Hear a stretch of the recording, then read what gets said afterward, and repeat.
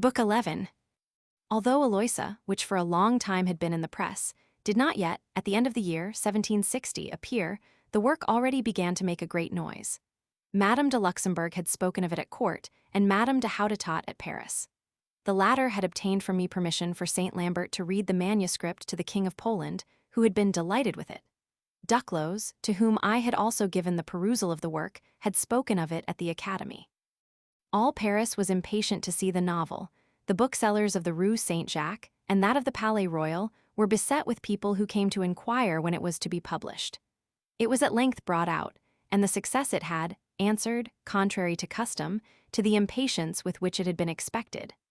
The Dauphiness, who was one of the first who read it, spoke of it to M. de Luxembourg as a ravishing performance. The opinions of men of letters differed from each other, but in those of any other class approbation was general, especially with the women, who became so intoxicated with the book and the author, that there was not one in high life with whom I might not have succeeded had I undertaken to do it. Of this, I have such proofs as I will not commit to paper, and which without the aid of experience authorized my opinion. It is singular that the book should have succeeded better in France than in the rest of Europe, although the French, both men and women, are severely treated in it.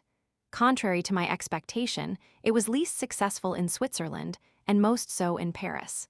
Do friendship, love, and virtue reign in this capital more than elsewhere? Certainly not, but there reigns in it an exquisite sensibility which transports the heart to their image, and makes us cherish in others the pure, tender, and virtuous sentiments we no longer possess. Corruption is everywhere the same. Virtue and morality no longer exist in Europe, but if the least love of them still remains, it is in Paris that this will be found.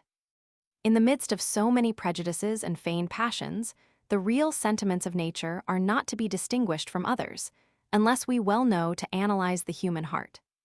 A very nice discrimination, not to be acquired except by the education of the world, is necessary to feel the finesses of the heart, if I dare use the expression with which this work abounds.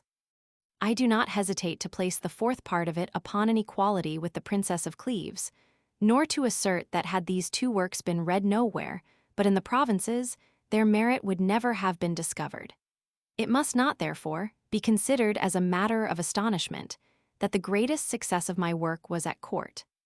It abounds with lively but veiled touches of the pencil, which could not but give pleasure there, because the persons who frequent it are more accustomed than others to discover them. A distinction must, however, be made.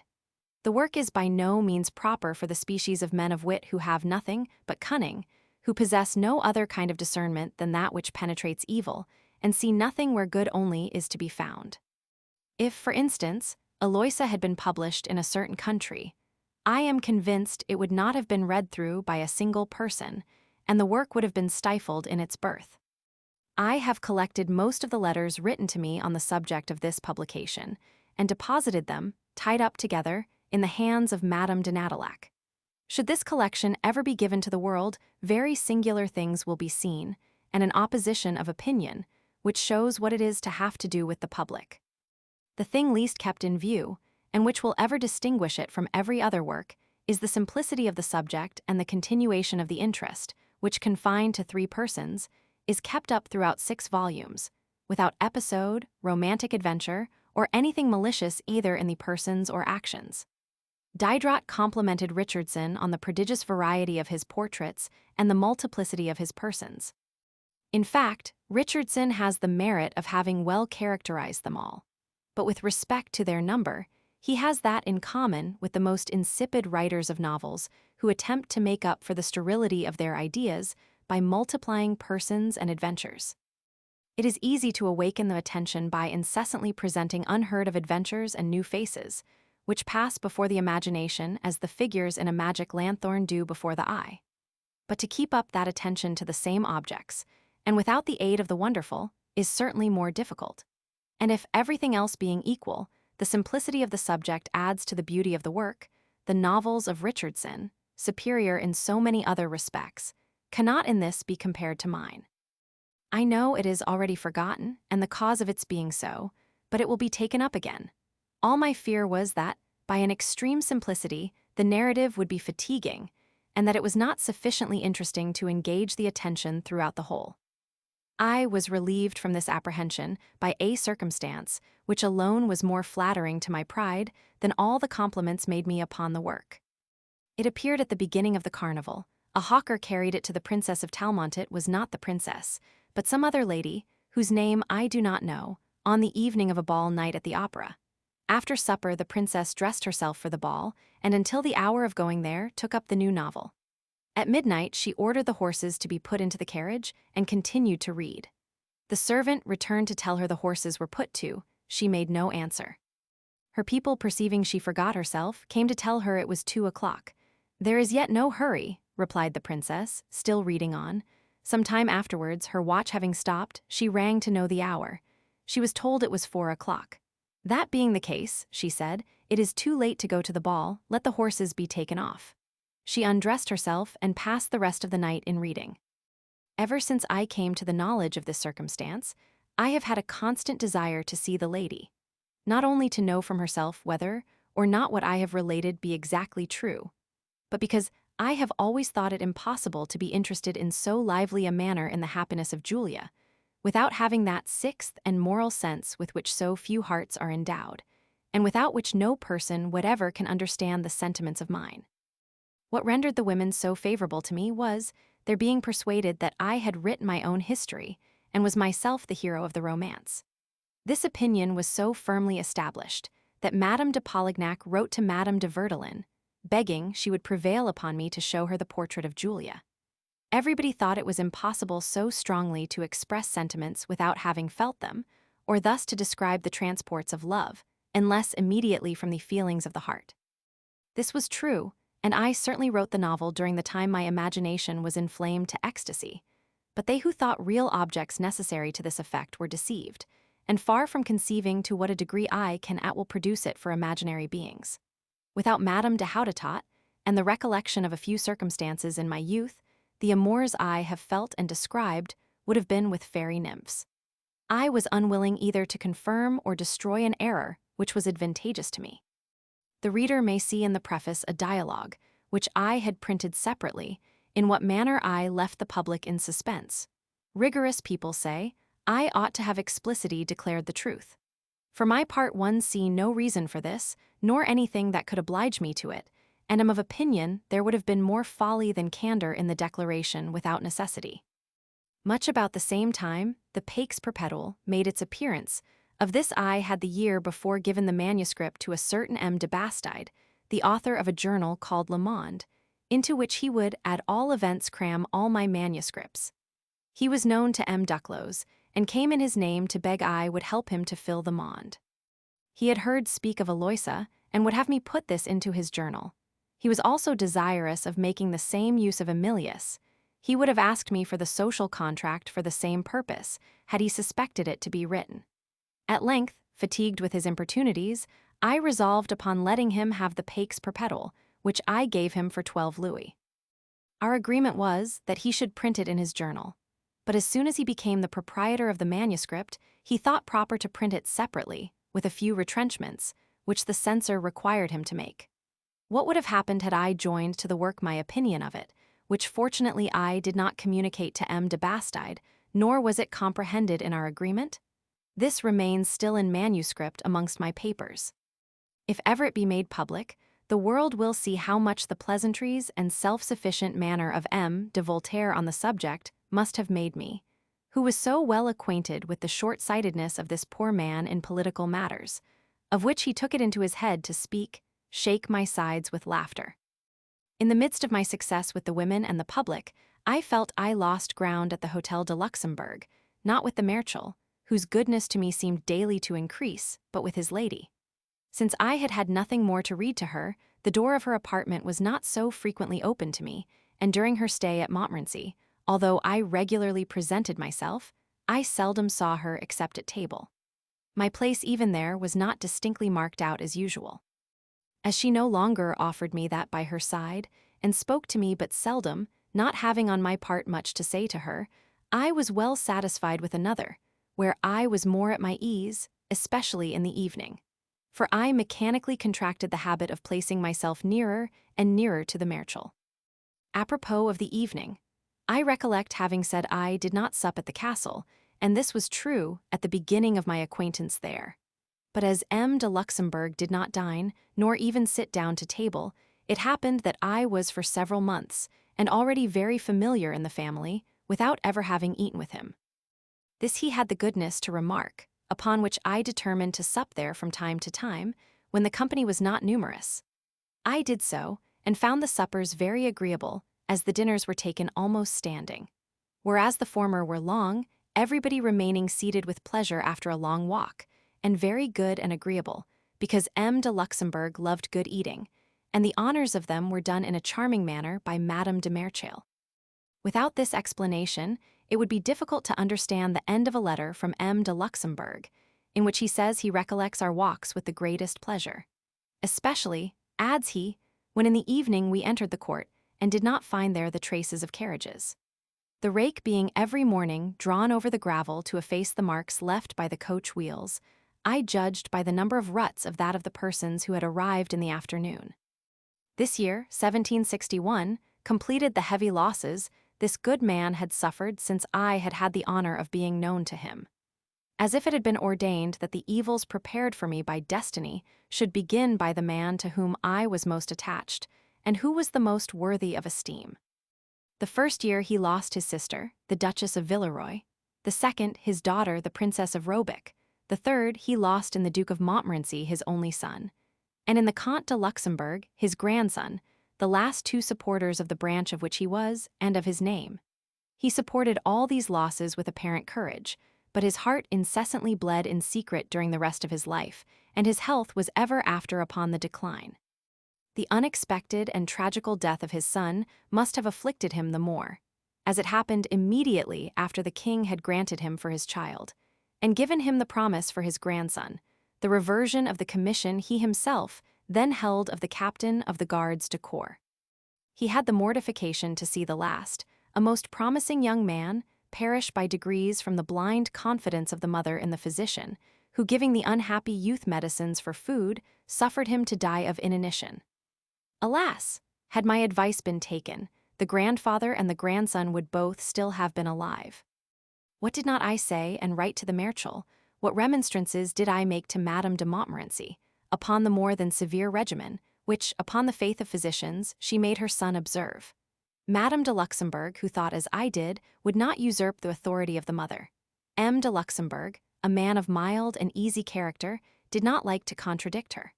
Madame de Montmorency had inborne a confidence to which her son at length became a victim.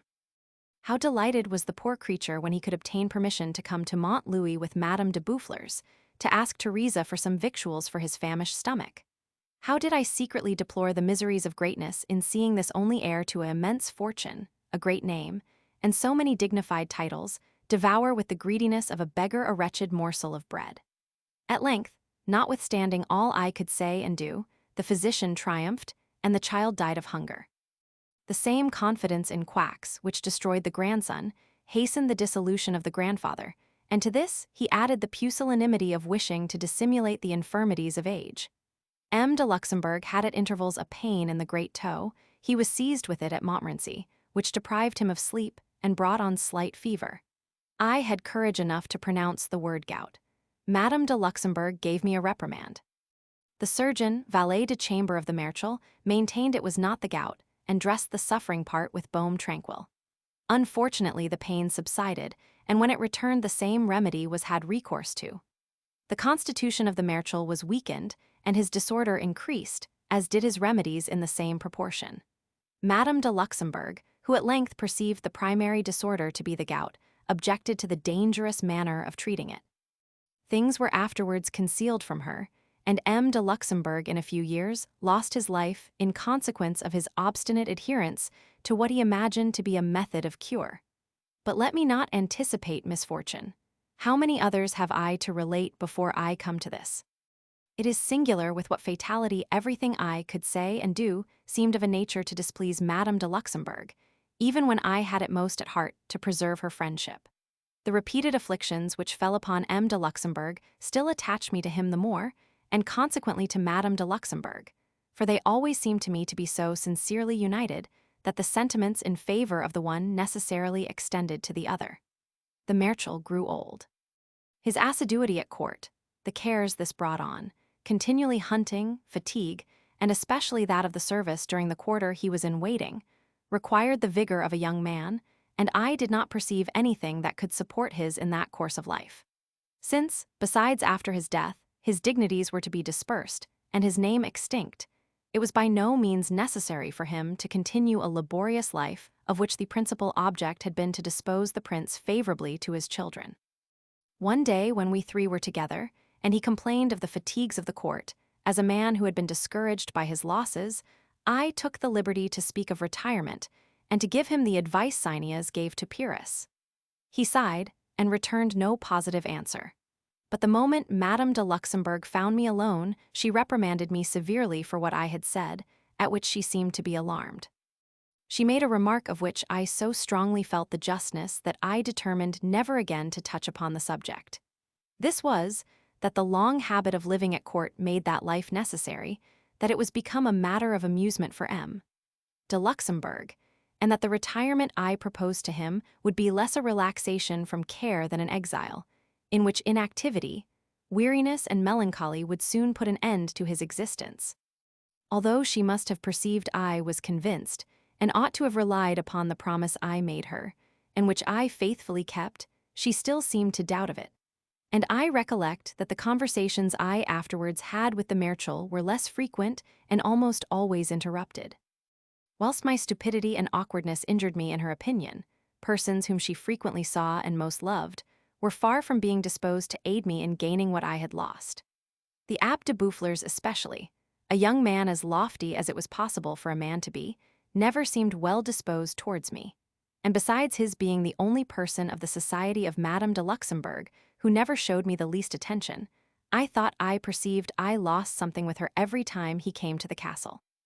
It is true that without his wishing this to be the case, his presence alone was sufficient to produce the effect.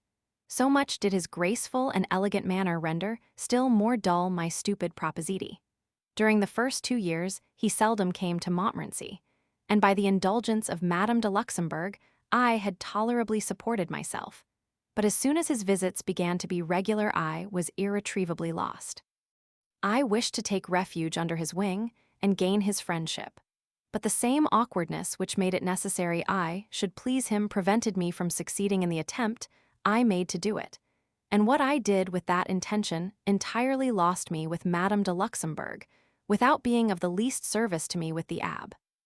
With his understanding he might have succeeded in anything, but the impossibility of applying himself, and his turn for dissipation, prevented his acquiring a perfect knowledge of any subject.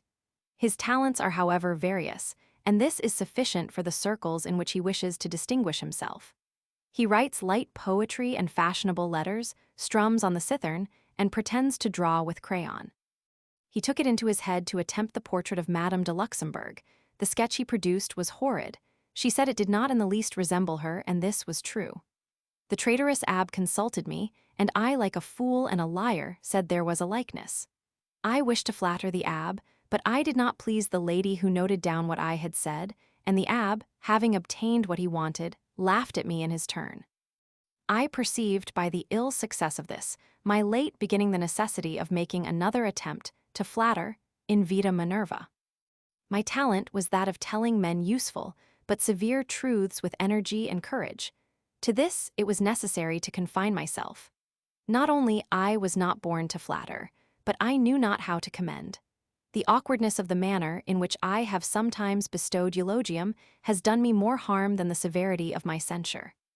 Of this I have to adduce one terrible instance, the consequences of which have not only fixed my fate for the rest of my life, but will perhaps decide on my reputation throughout all posterity.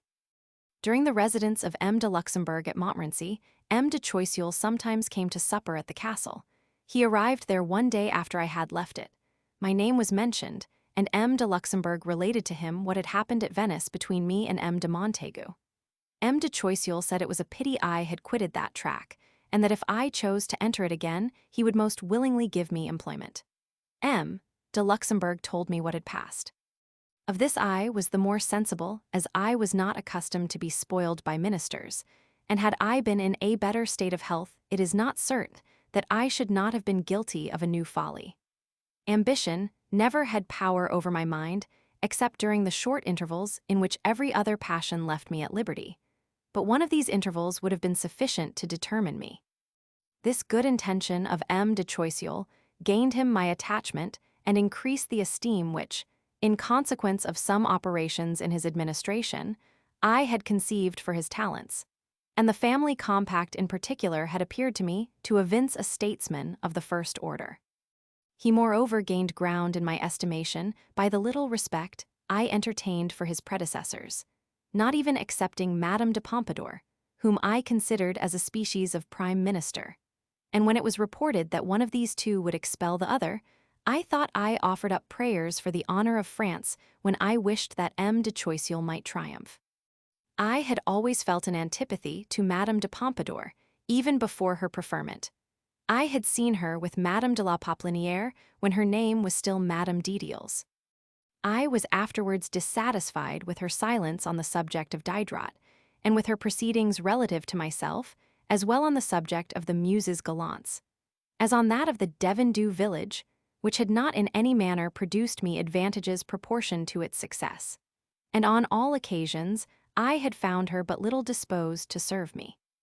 This, however, did not prevent the Chevalier de Lorenzi from proposing to me to write something in praise of that lady, insinuating that I might acquire some advantage by it. The proposition excited my indignation, the more as I perceived it did not come from himself, knowing that, passive as he was, he thought and acted according to the impulsion he received. I am so little accustomed to constraint that it was impossible for me to conceal from him my disdain, nor from anybody the moderate opinion I had of the favorite. This I am sure she knew, and thus my own interest was added to my natural inclination in the wishes I formed for M. de Choiseul. Having a great esteem for his talents, which was all I knew of him, full of gratitude for his kind intentions, and moreover unacquainted in my retirement with his taste and manner of living, I already considered him as the avenger of the public and myself, and being at that time writing the conclusion of my social contract, I stated in it, in a single passage, what I thought of preceding ministers, and of him by whom they began to be eclipsed. On this occasion I acted contrary to my most constant maxim, and besides, I did not recollect that, in bestowing praise and strongly censuring in the same article, without naming the persons, the language must be so appropriated to those to whom it is applicable, that the most ticklish pride cannot find in it the least thing equivocal. I was in this respect in such an imprudent security that I never once thought it was possible anyone should make a false application. It will soon appear whether or not I was right. One of my misfortunes was always to be connected with some female author. This I thought I might avoid amongst the great. I was deceived, it still pursued me. Madame de Luxembourg was not, however, at least that I know of, attacked with the mania of writing, but Madame de Boufflers was. She wrote a tragedy in prose, which in the first place was read, handed about, and highly spoken of in the society of the Prince Conti, and upon which, not satisfied with the encomium she received, she would absolutely consult me for the purpose of having mine. This she obtained, but with that moderation which the work deserved. She besides had with it the information I thought it my duty to give her, that her piece, entitled L'Esclave Généreux, greatly resembled the English tragedy of Orinoco, but little known in France, although translated into the French language. Madame de Boufflers thanked me for the remark, but, however, assured me there was not the least resemblance between her piece and the other. I never spoke of the plagiarisms except to herself, and I did it to discharge a duty she had imposed on me. But this has not since prevented me from frequently recollecting the consequences of the sincerity of Gil Blas to the preaching archbishop. Besides the Abbé de Boufflers, by whom I was not beloved, and Madame de Boufflers, in whose opinion I was guilty of that which neither women nor authors ever pardon, the other friends of Madame de Luxembourg never seemed much disposed to become mine, particularly the President Henault, who, enrolled amongst authors, was not exempt from their weaknesses. Also Madame du Deffand and Mademoiselle de Lespinasse, both intimate with Voltaire and the friends of d'Alembert, with whom the latter at length lived, however upon an honorable footing, for it cannot be understood I mean otherwise. I first began to interest myself for Madame du Deffand, whom the loss of her eyes made an object of commiseration in mine. But her manner of living so contrary to my own, that her hour of going to bed was almost mine for rising. Her unbounded passion for low wit, the importance she gave to every kind of printed trash, either complimentary or abusive, the despotism and transports of her oracles, her excessive admiration or dislike of everything, which did not permit her to speak upon any subject without convulsions, her inconceivable prejudices, invincible obstinacy, and the enthusiasm of folly to which this carried her in her passionate judgments, all disgusted me and diminished the attention I wished to pay her. I neglected her, and she perceived it. This was enough to set her in a rage, and, although I was sufficiently aware how much a woman of her character was to be feared, I preferred exposing myself to the scourge of her hatred rather than to that of her friendship. My having so few friends in the society of Madame de Luxembourg would not have been in the least dangerous had I had no enemies in the family. Of these I had but one, who, in my then situation, was as powerful as 100. It certainly was not M. de Villeroy, her brother, for he not only came to see me, but had several times invited me to Villeroy. And as I had answered to the invitation with all possible politeness and respect, he had taken my vague manner of doing it as a consent, and arranged with Madame de Luxembourg a journey of a fortnight, in which it was proposed to me to make one of the party. As the cares my health then required did not permit me to go from home without risk, I prayed Madame de Luxembourg to have the goodness to make my apologies. Her answer proves this was done with all possible ease, and M. de Villeroy still continued to show me his usual marks of goodness. His nephew and heir, the young Marquis of Villeroy, had not for me the same benevolence, nor had I for him the respect I had for his uncle. His harebrained manner rendered him insupportable to me, and my coldness drew upon me his aversion. He insultingly attacked me one evening at table, and I had the worst of it because I am a fool without presence of mind, and because anger, instead of rendering my wit more poignant, deprives me of the little I have. I had a dog which had been given me when he was quite young, soon after my arrival at the Hermitage, and which I had called Duke. This dog, not handsome, but rare of his kind, of which I had made my companion and friend, a title which he certainly merited much more than most of the persons by whom it was taken, became in great request at the castle of Montmorency for his good nature and fondness, and the attachment we had for each other. But from a foolish pusillanimity, I had changed his name to Turk, as if there were not many dogs called Marquis, without giving the least offense to any Marquis whatsoever. The Marquis of Villeroy, who knew of the change of name, attacked me in such a manner that I was obliged openly at table to relate what I had done. Whatever there might be offensive in the name of Duke, it was not in my having given but in my having taken it away. The worst of it all was, there were many dukes present, amongst others M. de Luxembourg and his son, and the Marquis de Villeroy, who was one day to have, and now has the title, enjoyed in the most cruel manner the embarrassment into which he had thrown me. I was told the next day his aunt had severely reprimanded him, and it may be judged whether or not, supposing her to have been serious, this put me upon better terms with him. To enable me to support his enmity I had no person, neither at the Hôtel de Luxembourg nor at the Temple, except the Chevalier de Lorenzi, who professed himself my friend. But he was more that of d'Alembert, under whose protection he passed with women for a great geometrician. He was moreover the Cicisbeo, or rather the complacent chevalier of the Countess of Boufflers, a great friend also to d'Alembert, and the Chevalier de Lorenzi was the most passive instrument in her hands. Thus, far from having in that circle any counterbalance to my inaptitude, to keep me in the good graces of Madame de Luxembourg, everybody who approached her seemed to concur in injuring me in her good opinion. Yet, besides Emilius, with which she charged herself, she gave me at the same time another mark of her benevolence, which made me imagine that, although wearied with my conversation, she would still preserve for me the friendship she had so many times promised me for life. As soon as I thought I could depend upon this, I began to ease my heart, by confessing to her all my faults, having made it an inviolable maxim to show myself to my friends, such as I really was, neither better nor worse.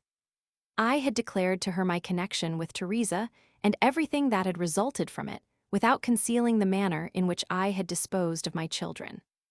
She had received my confessions favorably, and even too much so, since she spared me the censures I so much merited. And what made the greatest impression upon me was her goodness to Teresa, making her presents, sending for her, and begging her to come and see her, receiving her with caresses, and often embracing her in public. This poor girl was in transports of joy and gratitude, of which I certainly partook. The friendship Madame de Luxembourg showed me in her condescensions to Teresa affected me much more than if they had been made immediately to myself. Things remained in this state for a considerable time, but at length Madame de Luxembourg carried her goodness so far as to have a desire to take one of my children from the hospital. She knew I had put a cipher into the swaddling clothes of the eldest. She asked me for the counterpart of the cipher, and I gave it to her. In this research she employed La Roche, her valet de chambre and confidential servant, who made vain inquiries, although after only about 12 or 14 years, had the registers of the Foundling Hospital been in order, or the search properly made, the original cipher ought to have been found. However this may be, I was less sorry for his want of success than I should have been had I from time to time continued to see the child from its birth, until that moment. If by the aid of the indications given, another child had been presented as my own, the doubt of its being so in fact, and the fear of having one thus substituted for it, would have contracted my affections, and I should not have tasted of the charm of the real sentiment of nature. This during infancy stands in need of being supported by habit. The long absence of a child whom the father has seen but for an instant weakens and at length annihilates paternal sentiment, and parents will never love a child sent to nurse, like that which is brought up under their eyes. This reflection may extenuate my faults in their effects, but it must aggravate them in their source. It may not perhaps be useless to remark that by the means of Teresa, the same La Roche became acquainted with Madame Levasseur, whom Grimm still kept at Duil, near La Chevrette, and not far from Montmorency. After my departure, it was by means of La Roche that I continued to send this woman the money I had constantly sent her at stated times, and I am of opinion he often carried her presents from Madame de Luxembourg. Therefore she certainly was not to be pitied, although she constantly complained. With respect to Grimm, as I am not fond of speaking of persons whom I ought to hate, I never mentioned his name to Madame de Luxembourg, except when I could not avoid it.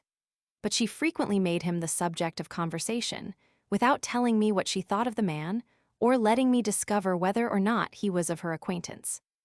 Reserve with people I love and who are open with me being contrary to my nature, especially in things relating to themselves, I have since that time frequently thought of that of Madame de Luxembourg, but never, except when other events rendered the recollection natural. Having waited a long time without hearing speak of Emilius, after I had given it to Madame de Luxembourg, I at last heard the agreement was made at Paris, with the bookseller Duchesne, and by him with Nolmy of Amsterdam. Madame de Luxembourg sent me the original and the duplicate of my agreement with Duchesne, that I might sign them. I discovered the writing to be by the same hand as that of the letters of M. de Malesherbes, which he himself did not write. The certainty that my agreement was made by the consent, and under the eye of that magistrate, made me sign without hesitation. Duchesne gave me for the manuscript 6,000 livres, 250 pounds, half in specie, and 100 or 200 copies. After having signed the two parts, I sent them both to Madame de Luxembourg, according to her desire. She gave one to Duchesne, and instead of returning, the other kept it herself, so that I never saw it afterwards. My acquaintance with M. and Madame de Luxembourg, though it diverted me a little from my plan of retirement, did not make me entirely renounce it. Even at the time I was most in favor with Madame de Luxembourg, I always felt that nothing but my sincere attachment to the Marechal and herself could render to me supportable the people with whom they were connected, and all the difficulty I had was in conciliating this attachment with a manner of life more agreeable to my inclination, and less contrary to my health, which constraint and late suppers continually deranged, notwithstanding all the care taken to prevent it. For in this, as in everything else, attention was carried as far as possible. Thus, for instance, every evening after supper the Marechal, who went early to bed, never failed, notwithstanding everything that could be said to the contrary, to make me withdraw at the same time. It was not until some little time before my catastrophe that, for what reason I know not, he ceased to pay me that attention. Before I perceived the coolness of Madame de Luxembourg, I was desirous that I might not expose myself to it to execute my old project. But not having the means to that effect, I was obliged to wait for the conclusion of the agreement for Emilius. And in the time I finished the social contract and sent it to Ray, fixing the price of the manuscript at 1,000 livres, 41 pounds, which he paid me. I ought not perhaps to omit a trifling circumstance relative to this manuscript. I gave it, well sealed up, to Du Voisin, a minister in the Pays de Vaux and chaplain at the Hotel de Holland, who sometimes came to see me, and took upon himself to send the packet to Ray, with whom he was connected. The manuscript, written in a small letter, was but very trifling, and did not fill his pocket. Yet in passing the barriere, the packet fell, I know not by what means, into the hands of the commis, who opened and examined it, and afterwards returned it to him, when he had reclaimed it in the name of the ambassador. This gave him an opportunity of reading it himself, which he ingeniously wrote me he had done, speaking highly of the work, without suffering a word of criticism or censure to escape him, undoubtedly reserving to himself to become the avenger of Christianity as soon as the work should appear. He resealed the packet and sent it to Ray. Such is the substance of his narrative in the letter in which he gave an account of the affair, and is all I ever knew of the matter. Besides these 2 books and my Dictionary of Music, at which I still did something as opportunity offered, I had other works of less importance ready to make their appearance, and which I proposed to publish either separately or in my general collection, should I ever undertake it. The principal of these works, most of which are still in manuscript in the hands of de Peru, was an essay on the origin of languages, which I had read to M. de Malesherbes and the Chevalier de Lorenzi, who spoke favorably of it. I expected all the productions together would produce me a net capital of from 8 to 10,000 livres, 3 to 400 pounds, which I intended to sink in annuities for my life and that of Teresa.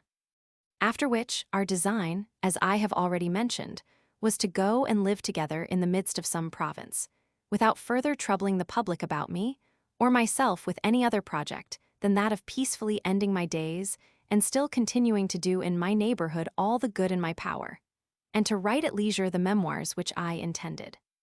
Such was my intention, and the execution of it was facilitated by an act of generosity in Ray, upon which I cannot be silent.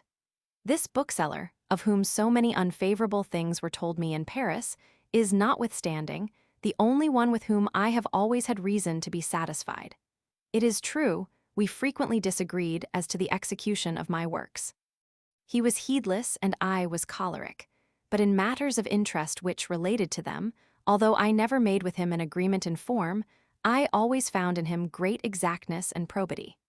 He is also the only person of his profession who frankly confessed to me he gained largely by my means, and he frequently, when he offered me a part of his fortune, told me I was the author of it all. Not finding the means of exercising his gratitude immediately upon myself, he wished at least to give me proofs of it in the person of my gouvernante, upon whom he settled an annuity of 300 livres, 12 pounds, expressing in the deed that it was an acknowledgment for the advantages I had procured him. This he did between himself and me, without ostentation, pretension, or noise, and had not I spoken of it to anybody, not a single person would ever have known anything of the matter. I was so pleased with this action that I became attached to Ray, and conceived for him a real friendship. Some time afterwards he desired I would become godfather to one of his children. I consented, and a part of my regret in the situation to which I am reduced is my being deprived of the means of rendering in future my attachment of my goddaughter useful to her and her parents.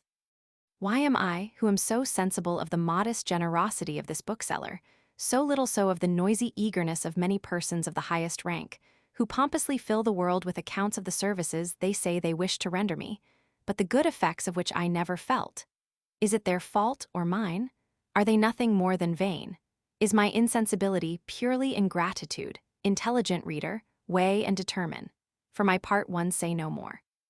This pension was a great resource to Teresa and considerable alleviation to me, although I was far from receiving from it a direct advantage, any more than from the presents that were made her. She herself has always disposed of everything. When I kept her money, I gave her a faithful account of it, without ever applying any part of the deposit to our common expenses, not even when she was richer than myself. "What is mine is ours," said I to her, "and what is thine." I never departed from this maxim. They who have had the baseness to accuse me of receiving by her hands that which I refused to take with mine, undoubtedly judged of my heart by their own, and knew but little of me. I would willingly eat with her the bread she should have earned, but not that she should have had given her. For a proof of this I appeal to herself, both now and hereafter, when, according to the course of nature, she shall have survived me. Unfortunately, she understands but little of economy in any respect, and is, besides, careless and extravagant, not from vanity nor gluttony, but solely from negligence. No creature is perfect here below, and since the excellent qualities must be accompanied with some defects, I prefer these to vices, although her defects are more prejudicial to us both. The efforts I have made, as formerly I did for Mamma, to accumulate something in advance which might some day be to her a never-failing resource, are not to be conceived, but my cares were always ineffectual. Neither of these women ever called themselves to an account, and notwithstanding all my efforts, everything I acquired was dissipated as fast as it came. Notwithstanding the great simplicity of Teresa's dress, the pension from Ray has never been sufficient to buy her clothes, and I have every year been under the necessity of adding something to it for that purpose. We are neither of us born to be rich, and this I certainly do not reckon amongst our misfortunes. The social contract was soon printed. This was not the case with Emilius, for the publication of which I waited to go into the retirement I meditated. Duchesne, from time to time, sent me specimens of impression to choose from.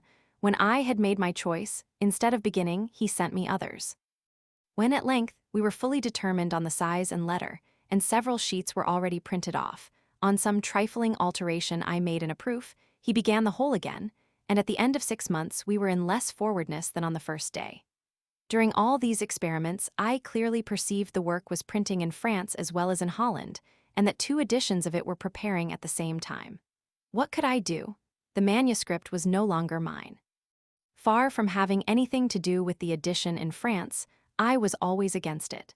But since, at length, this was preparing in spite of all opposition, and was to serve as a model to the other, it was necessary I should cast my eyes over it and examine the proofs, that my work might not be mutilated. It was, besides, printed so much by the consent of the magistrate, that it was he who, in some measure, directed the undertaking. He likewise wrote to me frequently, and once came to see me and converse on the subject upon an occasion of which I am going to speak. Whilst Duchesne crept like a snail, Nolme, whom he withheld, scarcely moved at all. The sheets were not regularly sent him as they were printed. He thought there was some trick in the maneuver of Duchesne, that is, of Guy who acted for him, and perceiving the terms of the agreement to be departed from, he wrote me letter after letter full of complaints, and it was less possible for me to remove the subject of them than that of those I myself had to make. His friend Guerin, who at that time came frequently to see my house, never ceased speaking to me about the work, but always with the greatest reserve. He knew and he did not know that it was printing in France, and that the magistrate had a hand in it. In expressing his concern for my embarrassment, he seemed to accuse me of imprudence without ever saying in what this consisted. He incessantly equivocated, and seemed to speak for no other purpose than to hear what I had to say. I thought myself so secure that I laughed at his mystery and circumspection, as at a habit he had contracted with ministers and magistrates, whose offices he much frequented. Certain of having conformed to every rule with the work, and strongly persuaded that I had not only the consent and protection of the magistrate, but that the book merited and had obtained the favor of the minister, I congratulated myself upon my courage in doing good, and laughed at my pusillanimous friends who seemed uneasy on my account. Duclos was one of these, and I confess my confidence in his understanding and uprightness might have alarmed me, had I had less in the utility of the work and in the probity of those by whom it was patronized. He came from the house of M. Bayle to see me whilst Emilius was in the press. He spoke to me concerning it. I read to him the profession of faith of the safeguard vicar, to which he listened attentively, and, as it seemed to me, with pleasure. When I had finished, he said, "What? "Citizen, this is a part of a work now printing in Paris?" "Yes," answered I, "and it ought to be printed at the Louvre by order of the king."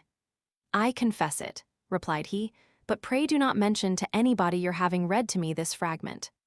This striking manner of expressing himself surprised without alarming me.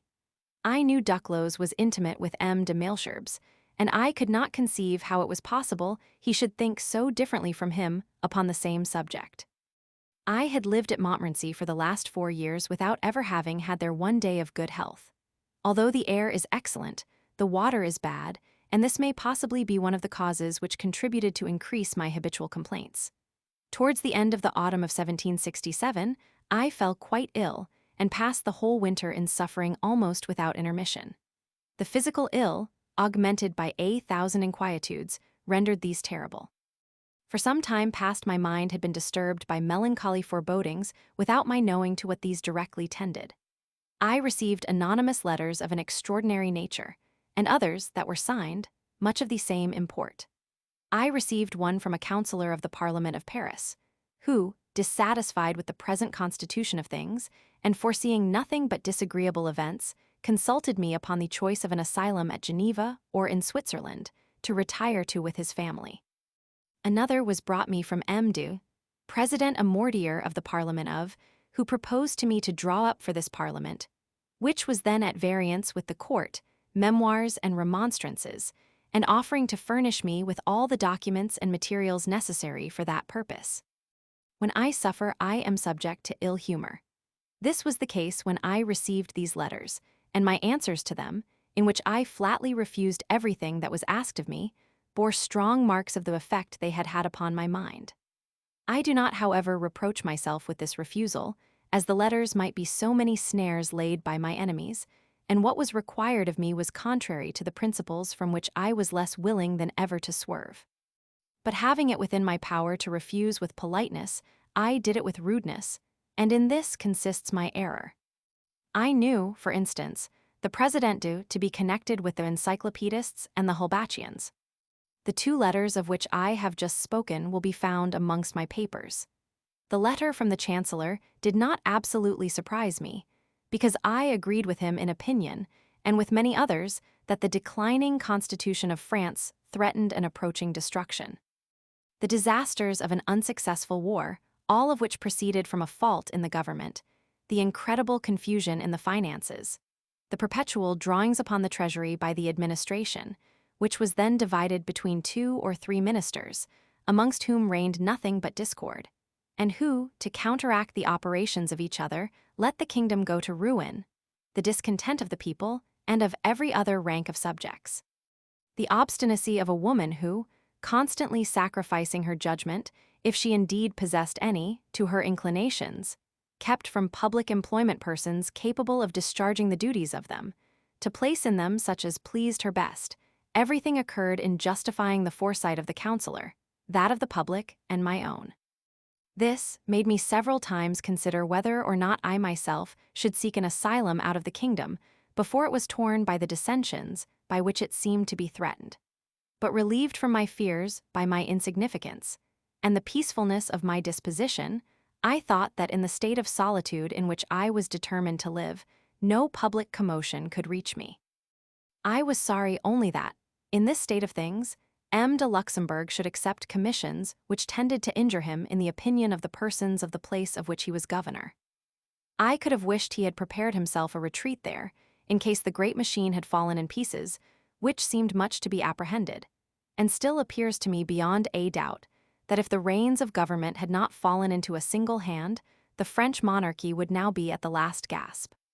Whilst my situation became worse, the printing of Emilius went on more slowly, and was at length suspended without my being able to learn the reason why. Guy did not deign to answer my letter of inquiry, and I could obtain no information from any person of what was going forward de Malesherbes being then in the country. A misfortune never makes me uneasy provided I know in what it consists, but it is my nature to be afraid of darkness. I tremble at the appearance of it. Mystery always gives me inquietude. It is too opposite to my natural disposition, in which there is an openness bordering on imprudence. The sight of the most hideous monster would, I am of opinion, alarm me but little. but if by night I were to see a figure in a white sheet, I should be afraid of it. My imagination, wrought upon by this long silence, was now employed in creating phantoms. I tormented myself the more in endeavoring to discover the impediment to the printing of my last and best production, as I had the publication of it much at heart. And as I always carried everything to an extreme, I imagined that I perceived in the suspension the suppression of the work. Yet, being unable to discover either the cause or manner of it, I remained in the most cruel state of suspense. I wrote letter after letter to Guy, to M. de Malesherbes and to Madame de Luxembourg, and not receiving answers, at least when I expected them, my head became so affected that I was not far from a delirium. I unfortunately heard that Father Griffith, a Jesuit, had spoken of Emilius, and repeated from it some passages. My imagination instantly unveiled to me the mystery of iniquity. I saw the whole progress of it as clearly as if it had been revealed to me. I figured to myself that the Jesuits, furious on account of the contemptuous manner in which I had spoken of colleges, were in possession of my work, that it was they who had delayed the publication. That, informed by their friend Guérin of my situation, and foreseeing my approaching dissolution, of which I myself had no manner of doubt, they wished to delay the appearance of the work until after that event, with an intention to curtail and mutilate it, and in favor of their own views, to attribute to me sentiments not my own. The number of facts and circumstances which occurred to my mind, in confirmation of this silly proposition, and gave it an appearance of truth supported by evidence and demonstration, is astonishing. I knew Guérin to be entirely in the interest of the Jesuits. I attributed to them all the friendly advances he had made me. I was persuaded he had, by their entreaties, pressed me to engage with Nolme, who had given them the first sheets of my work, that they had afterwards found means to stop the printing of it by Duchesne, and perhaps to get possession of the manuscript to make such alterations in it as they should think proper, that after my death they might publish it disguised in their own manner. I had always perceived, notwithstanding the wheedling of Father Berthier, that the Jesuits did not like me, not only as an encyclopedist, but because all my principles were more in opposition to their maxims and influence than the incredulity of my colleagues, since atheistical and devout fanaticism, approaching each other by their common enmity to toleration, may become united, a proof of which is seen in China and in the cabal against myself. Whereas religion, both reasonable and moral, taking away all power over the conscience, deprives those who assume that power of every resource.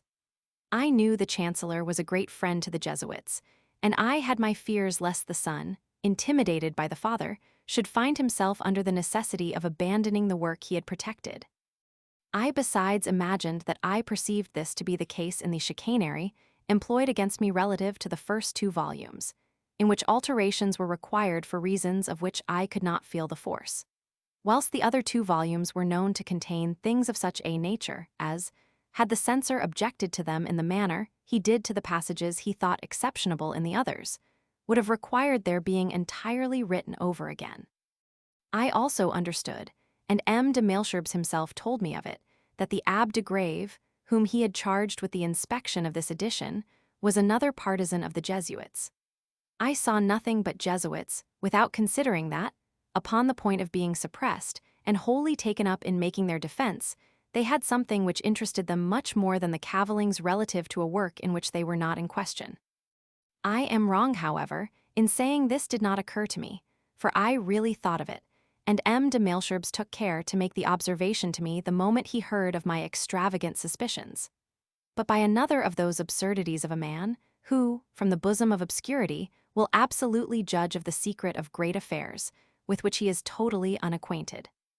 I never could bring myself to believe the Jesuits were in danger, and I considered the rumor of their suppression as an artful maneuver of their own to deceive their adversaries. Their past successes, which had been uninterrupted, gave me so terrible an idea of the power that I already was grieved at the overthrow of the Parliament. I knew M. de Choiseul had prosecuted his studies under the Jesuits, that Madame de Pompadour was not upon bad terms with them, and that their league with favorites and ministers had constantly appeared advantageous to their order against their common enemies. The court seemed to remain neutral, and persuaded as I was that should the society receive a severe check, it would not come from the Parliament. I saw in the inaction of government the ground of their confidence and the omen of their triumph.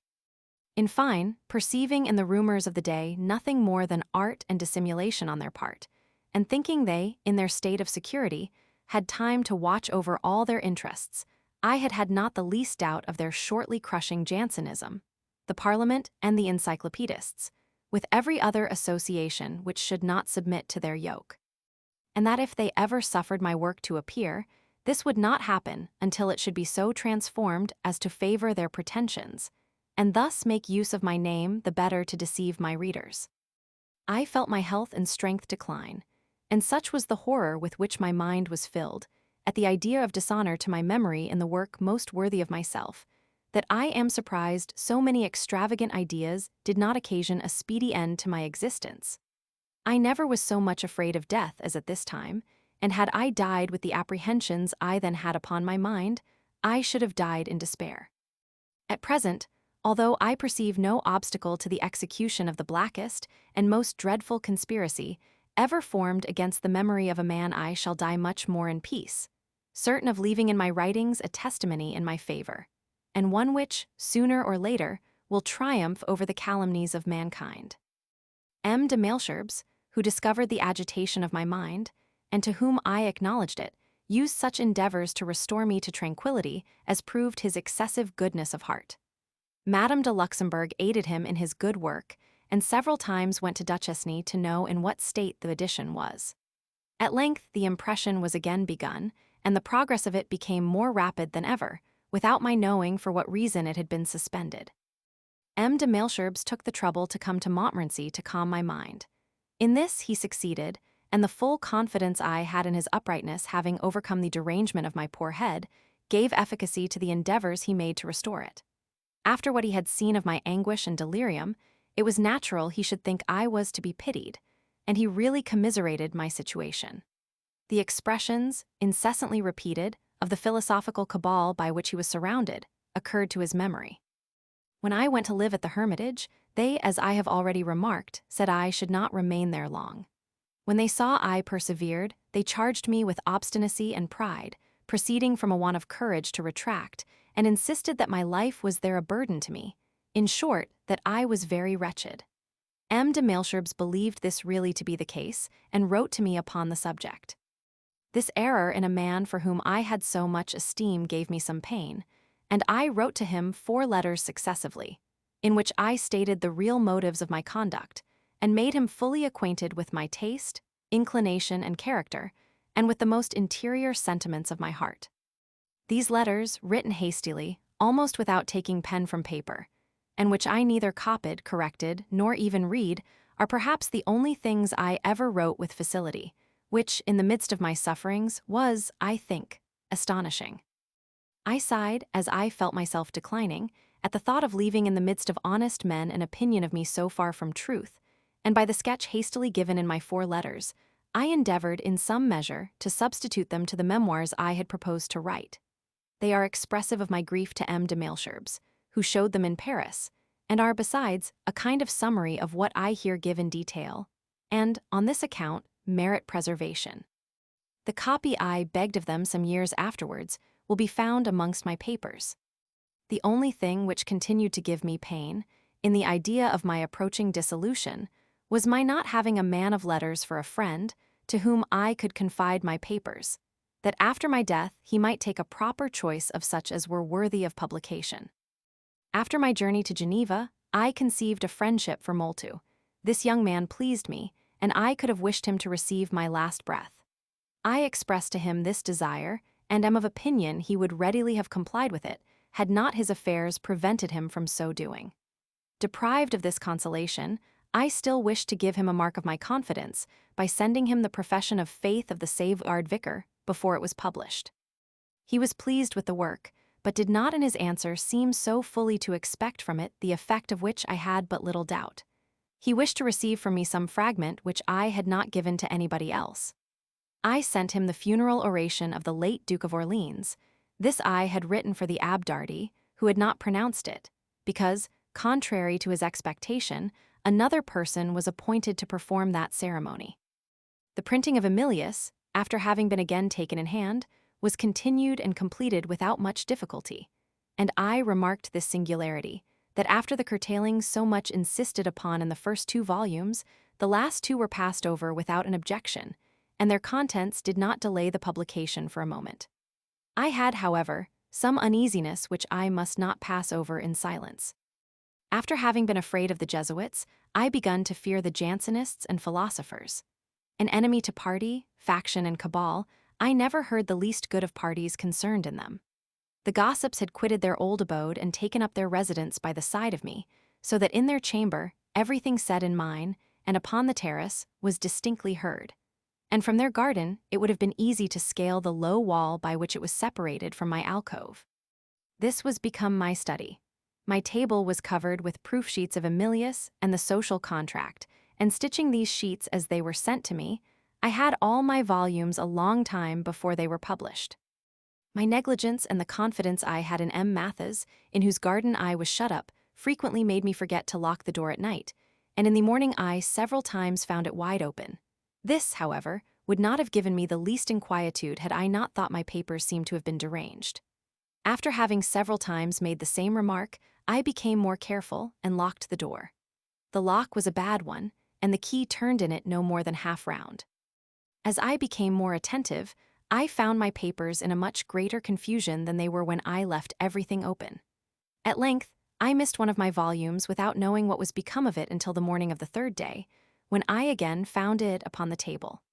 I never suspected either M. Mathis or his nephew M. Dumoulin, knowing myself to be beloved by both, and my confidence in them was unbounded. That I had in the gossips began to diminish. Although they were Jansenists, I knew them to have some connection with D. Alembert, and moreover they all 3 lodged in the same house. This gave me some uneasiness, and put me more upon my guard. I removed my papers from the alcove to my chamber, and dropped my acquaintance with these people, having learned they had shown in several houses the 1st volume of Emilius, which I had been imprudent enough to lend them. Although they continued until my departure to be my neighbors, I never, after my first suspicions, had the least communication with them. The social contract appeared a month or 2 before Emilius. Ray, whom I had desired never secretly to introduce into France any of my books, applied to the magistrate for leave to send this book by Rouen, to which place he sent his package by sea. He received no answer, and his bales, after remaining at Rouen several months, were returned to him, but not until an attempt had been made to confiscate them. This, probably, would have been done had not he made a great clamor. Several persons, whose curiosity the work had excited, sent to Amsterdam for copies, which were circulated without being much noticed. Mallian, who had heard of this, and had, I believe, seen the work, spoke to me on the subject with an air of mystery which surprised me, and would likewise have made me uneasy if, certain of having conformed to every rule, I had not, by virtue of my grand maxim, kept my mind calm. I, moreover, had no doubt but M. de Choiseul, already well disposed towards me, and sensible of the eulogium of his administration, which my esteem for him had induced me to make in the work, would support me against the malevolence of Madame de Pompadour. I certainly had then as much reason as ever to hope for the goodness of M. de Luxembourg, and even for his assistance in case of need, for he never at any time had given me more frequent and more pointed marks of his friendship. At the journey of Easter, my melancholy state no longer permitting me to go to the castle, he never suffered a day to pass without coming to see me, and at length, perceiving my sufferings to be incessant, he prevailed upon me to determine to see Friar come. He immediately sent for him, came with him, and had the courage, uncommon to a man of his rank, to remain with me during the operation, which was cruel and tedious. Upon the first examination, Cum thought he found a great stone, and told me so. At the second, he could not find it again. After having made a 3rd attempt with so much care and circumspection that I thought the time long, he declared there was no stone, but that the prostate gland was scirrhous and considerably thickened. He besides added that I had a great deal to suffer, and should live a long time. Should the second prediction be as fully accomplished as the first, my sufferings are far from being at an end. It was thus I learned, after having been so many years treated for disorders which I never had, that my incurable disease, without being mortal, would last as long as myself. My imagination, repressed by this information, no longer presented to me in perspective a cruel death in the agonies of the stone. Delivered from imaginary evils, more cruel to me than those which were real, I more patiently suffered the latter. It is certain I have since suffered less from my disorder than I had done before, and every time I recollect that I owe this alleviation to M. de Luxembourg, his memory becomes more dear to me. Restored, as I may say, to life, and more than ever occupied with the plan according to which I was determined to pass the rest of my days, all the obstacle to the immediate execution of my design was the publication of Emilius. I thought of Touraine, where I had already been, and which pleased me much, as well on account of the mildness of the climate, as on that of the character of the inhabitants. La terra mal liet adultosa, simile a cl habitator produce. I had already spoken of my project to M. de Luxembourg, who endeavored to dissuade me from it. I mentioned it to him a second time as a thing resolved upon. He then offered me the castle of Merlin, 15 leagues from Paris, as an asylum which might be agreeable to me, and where he and Madame de Luxembourg would have a real pleasure in seeing me settled. The proposition made a pleasing impression on my mind. But the first thing necessary was to see the place, and we agreed upon a day when the Marechal was to send his valet de chambre with a carriage to take me to it. On the day appointed, I was much indisposed. The journey was postponed, and different circumstances prevented me from ever making it. I have since learned the estate of Merlin did not belong to the Marechal, but to his lady, on which account I was the less sorry I had not gone to live there. Emilius was at length given to the public, without my having heard further of retrenchments or difficulties. Previous to the publication, the Marechal asked me for all the letters M. de Malesherbes had written to me on the subject of the work. My great confidence in both, and the perfect security in which I felt myself, prevented me from reflecting upon this extraordinary and even alarming request. I returned all the letters excepting one or two which, from inattention, were left between the leaves of a book. A little time before this, M. de Malesherbes told me he should withdraw the letters I had written to Duchesne during my alarm relative to the Jesuits, and, it must be confessed, these letters did no great honor to my reason. But in my answer I assured him I would not in anything pass for being better than I was, and that he might leave the letters where they were. I know not what he resolved upon.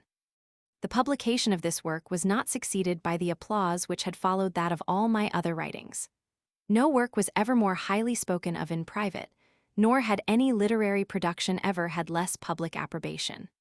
What was said and written to me upon the subject by persons most capable of judging confirmed me in my opinion that it was the best, as well as the most important of all the works I had produced. But everything favorable was said with an air of the most extraordinary mystery, as if there had been a necessity of keeping it a secret. Madame de Boufflers, who wrote to me that the author of the work merited a statue, and the homage of mankind, at the end of her letter desired it might be returned to her. De Lambert, who in his note said the work gave me a decided superiority and ought to place me at the head of men of letters, did not sign what he wrote, although he had signed every note I had before received from him. Duclos, a sure friend, a man of veracity, but circumspect, although he had a good opinion of the work, avoided mentioning it in his letters to me. La Condamine fell upon the confession of faith and wandered from the subject.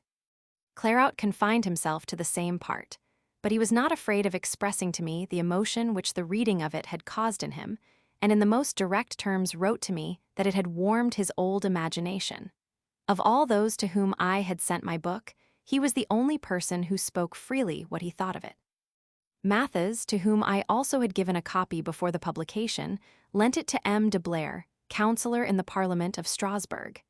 M. de Blair had a country house at St. Gratien, and Matthes, his old acquaintance, sometimes went to see him there. He made him read Emilius before it was published.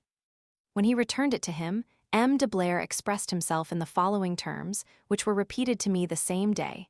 M. Matthes, this is a very fine work, but it will in a short time be spoken of more than, for the author, might be wished. I laughed at the prediction, and saw in it nothing more than the importance of a man of the robe, who treats everything with an air of mystery. All the alarming observations repeated to me made no impression upon my mind, and, far from foreseeing the catastrophe so near at hand, certain of the utility and excellence of my work, and that I had in every respect conformed to established rules. Convinced, as I thought I was, that I should be supported by all the credit of M. de Luxembourg and the favor of the ministry, I was satisfied with myself for the resolution I had taken to retire in the midst of my triumphs, and at my return to crush those by whom I was envied.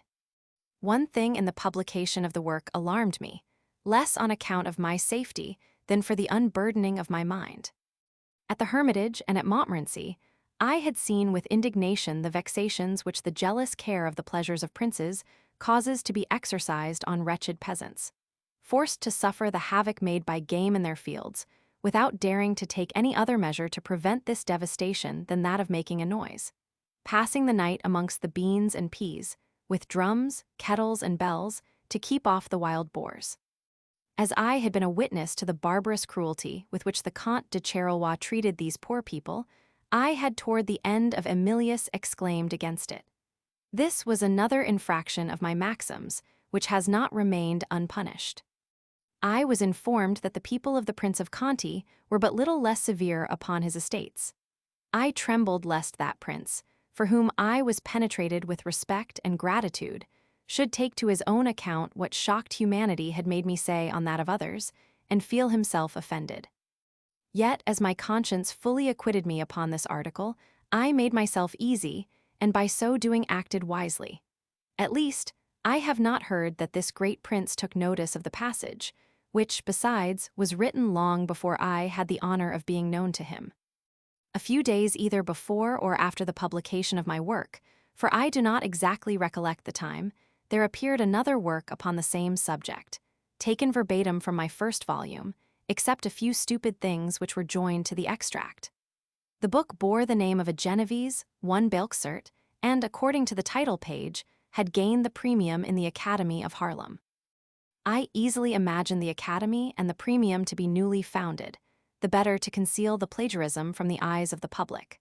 But I further perceived there was some prior intrigue which I could not unravel, either by the lending of my manuscript, without which the theft could not have been committed, or for the purpose of forging the story of the pretended premium, to which it was necessary to give some foundation. It was not until several years afterwards that by a word which escaped Divernois, I penetrated the mystery and discovered those by whom Belxert had been brought forward.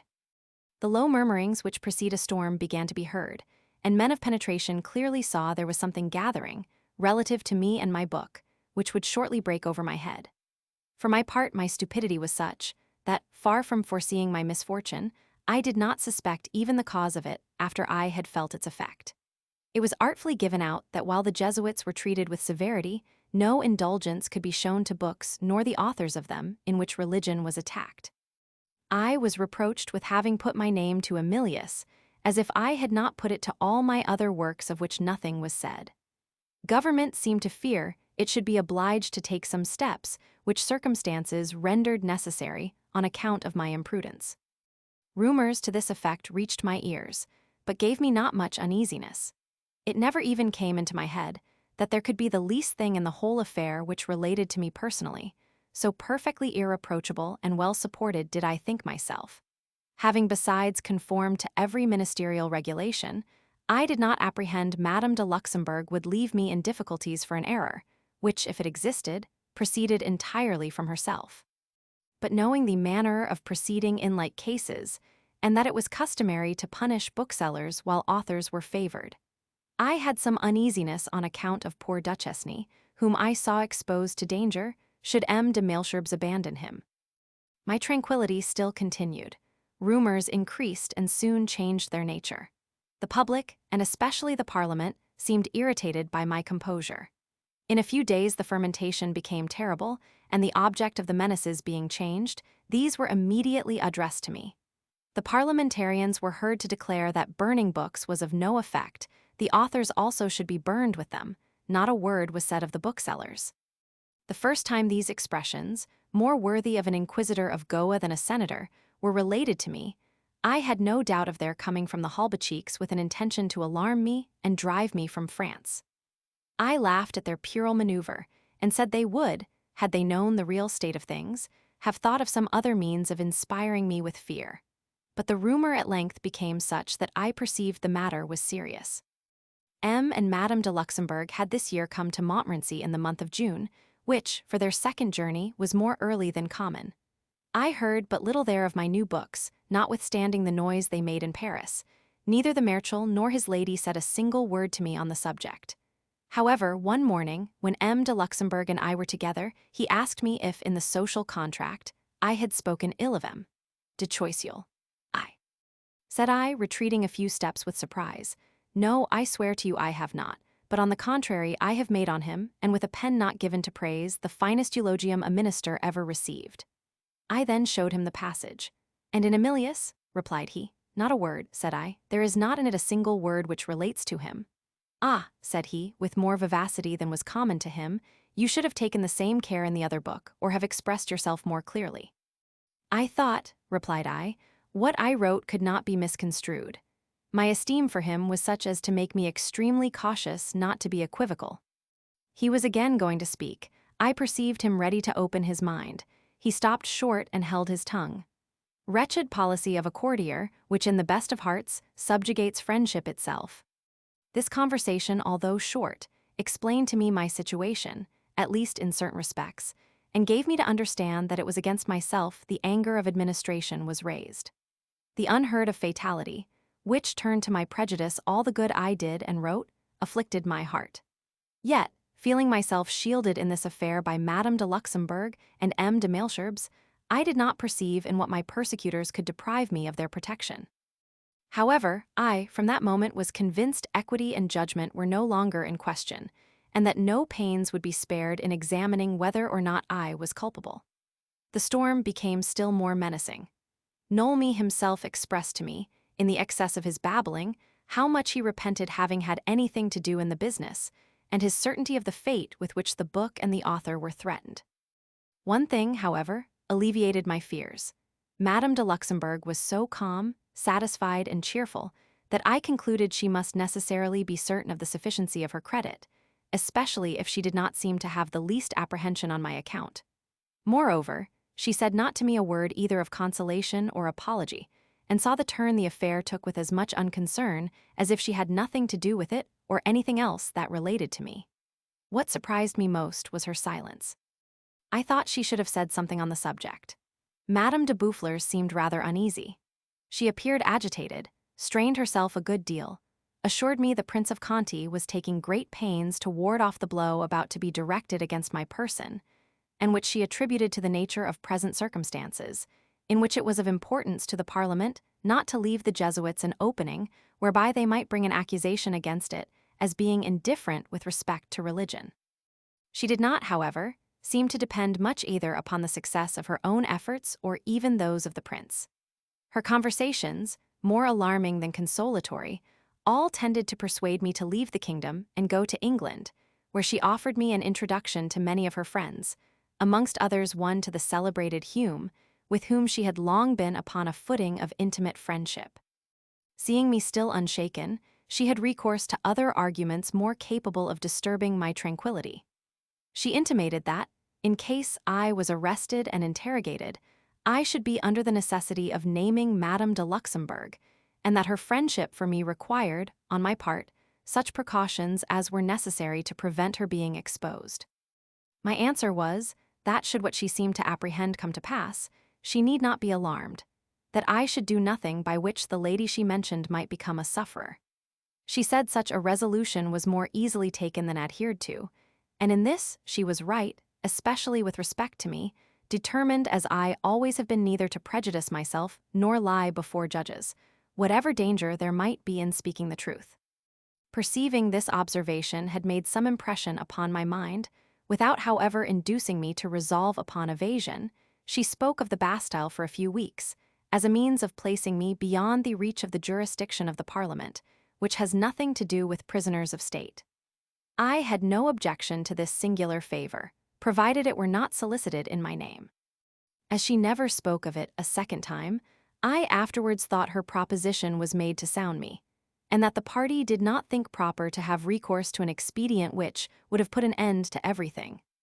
A few days afterwards the Marechal received from the Cure de Duil the friend of Grimm and Madame d'Epinay, a letter informing him, as from good authority, that the Parliament was to proceed against me with the greatest severity, and that, on a day which he mentioned, an order was to be given to arrest me. I imagined this was fabricated by the halbachiques. I knew the Parliament to be very attentive to forms, and that on this occasion, beginning by arresting me before it was juridically known I avowed myself, the author of the book was violating them all.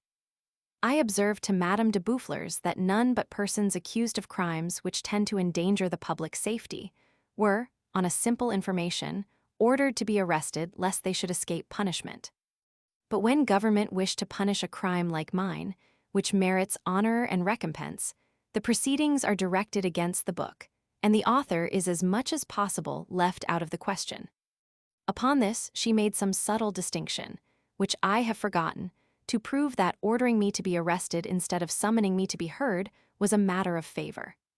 The next day I received a letter from Guy, who informed me that having in the morning been with the Attorney General, he had seen in his office a rough draft of a requisition against Emilius and the author.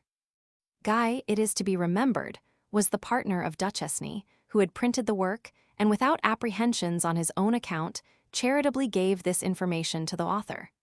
The credit I gave to him may be judged of. It was, no doubt, a very probable story that a bookseller, admitted to an audience by the Attorney General, should read at ease scattered rough drafts in the office of that magistrate. Madame de Boufflers and others confirmed what he had said. By the absurdities which were incessantly rung in my ears, I was almost tempted to believe that everybody I heard speak had lost their senses. Clearly perceiving that there was some mystery, which no one thought proper to explain to me, I patiently awaited the event, depending upon my integrity and innocence, and thinking myself happy, let the persecution which awaited me be what it would, to be called to the honor of suffering in the cause of truth. Far from being afraid and concealing myself, I went every day to the castle, and in the afternoon took my usual walk.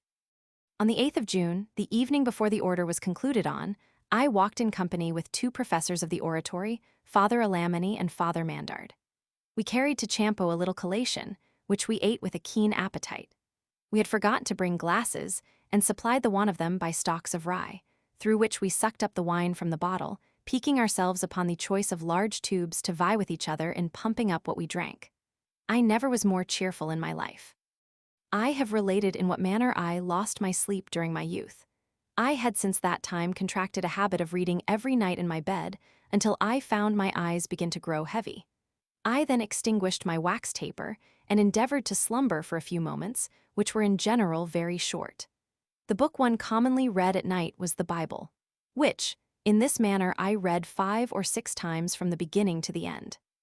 This evening, finding myself less disposed to sleep than ordinary, I continued my reading beyond the usual hour, and read the whole book which finishes at the Levite of Ephraim, the book of Judges, if I mistake not, for since that time I have never once seen it. This history affected me exceedingly, and, in a kind of a dream, my imagination still ran on it, when suddenly I was roused from my stupor by a noise and light. Teresa, carrying a candle, lighted M. La Roche, who perceiving me hastily raise myself up, said, "Do not be alarmed. I come from Madame de Luxembourg, who, in her letter, encloses you another from the Prince of Conti." In fact, in the letter of Madame de Luxembourg I found another, which an express from the prince had brought her, stating that, notwithstanding all his efforts, it was determined to proceed against me with the utmost rigor. "The fermentation," said he, "is extreme. Nothing can ward off the blow, the court requires it, and the Parliament will absolutely proceed. At 7 o'clock in the morning an order will be made to arrest him, and persons will immediately be sent to execute it. I have obtained a promise that he shall not be pursued if he makes his escape, but if he persists in exposing himself to be taken, this will immediately happen." La Roche conjured me in behalf of Madame de Luxembourg to rise and go and speak to her. It was 2 o'clock, and she had just retired to bed. "She expects you," added he, "and will not go to sleep without speaking to you." I dressed myself in haste and ran to her. She appeared to be agitated. This was for the first time. Her distress affected me. In this moment of surprise and in the night, I myself was not free from emotion. But on seeing her I forgot my own situation, and thought of nothing but the melancholy part she would have to act should I suffer myself to be arrested. For feeling I had sufficient courage strictly to adhere to truth, although I might be certain of its being prejudicial or even destructive to me, I was convinced I had not presence of mind, address, nor perhaps firmness enough not to expose her should I be closely pressed. This determined me to sacrifice my reputation to her tranquility, and to do for her that which nothing could have prevailed upon me to do for myself. The moment I had come to this resolution, I declared it, wishing not to diminish the magnitude of the sacrifice by giving her the least trouble to obtain it. I am sure she could not mistake my motive, although she said not a word, which proved to me she was sensible of it. I was so much shocked at her indifference that I, for a moment, thought of retracting, but the Marechal came in, and Madame de Boufflers arrived from Paris a few moments afterwards. They did what Madame de Luxembourg ought to have done. I suffered myself to be flattered, I was ashamed to retract, and the only thing that remained to be determined upon was the place of my retreat and the time of my departure.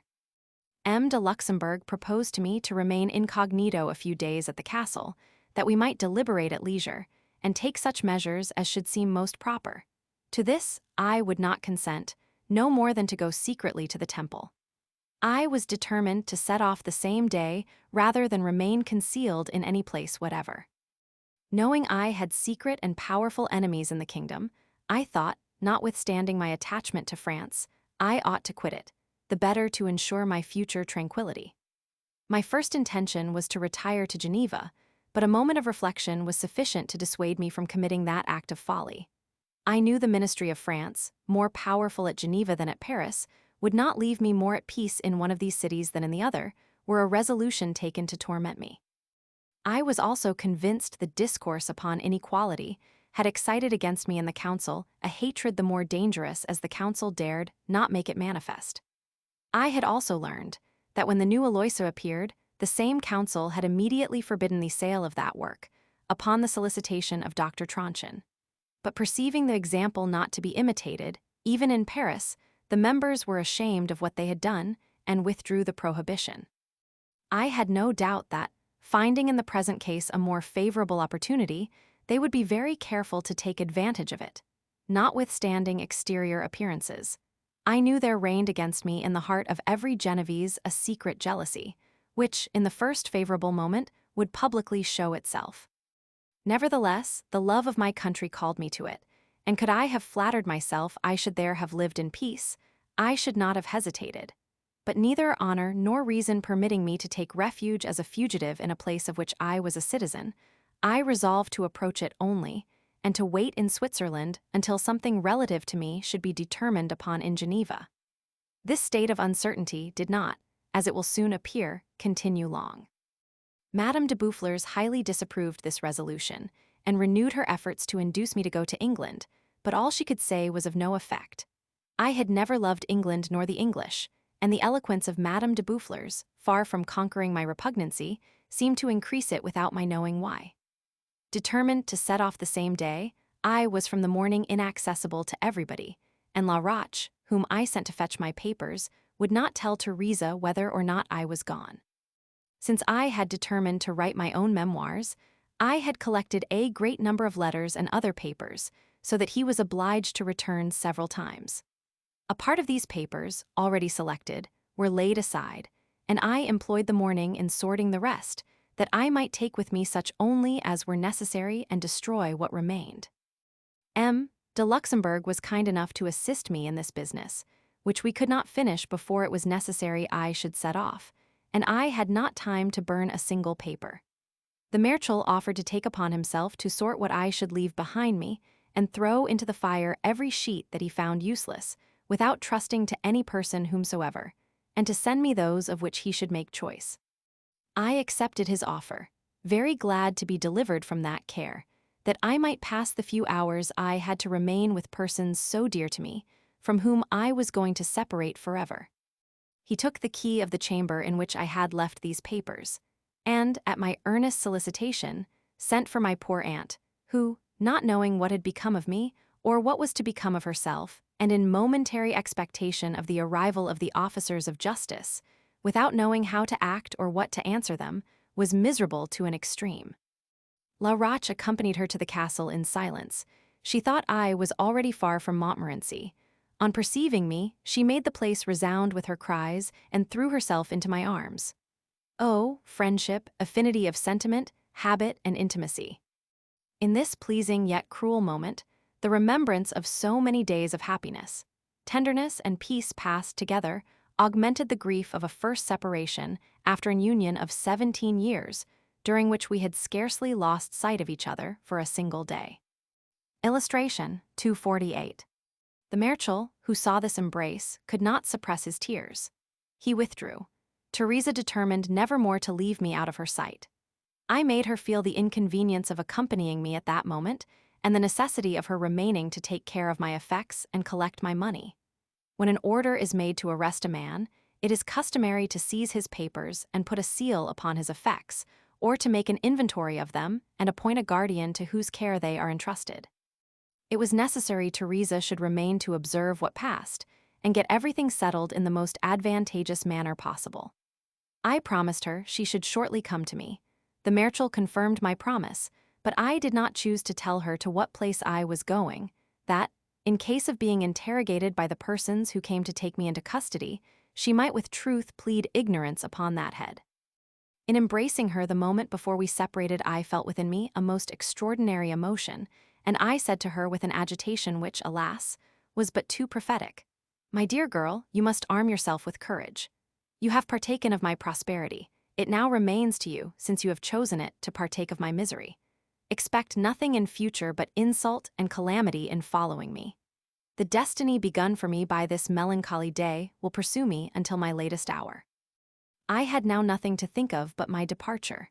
The officers were to arrive at 10 o'clock. It was 4 in the afternoon when I set off, and they were not yet come. It was determined I should take post. I had no carriage. The Marechal made me a present of a cabriolet, and lent me horses and a postilion the first stage, where, in consequence of the measures he had taken, I had no difficulty in procuring others. As I had not dined at table, nor made my appearance in the castle, the ladies came to bid me adieu in the entresol where I had passed the day. Madame de Luxembourg embraced me several times with a melancholy air. But I did not in these embraces feel the pressing I had done in those she had lavished upon me 2 or 3 years before. Madame de Boufflers also embraced me, and said to me many civil things. An embrace which surprised me more than all the rest had done was one from Madame de Mirepoix, for she also was at the castle. Madame la Marechal de Mirepoix is a person extremely cold, decent, and reserved, and did not, at least as she appeared to me, seem quite exempt from the natural haughtiness of the House of Lorraine. She had never shown me much attention. Whether flattered by an honor I had not expected, I endeavored to enhance the value of it, or that there really was in the embrace a little of that commiseration natural to generous hearts, I found in her manner and look something energetical which penetrated me. I have since that time frequently thought that, acquainted with my destiny, she could not refrain from a momentary concern for my fate. The Marechal did not open his mouth. He was as pale as death. He would absolutely accompany me to the carriage which waited at the watering place. We crossed the garden without uttering a single word. I had a key of the park with which I opened the gate, and instead of putting it again into my pocket, I held it out to the Marechal without saying a word. He took it with a vivacity which surprised me, and which has since frequently intruded itself upon my thoughts. I have not in my whole life had a more bitter moment than that of this separation. Our embrace was long and silent. We both felt that this was our last adieu. Between Bar and Montmorency I met, in a hired carriage, 4 men in black who saluted me smilingly. According to what Teresa has since told me of the officers of justice, the hour of their arrival and their manner of behavior, I have no doubt that they were the persons I met, especially as the order to arrest me, instead of being made out at 7 o'clock, as I had been told it would, had not been given till noon. Had to go through Paris. A person in a cabriolet is not much concealed. I saw several persons in the streets who saluted me with an air of familiarity, but I did not know one of them. The same evening I changed my route to pass Villeroy. At Lyon, the couriers were conducted to the commandant. This might have been embarrassing to a man unwilling either to lie or change his name. I went with a letter from Madame de Luxembourg to beg M. de Villeroy would spare me this disagreeable ceremony. M. de Villeroy gave me a letter of which I made no use, because I did not go through Lyon. This letter still remains sealed up amongst my papers. The Duke pressed me to sleep at Villeroy, but I preferred returning to the Great Road, which I did, and traveled 2 more stages the same evening. My carriage was inconvenient and uncomfortable, and I was too much indisposed to go far in a day. My appearance, besides, was not sufficiently distinguished for me to be well served, and in France post horses feel the whip in proportion to the favorable opinion the postilion has of his temporary master. By paying the guides generously thought I should make up for my shabby appearance. This was still worse. They took me for a worthless fellow who was carrying orders, and, for the first time in my life, traveling post. From that moment, I had nothing but worn-out hacks, and I became the sport of the postilions. I ended as I should have begun, by being patient, holding my tongue and suffering myself to be driven as my conductors thought proper. I had sufficient matter of reflection to prevent me from being weary on the road, employing myself in the recollection of that which had just happened. But this was neither my turn of mind nor the inclination of my heart. The facility with which I forget past evils, however recent they may be, is astonishing. The remembrance of them becomes feeble and, sooner or later, effaced in the inverse proportion to the greater degree of fear with which the approach of them inspires me. My cruel imagination, incessantly tormented by the apprehension of evils still at a distance, diverts my attention and prevents me from recollecting those which are past. Caution is needless after the evil has happened, and it is time lost to give it a thought. I, in some measure, put a period to my misfortunes before they happen. The more I have suffered at their approach, the greater is the facility with which I forget them, whilst, on the contrary, incessantly recollecting my past happiness, I, if I may so speak, enjoy it a second time at pleasure. It is to this happy disposition I am indebted for an exemption from that ill humor which ferments in a vindictive mind, by the continual remembrance of injuries received, and torments it with all the evil it wishes to do its enemy. Naturally choleric, I have felt all the force of anger, which in the first moments has sometimes been carried to fury, but a desire of vengeance never took root within me. I think too little of the offense to give myself much trouble about the offender. I think of the injury I have received from him on account of that he may do me a second time, but were I certain he would never do me another, the first would be instantly forgotten. Pardon of offenses is continually preached to us. I knew not whether or not my heart would be capable of overcoming its hatred, for it never yet felt that passion, and I give myself too little concern about my enemies to have the merit of pardoning them. I will not say to what a degree, in order to torment me, they torment themselves. I am at their mercy, they have unbounded power, and make of it what use they please. There is but one thing in which I set them at defiance, which is in tormenting themselves about me, to force me to give myself the least trouble about them. The day after my departure I had so perfectly forgotten what had passed.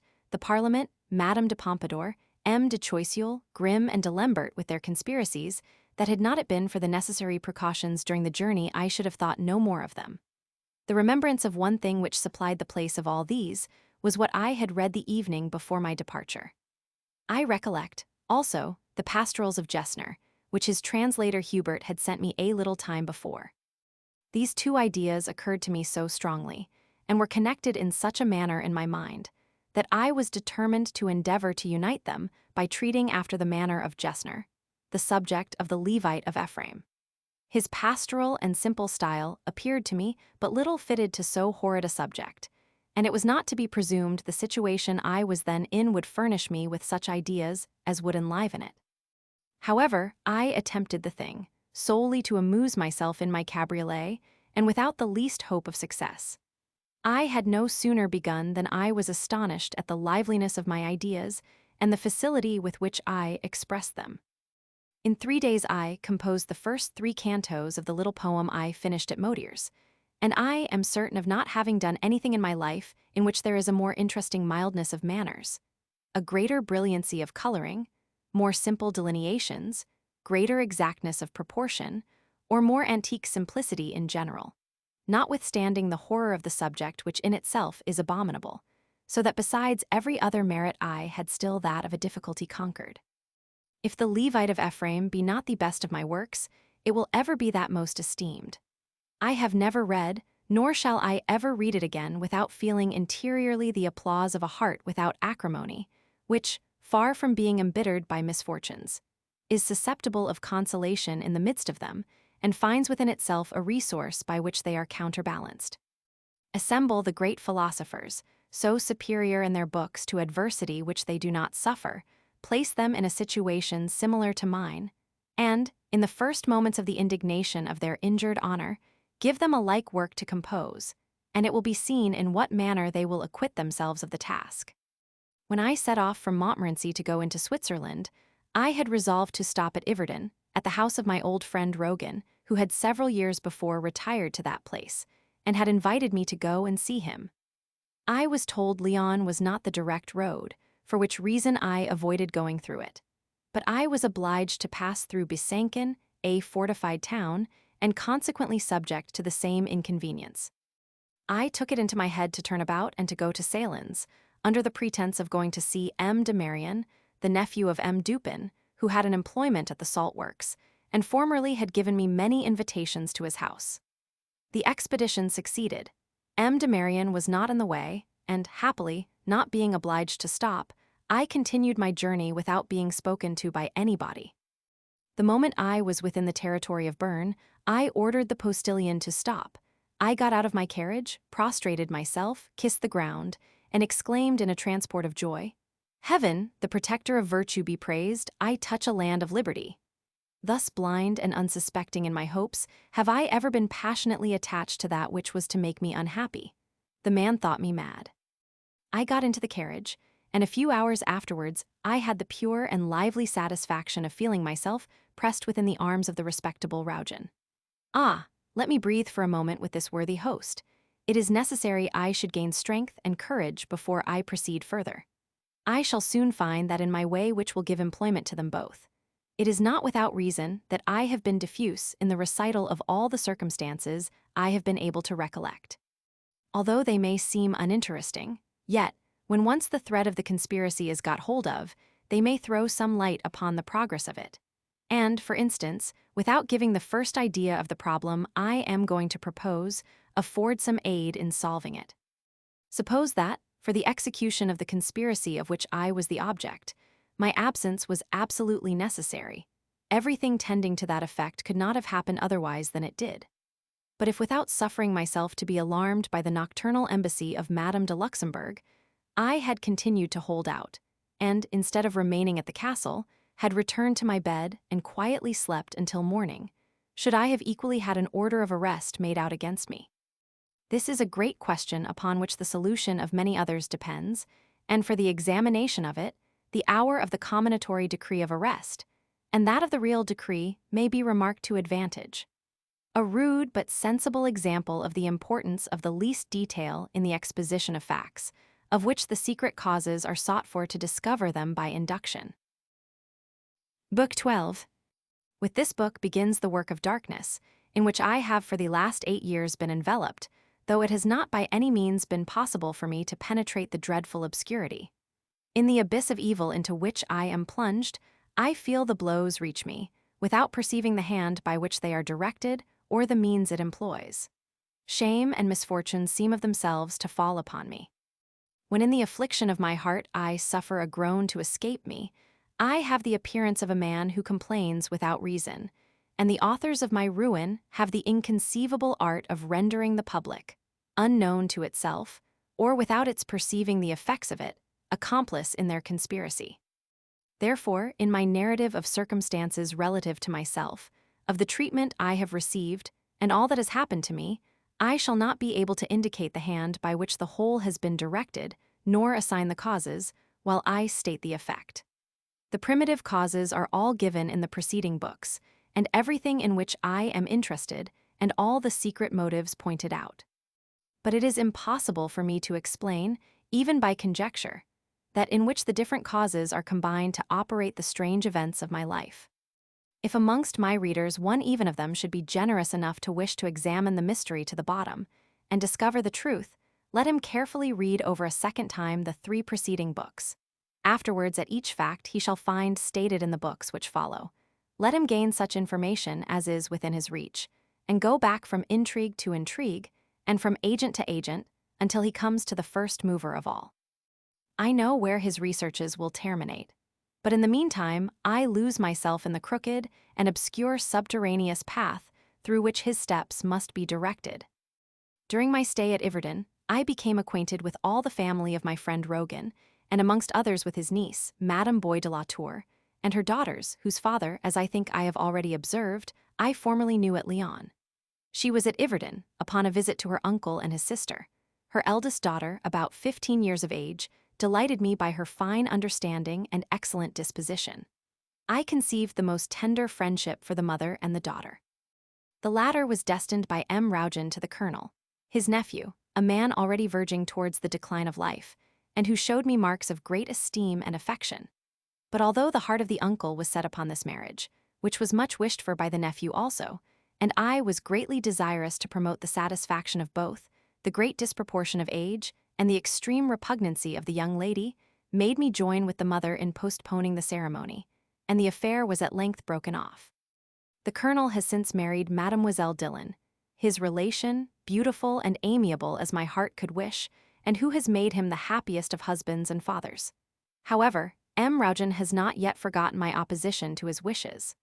My consolation is in the certainty of having discharged to him and his family the duty of the most pure friendship, which does not always consist in being agreeable, but in advising for the best. I did not remain long in doubt about the reception which awaited me at Geneva had I chosen to return to that city. My book was burned there, and on the 18th of June, 9 days after an order to arrest me had been given at Paris, another to the same effect was determined upon by the Republic. So many incredible absurdities were stated in this second decree, in which the ecclesiastical edict was formally violated, that I refused to believe the first accounts I heard of it, and when these were well confirmed, I trembled lest so manifest an infraction of every law, beginning with that of common sense, should create the greatest confusion in the city. I was, however, relieved from my fears. Everything remained quiet. If there was any rumor amongst the populace, it was unfavorable to me, and I was publicly treated by all the gossips and pedants like a scholar threatened with a flogging for not having said his catechism. These 2 decrees were the signal for the cry of malediction, raised against me with unexampled fury in every part of Europe. All the gazettes, journals, and pamphlets rang the alarm bell.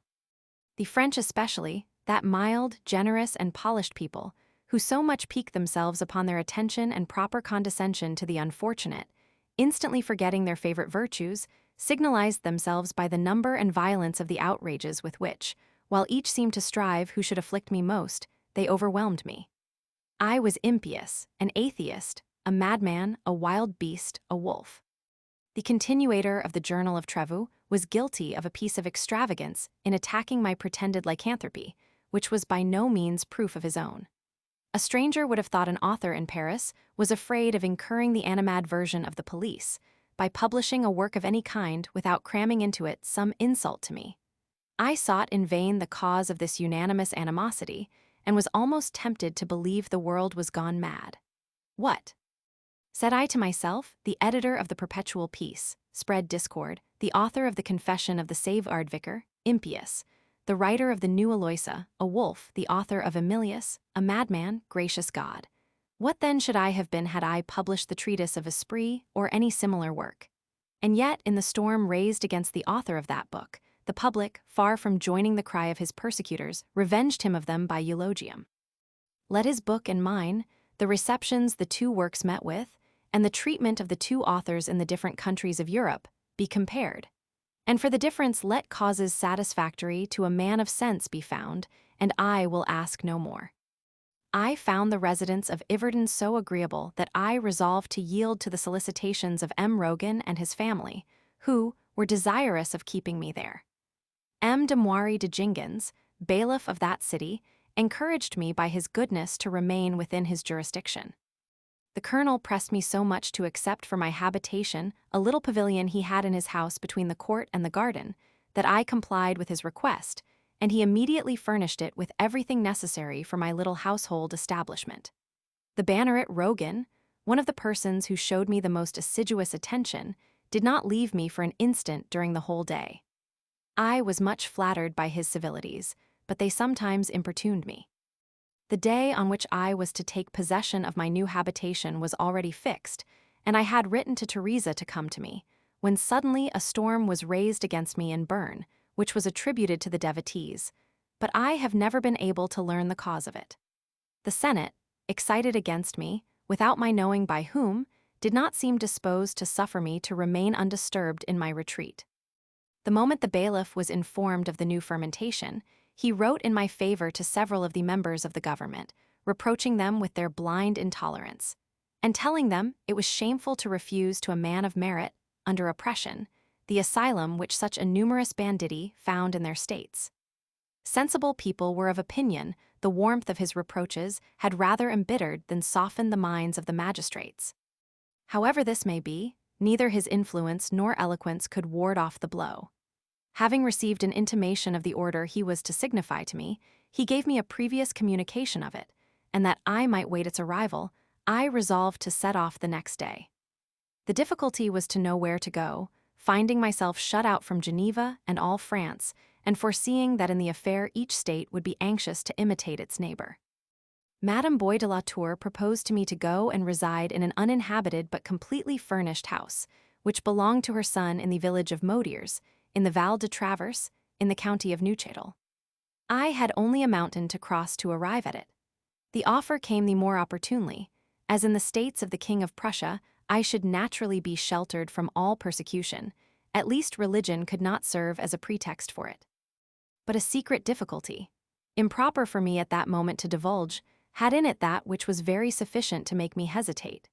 The innate love of justice, to which my heart was constantly subject, added to my secret inclination to France, had inspired me with an aversion to the King of Prussia, who by his maxims and conduct seemed to tread underfoot all respect for natural law and every duty of humanity.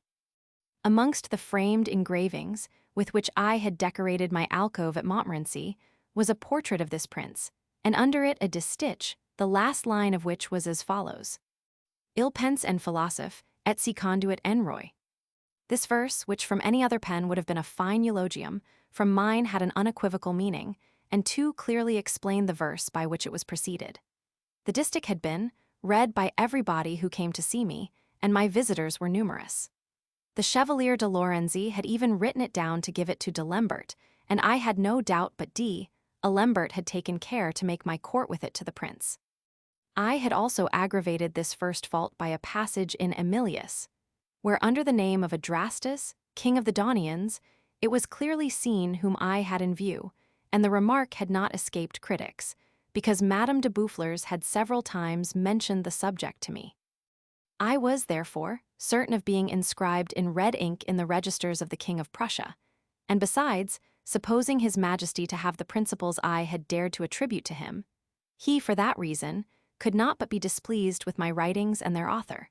For everybody knows the worthless part of mankind, and tyrants have never failed to conceive the most mortal hatred against me, solely on reading my works, without being acquainted with my person. However, I had presumption enough to depend upon his mercy, and was far from thinking I ran much risk. I knew none but weak men were slaves to the base passions, and that these had but little power over strong minds, such as I had always thought his to be. According to his art of reigning, I thought he could not but show himself magnanimous on this occasion, and that being so in fact was not above his character. I thought a mean and easy vengeance would not for a moment counterbalance his love of glory, and putting myself in his place, his taking advantage of circumstances to overwhelm with the weight of his generosity a man who had dared to think ill of him, did not appear to me impossible.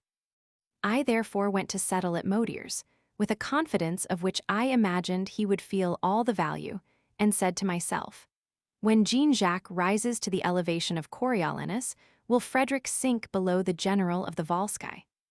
Colonel Rogan insisted on crossing the mountain with me, and installing me at Moitiers. A sister-in-law to Madame Bois de la Tour, named Madame Jurardier, to whom the house in which I was going to live was very convenient, did not see me arrive there with pleasure. However, She with a good grace put me in possession of my lodgings, and I ate with her until Teresa came, and my little establishment was formed. Perceiving at my departure from Montmorency, I should in future be a fugitive upon the earth, I hesitated about permitting her to come to me and partake of the wandering life to which I saw myself condemned. I felt the nature of our relation to each other was about to change, and that what until then had on my part been favor and friendship would in future become so on hers. If her attachment was proof against my misfortunes, to this I knew she must become a victim, and that her grief would add to my pain. Should my disgrace weaken her affections, she would make me consider her constancy as a sacrifice, and instead of feeling the pleasure I had in dividing with her my last morsel of bread, she would see nothing but her own merit in following me wherever I was driven by fate. I must say everything. I have never concealed the vices either of my poor mamma or myself. I cannot be more favorable to Teresa, and whatever pleasure I may have in doing honor to a person who is dear to me, I will not disguise the truth, although it may discover in her an error, if an involuntary change of the affections of the heart be one. I had long perceived hers to grow cooler towards me, and that she was no longer for me what she had been in our younger days. Of this I was the more sensible, as for her I was what I had always been. I fell into the same inconvenience as that of which I had felt the effect with mamma, and this effect was the same now I was with Teresa. Let us not seek for perfection, which nature never produces. It would be the same thing with any other woman. The manner in which I had disposed of my children, however reasonable it had appeared to me, had not always left my heart at ease. While writing my treatise on education, I felt I had neglected duties with which it was not possible to dispense. Remorse at length became so strong that it almost forced from me a public confession of my fault at the beginning of my Emilius, and the passage is so clear that it is astonishing any person should, after reading it, have had the courage to reproach me with my error. My situation was however still the same, or something worse, by the animosity of my enemies, who sought to find me in a fault. I feared a relapse, and unwilling to run the risk, I preferred abstinence to exposing Teresa to a similar mortification. I had besides remarked that a connection with women was prejudicial to my health. This double reason made me form resolutions to which I had but sometimes badly kept, but for the last 3 or 4 years I had more constantly adhered to them. It was in this interval I had remarked Teresa's coolness. She had the same attachment to me from duty, but not the least from love. Our intercourse naturally became less agreeable, and I imagined that, certain of the continuation of my cares wherever she might be, she would choose to stay at Paris rather than to wander with me. Yet she had given such signs of grief at our parting, had required of me such positive promises that we should meet again, and, since my departure, had expressed to the Prince de Conti and M. de Luxembourg so strong a desire of it, that, far from having the courage to speak to her of separation, I scarcely had enough to think of it myself. And after having felt in my heart how impossible it was for me to do without her, all I thought of afterwards was to recall her to me as soon as possible. I wrote to her to this effect, and she came. It was scarcely 2 months since I had quitted her, but it was our first separation after a union of so many years. We had both of us felt it most cruelly. What emotion in our first embrace! Oh, how delightful are the tears of tenderness and joy! How does my heart drink them up? Why have I not had reason to shed them more frequently? On my arrival at Modiers, I had written to Lord Keith, Marshal of Scotland and Governor of Neuchatel, informing him of my retreat into the States of His Prussian Majesty and requesting of him his protection. He answered me with his well-known generosity and in the manner I had expected from him. He invited me to his house. I went with M. Martinet, Lord of the Manor of Val de Travers, who was in great favor with His Excellency. The venerable appearance of this illustrious and virtuous Scotchman powerfully affected my heart, and from that instant began between him and me the strong attachment, which on my part still remains the same, and would be so on his, had not the traitors, who have deprived me of all the consolation of life, taken advantage of my absence to deceive his old age and depreciate me in his esteem. George Keith, hereditary Marshal of Scotland, and brother to the famous General Keith, who lived gloriously and died in the bed of honor, had quitted his country at a very early age, and was proscribed on account of his attachment to the House of Stuart. With that house, however, He soon became disgusted with the unjust and tyrannical spirit he remarked in the ruling character of the Stuart family. He lived a long time in Spain, the climate of which pleased him exceedingly, and at length attached himself, as his brother had done, to the service of the King of Prussia, who knew men and gave them the reception they merited. His Majesty received a great return for this reception, in the services rendered him by Marshal Keith, and by what was infinitely more precious, the sincere friendship of his lordship. The great mind of this worthy man, haughty and republican, could stoop to no other yoke than that of friendship. But to this it was so obedient that with very different maxims he saw nothing but Frederick the moment he became attached to him. The king charged the marshal with affairs of importance, sent him to Paris, to Spain, and at length, seeing he was already advanced in years, let him retire with the government of Neuchâtel, and the delightful employment of passing there the remainder of his life in rendering the inhabitants happy. The people of Neuchâtel, whose manners are trivial, know not how to distinguish solid merit and suppose wit to consist in long discourses. When they saw a sedate man of simple manners appear amongst them, they mistook his simplicity for haughtiness, his candor for rusticity, his laconism for stupidity, and rejected his benevolent cares, because, wishing to be useful and not being a sycophant, he knew not how to flatter people he did not esteem. In the ridiculous affair of the minister Petitpierre, who was displaced by his colleagues, for having been unwilling they should be eternally damned, my lord, opposing the usurpations of the ministers, saw the whole country of which he took the part rise up against him, and when I arrived there the stupid murmur had not entirely subsided. He passed for a man influenced by the prejudices with which he was inspired by others, and of all the imputations brought against him, it was the most devoid of truth.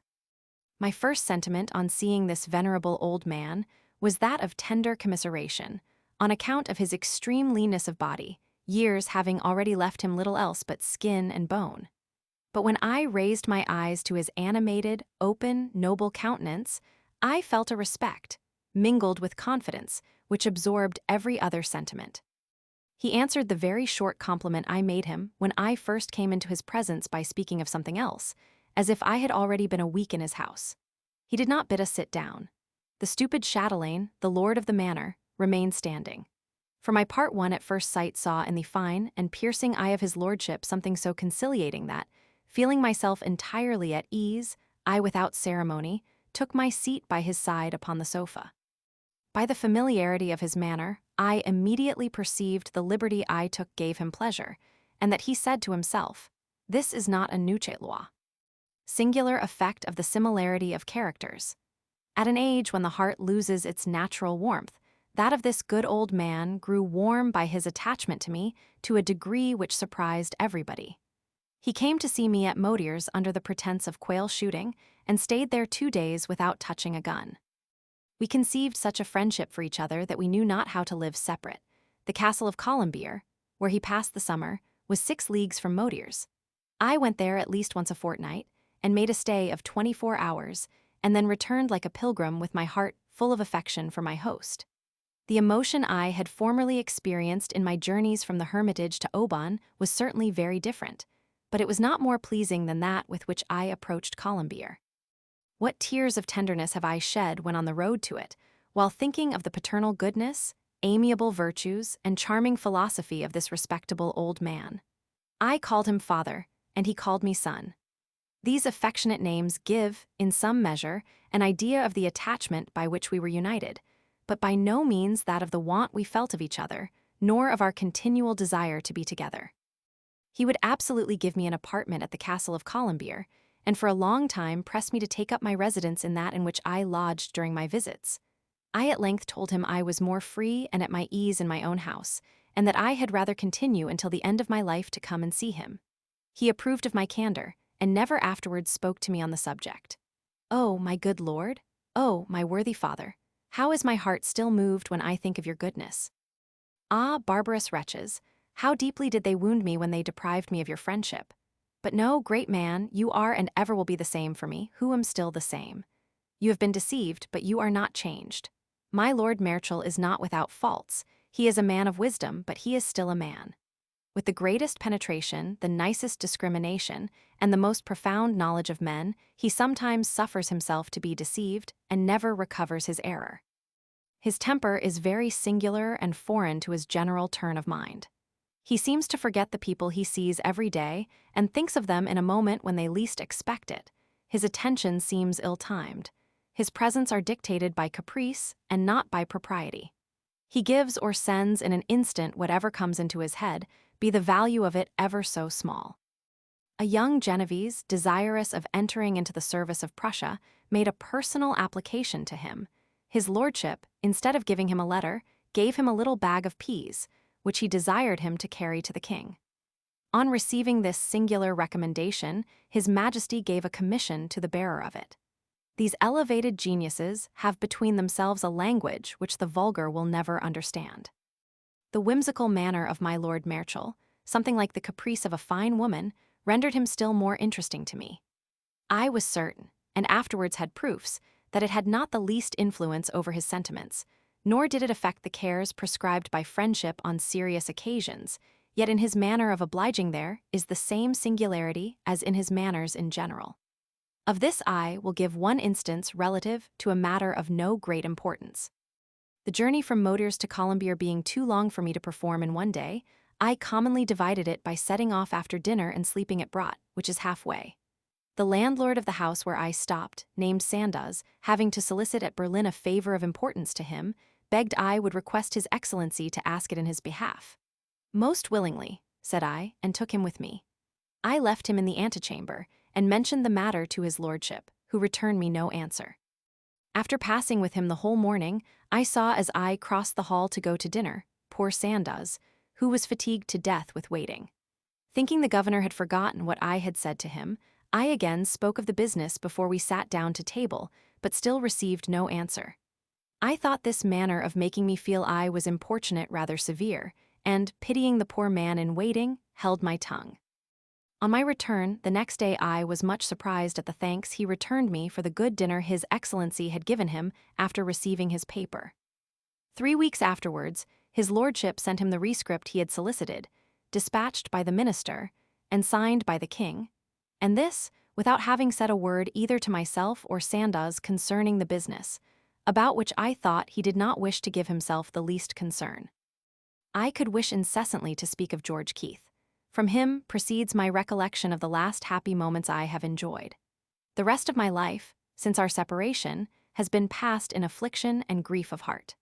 The remembrance of this is so melancholy and confused that it was impossible for me to observe the least order in what I write, so that in future I shall be under the necessity of stating facts without giving them a regular arrangement.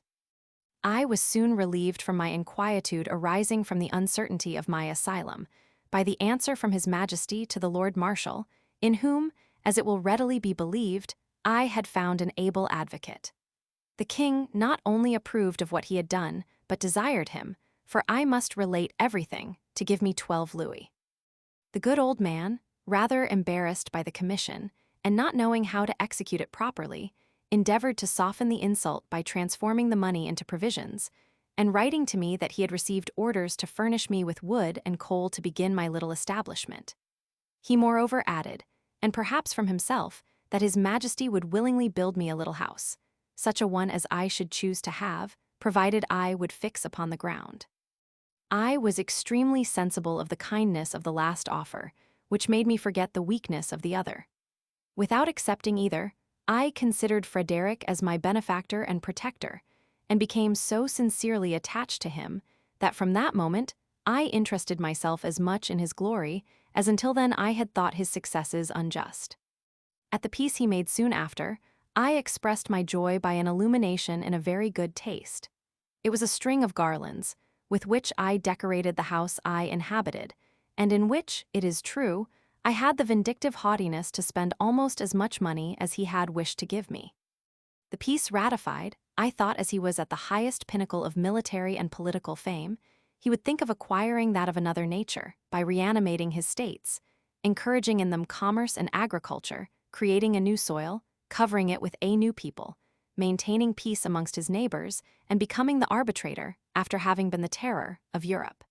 He was in a situation to sheath his sword without danger, certain that no sovereign would oblige him again to draw it. Perceiving he did not disarm, I was afraid he would profit but little by the advantages he had gained, and that he would be great only by halves.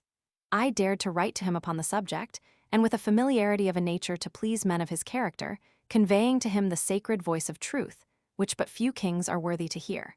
The liberty I took was a secret between him and myself. I did not communicate it even to the Lord Marshal, to whom I sent my letter to the king sealed up. His lordship forwarded my dispatch without asking what it contained.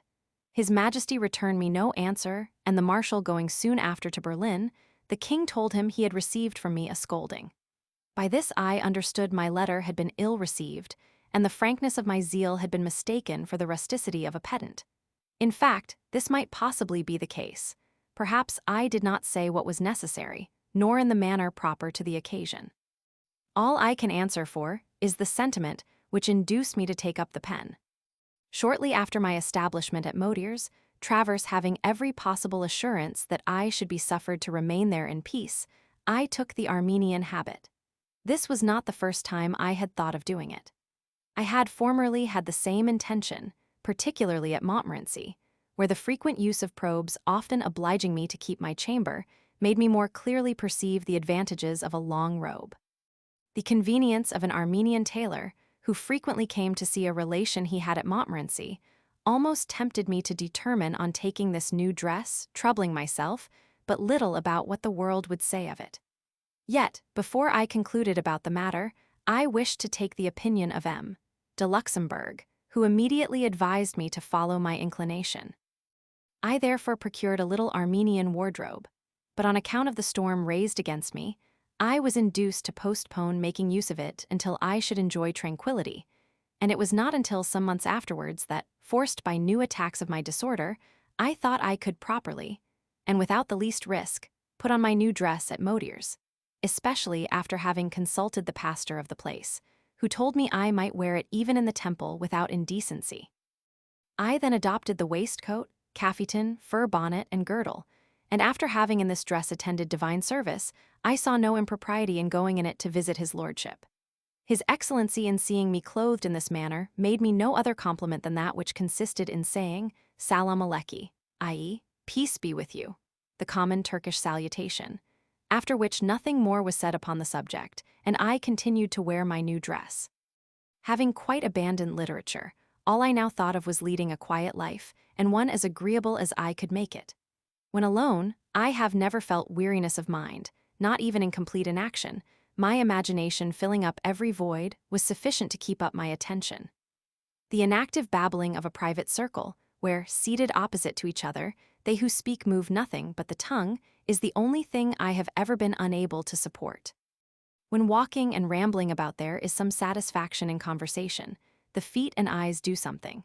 But to hear people with their arms across speak of the weather, of the biting of flies, or what is still worse, compliment each other, is to me an insupportable torment. That I might not live like a savage, I took it into my head to learn to make laces. Like the women, I carried my cushion with me when I went to make visits or sat down to work at my door and chatted with passers-by. This made me the better support the emptiness of babbling and enabled me to pass my time with my female neighbors without weariness. Several of these were very amiable and not devoid of wit. One in particular, Isabella d'Ivernois, daughter of the Attorney General of Neuchâtel, I found so estimable as to induce me to enter with her into terms of particular friendship, from which she derived some advantage by the useful advice I gave her, and the services she received from me on occasions of importance, so that now a worthy and virtuous mother of a family, she is perhaps indebted to me for her reason, her husband, her life, and happiness. On my part, I received from her gentle consolation, particularly during a melancholy winter, throughout the whole of which, when my sufferings were most cruel, she came to pass with Teresa and me long evenings, which she made very short for us by her agreeable conversation and our mutual openness of heart. She called me Papa, and I called her daughter, and these names, which we still give to each other, will, I hope, continue to be as dear to her as they are to me. That my laces might be of some utility, I gave them to my young female friends at their marriages, upon condition of their suckling their children, Isabella's eldest sister had one upon these terms, and well deserved it by her observance of them. Isabella herself also received another, which, by intention, she has fully merited. She has not been happy enough to be able to pursue her inclination. When I sent the laces to the two sisters, I wrote each of them a letter. The first has been shown about in the world. The second has not the same celebrity. Friendship proceeds with less noise. Amongst the connections I made in my neighborhood, of which I will not enter into a detail, I must mention that with Colonel Purry, who had a house upon the mountain, where he came to pass the summer. I was not anxious to become acquainted with him, because I knew he was upon bad terms at court, and with the Lord Marshal, whom he did not visit. Yet, as he came to see me and showed me much attention, I was under the necessity of returning his visit. This was repeated, and we sometimes dined with each other. At his house I became acquainted with M. du Peru, and afterwards too intimately connected with him to pass his name over in silence. M. du Peru was an American, son to a commandant of Suriname, whose successor, M. Le Chambrier of Neuchâtel, married his widow. Left a widow a second time, she came with her son to live in the country of her second husband. Du Peru, an only son, very rich and tenderly beloved by his mother, had been carefully brought up, and his education was not lost upon him. He had acquired much knowledge, a taste for the arts, and piqued himself upon his having cultivated his rational faculty. His Dutch appearance, yellow complexion, and silent and close disposition favored this opinion. Although young, he was already deaf and gouty. This rendered his motions deliberate and very grave, and although he was fond of disputing, he in general spoke but little because his hearing was bad. I was struck with his exterior, and said to myself, "This is a thinker, a man of wisdom, such a one as anybody would be happy to have for a friend." He frequently addressed himself to me without paying the least compliment, and this strengthened the favorable opinion I had already formed of him. He said but little to me of myself or my books, and still less of himself. He was not destitute of ideas, and what he said was just. This justness and equality attracted my regard. He had neither the elevation of mind, nor the discrimination of the Lord Marshal, but he had all his simplicity. This was still representing him in something. I did not become infatuated with him, but he acquired my attachment from esteem. And by degrees this esteem led to friendship, and I totally forgot the objection I made to the Baron Halbach, that he was too rich. For a long time I saw but little of Du Peru, because I did not go to Neuchâtel, and he came but once a year to the mountain of Colonel Purry. Why did I not go to Neuchâtel? This proceeded from a childishness upon which I must not be silent. Although protected by the King of Prussia and the Lord Marshal, while I avoided persecution in my asylum, I did not avoid the murmurs of the public, of municipal magistrates and ministers. After what had happened in France, it became fashionable to insult me. These people would have been afraid to seem to disapprove of what my persecutors had done by not imitating them. The class of Neuchâtel, that is, the ministers of that city, gave the impulse, by endeavoring to move the Council of State against me. This attempt not having succeeded, the ministers addressed themselves to the municipal magistrate, who immediately prohibited my book, treating me on all occasions with but little civility, and saying that had I wished to reside in the city I should not have been suffered to do it. They filled their mercury with absurdities and the most stupid hypocrisy, which, although it makes every man of sense laugh, animated the people against me. This, however, did not prevent them from setting forth that I ought to be very grateful for their permitting me to live at Modier's, where they had no authority. They would willingly have measured me the air by the pint, provided I had paid for it a dear price. They would have it that I was obliged to them for the protection the king granted me in spite of the efforts they incessantly made to deprive me of it. Finally, failing of success, after having done me all the injury they could, and defamed me to the utmost of their power, they made a merit of their impotence, by boasting of their goodness in suffering me to stay in their country. I ought to have laughed at their vain efforts, but I was foolish enough to be vexed at them, and had the weakness to be unwilling to go to Neuchâtel, to which I yielded for almost 2 years, as if it was not doing too much honor to such wretches, to pay attention to their proceedings, which, good or bad, could not be imputed to them, because they never act but from a foreign impulse. Besides, minds without sense or knowledge, whose objects of esteem are influence, power, and money, and far from imagining even that some respect is due to talents, and that it is dishonorable to injure and insult them. A certain mayor of a village, who from sundry malversations had been deprived of his office, said to the lieutenant of Val de Travers, the husband of Isabella, "I am told this Rouse has great wit, bring him to me, that I may see whether he has or not." The disapprobation of such a man ought certainly to have no effect upon those on whom it falls. After the treatment I had received at Paris, Geneva, Berne, and even at Neuchâtel, I expected no favor from the pastor of this place. I had, however, been recommended to him by Madame Boy de la Tour, and he had given me a good reception. But in that country where every newcomer is indiscriminately flattered, civilities signify but little. Yet, after my solemn union with the Reformed Church and living in a Protestant country, I could not, without failing in my engagements, as well as in the duty of a citizen, neglect the public profession of the religion into which I had entered. I therefore attended divine service. On the other hand, had I gone to the Holy Table, I was afraid of exposing myself to a refusal, and it was by no means probable that after the tumult excited at Geneva by the council and at Neuchâtel by the class, the ministers, he would, without difficulty, administer to me the sacrament in his church.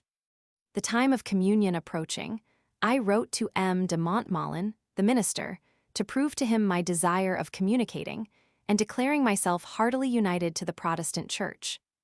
I also told him, in order to avoid disputing upon articles of faith, that I would not hearken to any particular explanation of the point of doctrine. After taking these steps, I made myself easy, not doubting, but M. de Montmollin would refuse to admit me without the preliminary discussion to which I refused to consent, and that in this manner everything would be at an end without any fault of mine. I was deceived.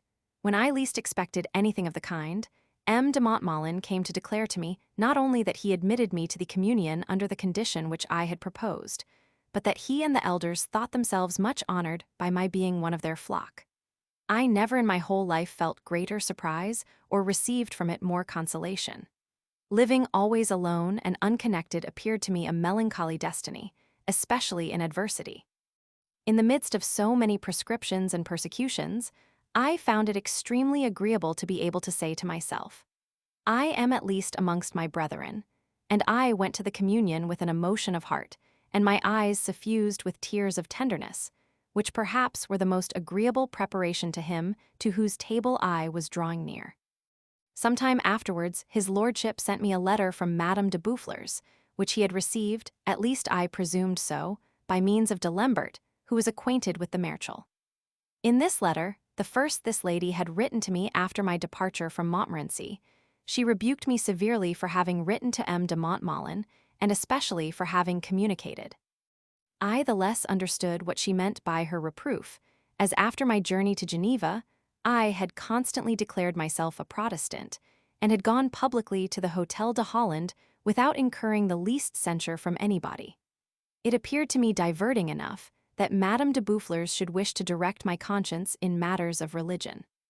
However, as I had no doubt of the purity of her intention, I was not offended by this singular sally, and I answered her without anger, stating to her my reasons.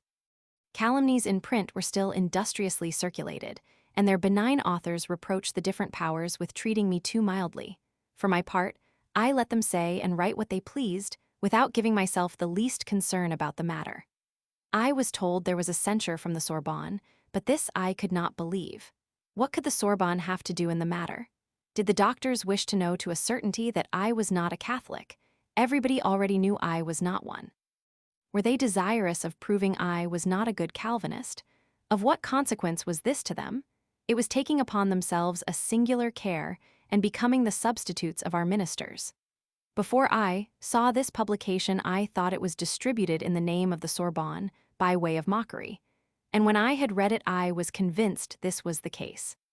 But when at length there was not a doubt of its authenticity, all I could bring myself to believe was that the learned doctors would have been better placed in a madhouse than they were in the college. I was more affected by another publication, because it came from a man for whom I always had an esteem, and whose constancy I admired, though I pitied his blindness. I mean the mandatory letter against me by the Archbishop of Paris. I thought to return an answer to it was a duty I owed myself. This I felt I could do without derogating from my dignity. The case was something similar to that of the King of Poland. I had always detested brutal disputes, after the manner of Voltaire. I never combat but with dignity, and before I deign to defend myself, I must be certain that he by whom I am attacked will not dishonor my retort. I had no doubt but this letter was fabricated by the Jesuits, and although they were at that time in distress, I discovered in it their old principle of crushing the wretched. I was therefore at liberty to follow my ancient maxim by honoring the titulary author and refuting the work which I think I did completely. I found my residence at Motier's very agreeable, and nothing was wanting to determine me to end my days there, but a certainty of the means of subsistence. Living is dear in that neighborhood, and all my old projects had been overturned by the dissolution of my household arrangements at Montmorency, the establishment of others, the sale or squandering of my furniture, and the expenses incurred since my departure. The little capital which remained to me daily diminished. 2 or 3 years were sufficient to consume the remainder without my having the means of renewing it, except by again engaging in literary pursuits, a pernicious profession which I had already abandoned. Persuaded that everything which concerned me would change, and that the public, recovered from its frenzy, would make my persecutors blush, all my endeavors tended to prolong my resources until this happy revolution should take place, after which I should more at my ease choose a resource from amongst those which might offer themselves. To this effect, I took up my dictionary of music, which 10 years, labor had so far advanced as to leave nothing wanting to it but the last corrections. My books which I had lately received enabled me to finish this work. My papers sent me by the same conveyance furnished me with the means of beginning my memoirs to which I was determined to give my whole attention. I began by transcribing the letters into a book, by which my memory might be guided in the order of fact and time. I had already selected those I intended to keep for this purpose, and for 10 years the series was not interrupted. However, in preparing them for copying I found an interruption at which I was surprised. This was for almost 6 months, from October 1756 to March following. I recollected having put into my selection a number of letters from Diderot, de Layer, Madame D. Epinay, Madame de Chenonceau, etc., which filled up the void and were missing. What was become of them? Had any person laid their hands upon my papers whilst they remained in the Hôtel de Luxembourg? This was not conceivable, and I had seen M. de Luxembourg take the key of the chamber in which I had deposited them. Many letters from different ladies, and all those from Diderot, were without date, on which account I had been under the necessity of dating them from memory before they could be put in order, and thinking I might have committed errors, I again looked them over for the purpose of seeing whether or not I could find those which ought to fill up the void. This experiment did not succeed. I perceived the vacancy to be real, and that the letters had certainly been taken away. By whom and for what purpose? This was what I could not comprehend. These letters, written prior to my great quarrels, and at the time of my first enthusiasm in the composition of Aloysia, could not be interesting to any person. They contained nothing more than cavillings by Diderot, jeerings from de Layer, assurances of friendship from M. de Chenonceau, and even Madame d'Epinay, with whom I was then upon the best of terms. To whom were these letters of consequence? To what use were they to be put? It was not until 7 years afterwards that I suspected the nature of the theft. The deficiency being no longer doubtful, I looked over my rough drafts to see whether or not it was the only one. I found several, which on account of the badness of my memory made me suppose others in the multitude of my papers. Those I remarked were that of the Morale Sensitive and the extract of the adventures of Lord Edward. The last, I confess, made me suspect Madame de Luxembourg. La Roche, her valet de chambre, had sent me the papers, and I could think of nobody but herself to whom this fragment could be of consequence. But what concern could the other give her? Any more than the rest of the letters missing, with which, even with evil intentions, nothing to my prejudice could be done, unless they were falsified. As for the Merchel, with whose friendship for me and invariable integrity I was perfectly acquainted, I never could suspect him for a moment. The most reasonable supposition, after long tormenting my mind in endeavoring to discover the author of the theft, was that which imputed it to de Lambert, who, having thrust himself into the company of Madame de Luxembourg, might have found means to turn over these papers, and take from amongst them such manuscripts and letters as he might have thought proper, either for the purpose of endeavoring to embroil me with the writer of them, or to appropriate those he should find useful to his own private purposes. I imagine that, deceived by the title of morale sensitive, he might have supposed it to be the plan of a real treatise upon materialism, with which he would have armed himself against me in a manner easy to be imagined. Certain that he would soon be undeceived by reading the sketch and determined to quit all literary pursuits, these larcenies gave me but little concern.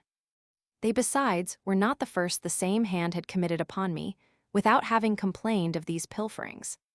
I had found in his Elements de Musique, Elements of Music, several things taken from what I had written for the Encyclopédie, and which were given to him several years before the publication of his Elements. I know not what he may have had to do with a book entitled Dictionnaire des Beaux-Arts, Dictionary of the Fine Arts, but I found in it articles transcribed word for word from mine, and this long before the same articles were printed in the Encyclopédie. In a very little time, I thought no more of the trick that had been played me than if nothing had happened, and began to collect the materials I had left for the purpose of undertaking my projected confessions. I had long thought the company of ministers, or at least the citizens and burgesses of Geneva, would remonstrate against the infraction of the edict in the decree made against me. Everything remained quiet, at least to all exterior appearance, for discontent was general and ready, on the first opportunity, openly to manifest itself.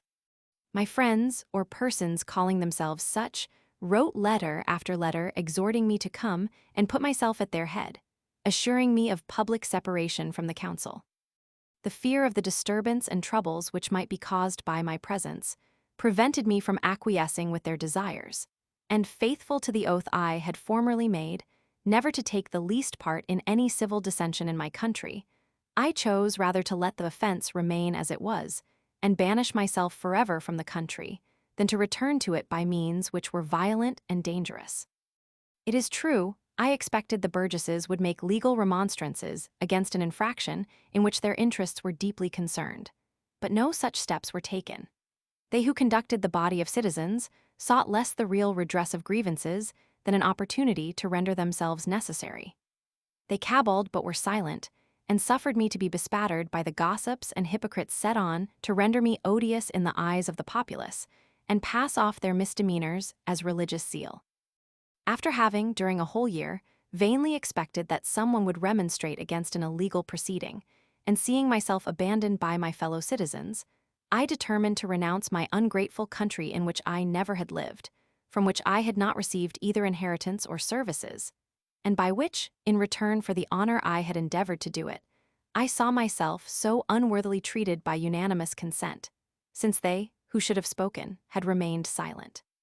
I therefore wrote to the first syndic for that year, to M. Favre, if I remember right, a letter in which I solemnly gave up my freedom of the city of Geneva, carefully observing in it, however, that decency and moderation from which I have never departed in the acts of haughtiness which, in my misfortunes, the cruelty of my enemies have frequently forced upon me. This step opened the eyes of the citizens, who, feeling they had neglected their own interests by abandoning my defense, took my part when it was too late. They had wrongs of their own which they joined to mine, and made these the subject of several well-reasoned representations, which they strengthened and extended, as the refusal of the council, supported by the Ministry of France, made them more clearly perceive the project formed to impose on them a yoke. These altercations produced several pamphlets which were undecisive, until that appeared entitled Letters écrites de la Campagne, a work written in favor of the council with infinite art, and by which the remonstrating party, reduced to silence, was crushed for a time. This production, a lasting monument of the rare talents of its author, came from the Attorney General Tronchin, a man of wit and an enlightened understanding, well versed in the laws and government of the Republic. Siluit terra. The remonstrators, recovered from their first overthrow, undertook to give an answer, and in time produced one which brought them off tolerably well. But they all looked to me as the only person capable of combating a like adversary with hope of success.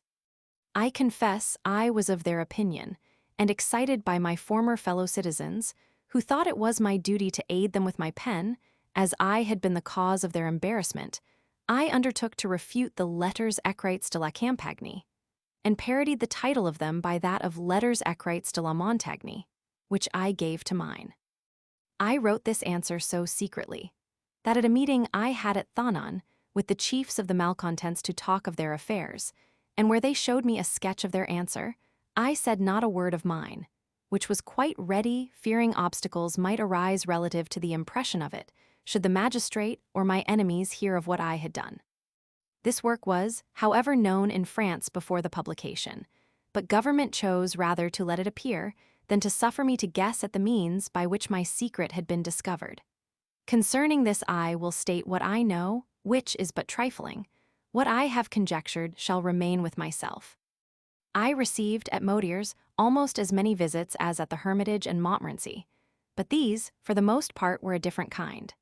They who had formerly come to see me were people who, having taste, talents, and principles something similar to mine, alleged them as the causes of their visits and introduced subjects on which I could converse.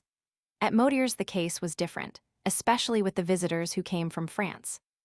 They were officers or other persons who had no taste for literature, nor had many of them read my works, although, according to their own accounts, they had traveled 30, 40, 60, and even 100 leagues to come and see me, and admire the illustrious man, the very celebrated, the great man, etc. For from the time of my settling at Modier's, I received the most impudent flattery, from which the esteem of those with whom I associated had formerly sheltered me. As but few of my new visitors deigned to tell me who or what they were, and as they had neither read nor cast their eye over my works, nor had their researches and mine been directed to the same objects, I knew not what to speak to them upon. I waited for what they had to say, because it was for them to know and tell me the purpose of their visit. It will naturally be imagined, this did not produce conversations very interesting to me, although they, perhaps, were so to my visitors, according to the information they might wish to acquire. For as I was without suspicion, I answered without reserve to every question they thought proper to ask me, and they commonly went away as well informed as myself of the particulars of my situation. I was, for example, visited in this manner by M. de Faines, equerry to the Queen and captain of cavalry, who had the patience to pass several days at Modier's, and to follow me on foot even to La Ferrière, leading his horse by the bridle, without having with me any point of union, except our acquaintance with Mademoiselle Fell, and that we both played at bilboquet. Before this I had received another visit much more extraordinary. 2 men arrived on foot, each leading a mule loaded with his little baggage, lodging at the inn, taking care of their mules and asking to see me. By the equipage of these muleteers they were taken for smugglers, and the news that smugglers were come to see me was instantly spread. Their manner of addressing me sufficiently showed they were persons of another description, but without being smugglers they might be adventurers, and this doubt kept me for some time on my guard. They soon removed my apprehensions. One was M. de Montauban, who had the title of Comte de la Tour du Pin, gentleman to the Dauphin; the other, M. d'Astier de Carpentras, an old officer who had his cross of St. Louis in his pocket because he could not display it. These gentlemen, both very amiable, were men of sense, and their manner of traveling, so much to my own taste, and but little like that of French gentlemen, in some measure gained them my attachment, which an intercourse with them served to improve. Our acquaintance did not end with the visit. It is still kept up, and they have since been several times to see me, not on foot, that was very well for the first time. But the more I have seen of these gentlemen, the less similarity have I found between their taste and mine. I have not discovered their maxims to be such as I have ever observed, that my writings are familiar to them, or that there is any real sympathy between them and myself. What, therefore, did they want with me? Why came they to see me with such an equipage? Why repeat their visit? Why were they so desirous of having me for their host? I did not at that time propose to myself these questions, but they have sometimes occurred to me since. Won by their advances, my heart abandoned itself without reserve, especially to M. d'Astier, with whose open countenance I was more particularly pleased. I even corresponded with him, and when I determined to print the Letters from the Mountains, I thought of addressing myself to him, to deceive those by whom my packet was waited for upon the road to Holland. He had spoken to me a good deal, and perhaps purposely, upon the liberty of the press at Avignon. He offered me his services should I have anything to print there. I took advantage of the offer and sent him successively by the post my first sheets. After having kept these for some time, he sent them back to me, because, said he, no bookseller dared to sell them. And I was obliged to have recourse to Ray taking care to send my papers, one after the other, and not to part with those which succeeded until I had advice of the reception of those already sent. Before the work was published, I found it had been seen in the office of the ministers, and Descherney of Neuchâtel spoke to me of the book, entitled De Elham de la Montagne, which de Halbach had told him was by me. I assured him, and it was true, that I never had written a book which bore that title. When the letters appeared, he became furious and accused me of falsehood, although I had told him truth. By this means, I was certain my manuscript had been read. As I could not doubt the fidelity of Ray, the most rational conjecture seemed to be that my packets had been opened at the post-house. Another acquaintance I made much about the same time, but which was begun by letters, was that with M. Lalliand of Nimes, who wrote to me from Paris, begging I would send him my profile. He said he was in want of it for my bust in marble, which Lemoyne was making for him to be placed in his library. If this was a pretense invented to deceive me, it fully succeeded. I imagined that a man who wished to have my bust in marble in his library had his head full of my works, consequently of my principles, and that he loved me because his mind was in unison with mine. It was natural this idea should seduce me. I have since seen M. Lalliand. I found him very ready to render me many trifling services and to concern himself in my little affairs, but I have my doubts of his having, in the few books he ever read, fallen upon any one of those I have written. I do not know that he has a library, or that such a thing is of any use to him. And for the bust he has a bad figure in plaster, by Lemoyne, from which has been engraved a hideous portrait that bears my name, as if it bore to me some resemblance. The only Frenchman who seemed to come to see me, on account of my sentiments and his taste for my works, was a young officer of the regiment of Limousin, named Séguier de Saint-Brisson. He made a figure in Paris, where he still perhaps distinguishes himself by his pleasing talents and wit. He came once to Montmorency, the winter which preceded my catastrophe. I was pleased with his vivacity. He afterwards wrote to me at Modier's, and whether he wished to flatter me, or that his head was turned with Emilius, he informed me he was about to quit the service to live independently, and had begun to learn the trade of a carpenter. He had an elder brother, a captain in the same regiment, the favorite of the mother, who, a devotee to excess and directed by I know not what hypocrite, did not treat the youngest son well, accusing him of irreligion and, what was still worse, of the unpardonable crime of being connected with me. These were the grievances, on account of which he was determined to break with his mother, and adopt the manner of life of which I have just spoken, all to play the part of the young Emilius. Alarmed at his petulance, I immediately wrote to him, endeavoring to make him change his resolution, and my exhortations were as strong as I could make them. They had their effect. He returned to his duty, to his mother, and took back the resignation he had given the colonel, who had been prudent enough to make no use of it, that the young man might have time to reflect upon what he had done. Saint-Brisson, cured of these follies, was guilty of another less alarming, but to me not less disagreeable than the rest. He became an author. He successively published 2 or 3 pamphlets which announced a man not devoid of talents, but I have not to reproach myself with having encouraged him by my praises to continue to write. Some time afterwards he came to see me, and we made together a pilgrimage to the island of St. Pierre. During this journey, I found him different from what I saw of him at Montmorency. He had, in his manner, something affected, which at first did not much disgust me, although I have since thought of it to his disadvantage. He once visited me at the Hôtel de Saint-Simon, as I passed through Paris on my way to England. I learned there what he had not told me, that he lived in the great world, and often visited Madame de Luxembourg whilst I was at Tri. I never heard from him, nor did he so much as make inquiry after me, by means of his relation Mademoiselle Séguier, my neighbor. This lady never seemed favorably disposed towards me.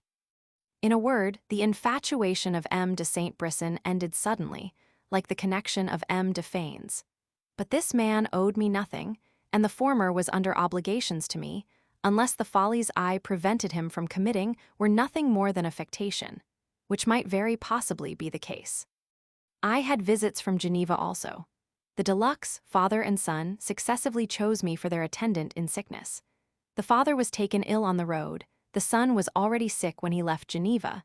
They both came to my house. Ministers, relations, hypocrites, and persons of every description came from Geneva and Switzerland, not like those from France, to laugh at and admire me, but to rebuke and catechize me. The only person amongst them who gave me pleasure was Moltu, who passed with me 3 or 4 days, and whom I wished to remain much longer, the most persevering of all, the most obstinate, and who conquered me by importunity, was a M. d'Ivernois, a merchant at Geneva, a French refugee, and related to the Attorney General of Neuchâtel.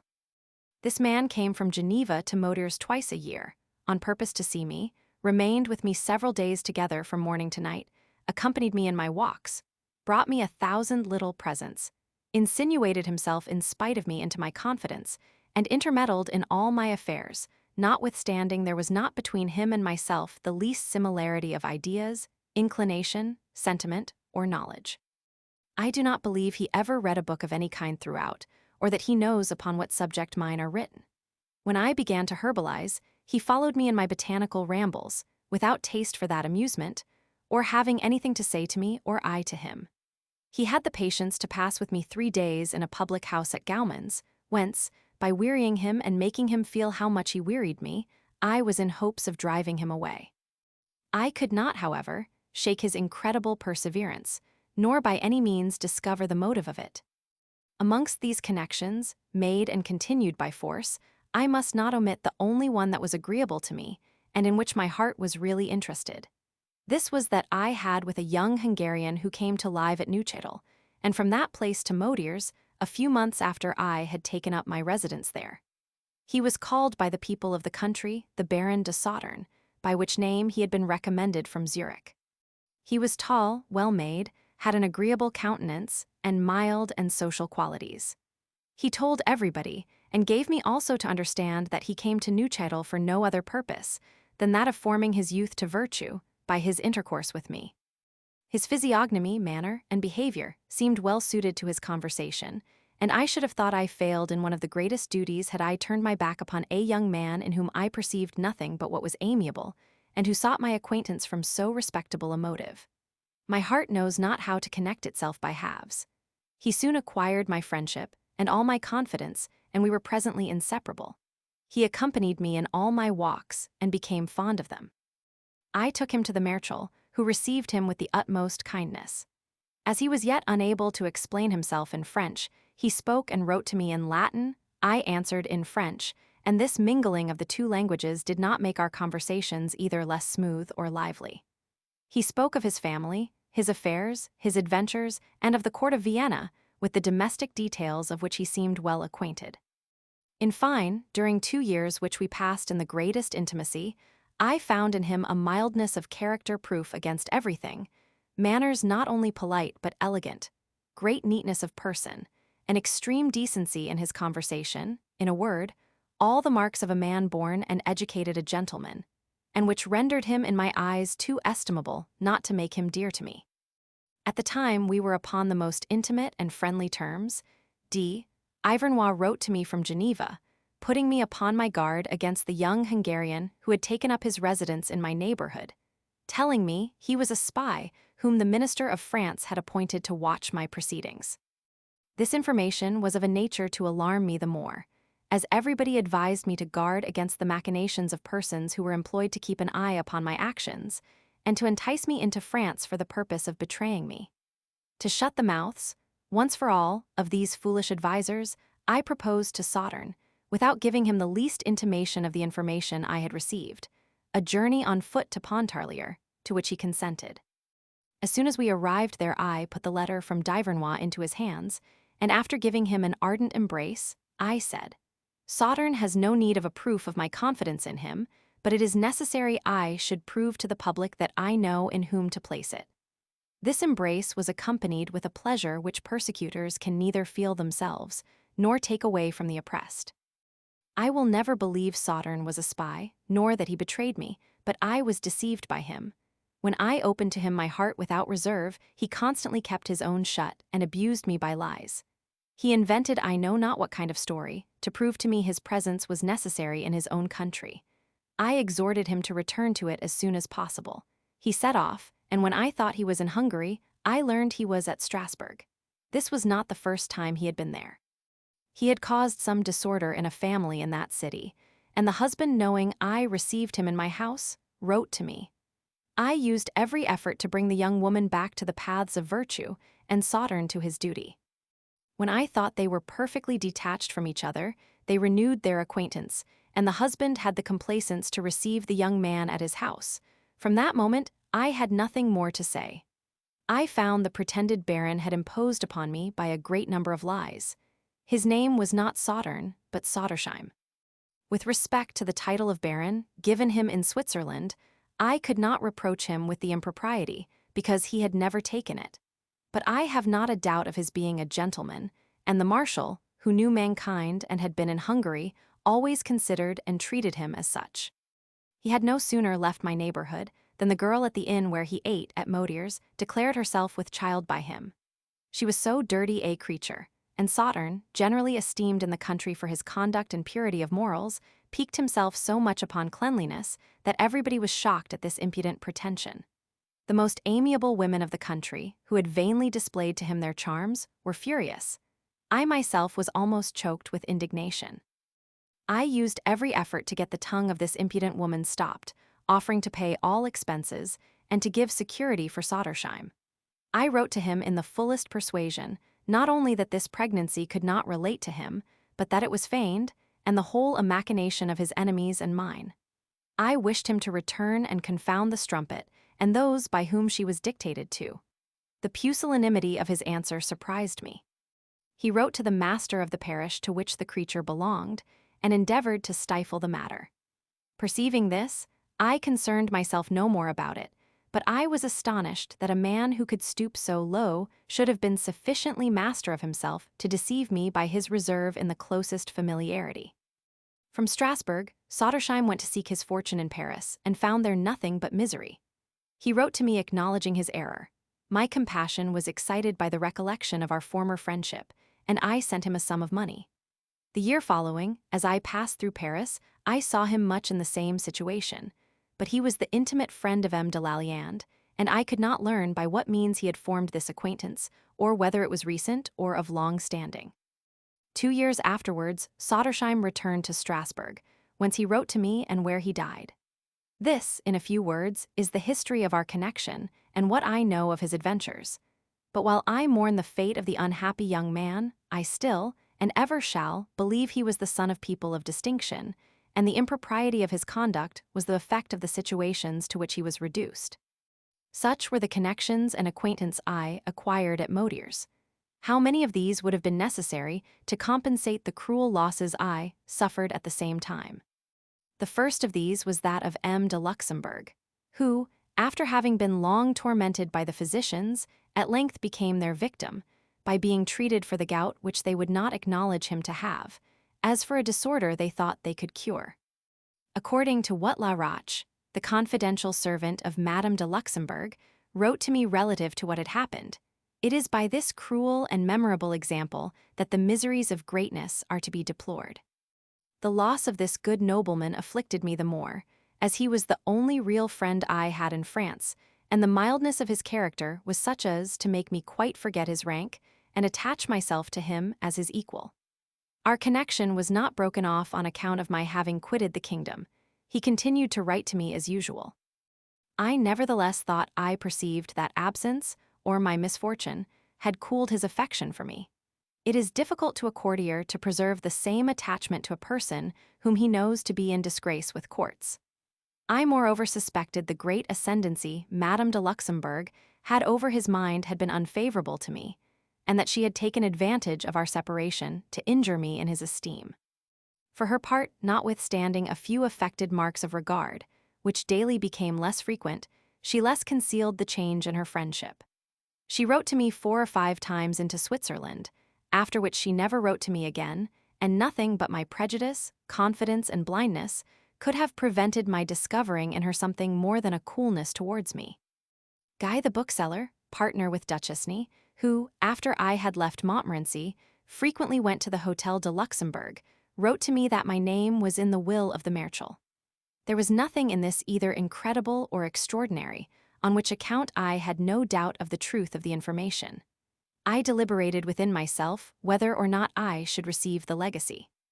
Everything well considered, I determined to accept it, whatever it might be, and to do that honor to the memory of an honest man who, in a rank in which friendship is seldom found, had had a real one for me.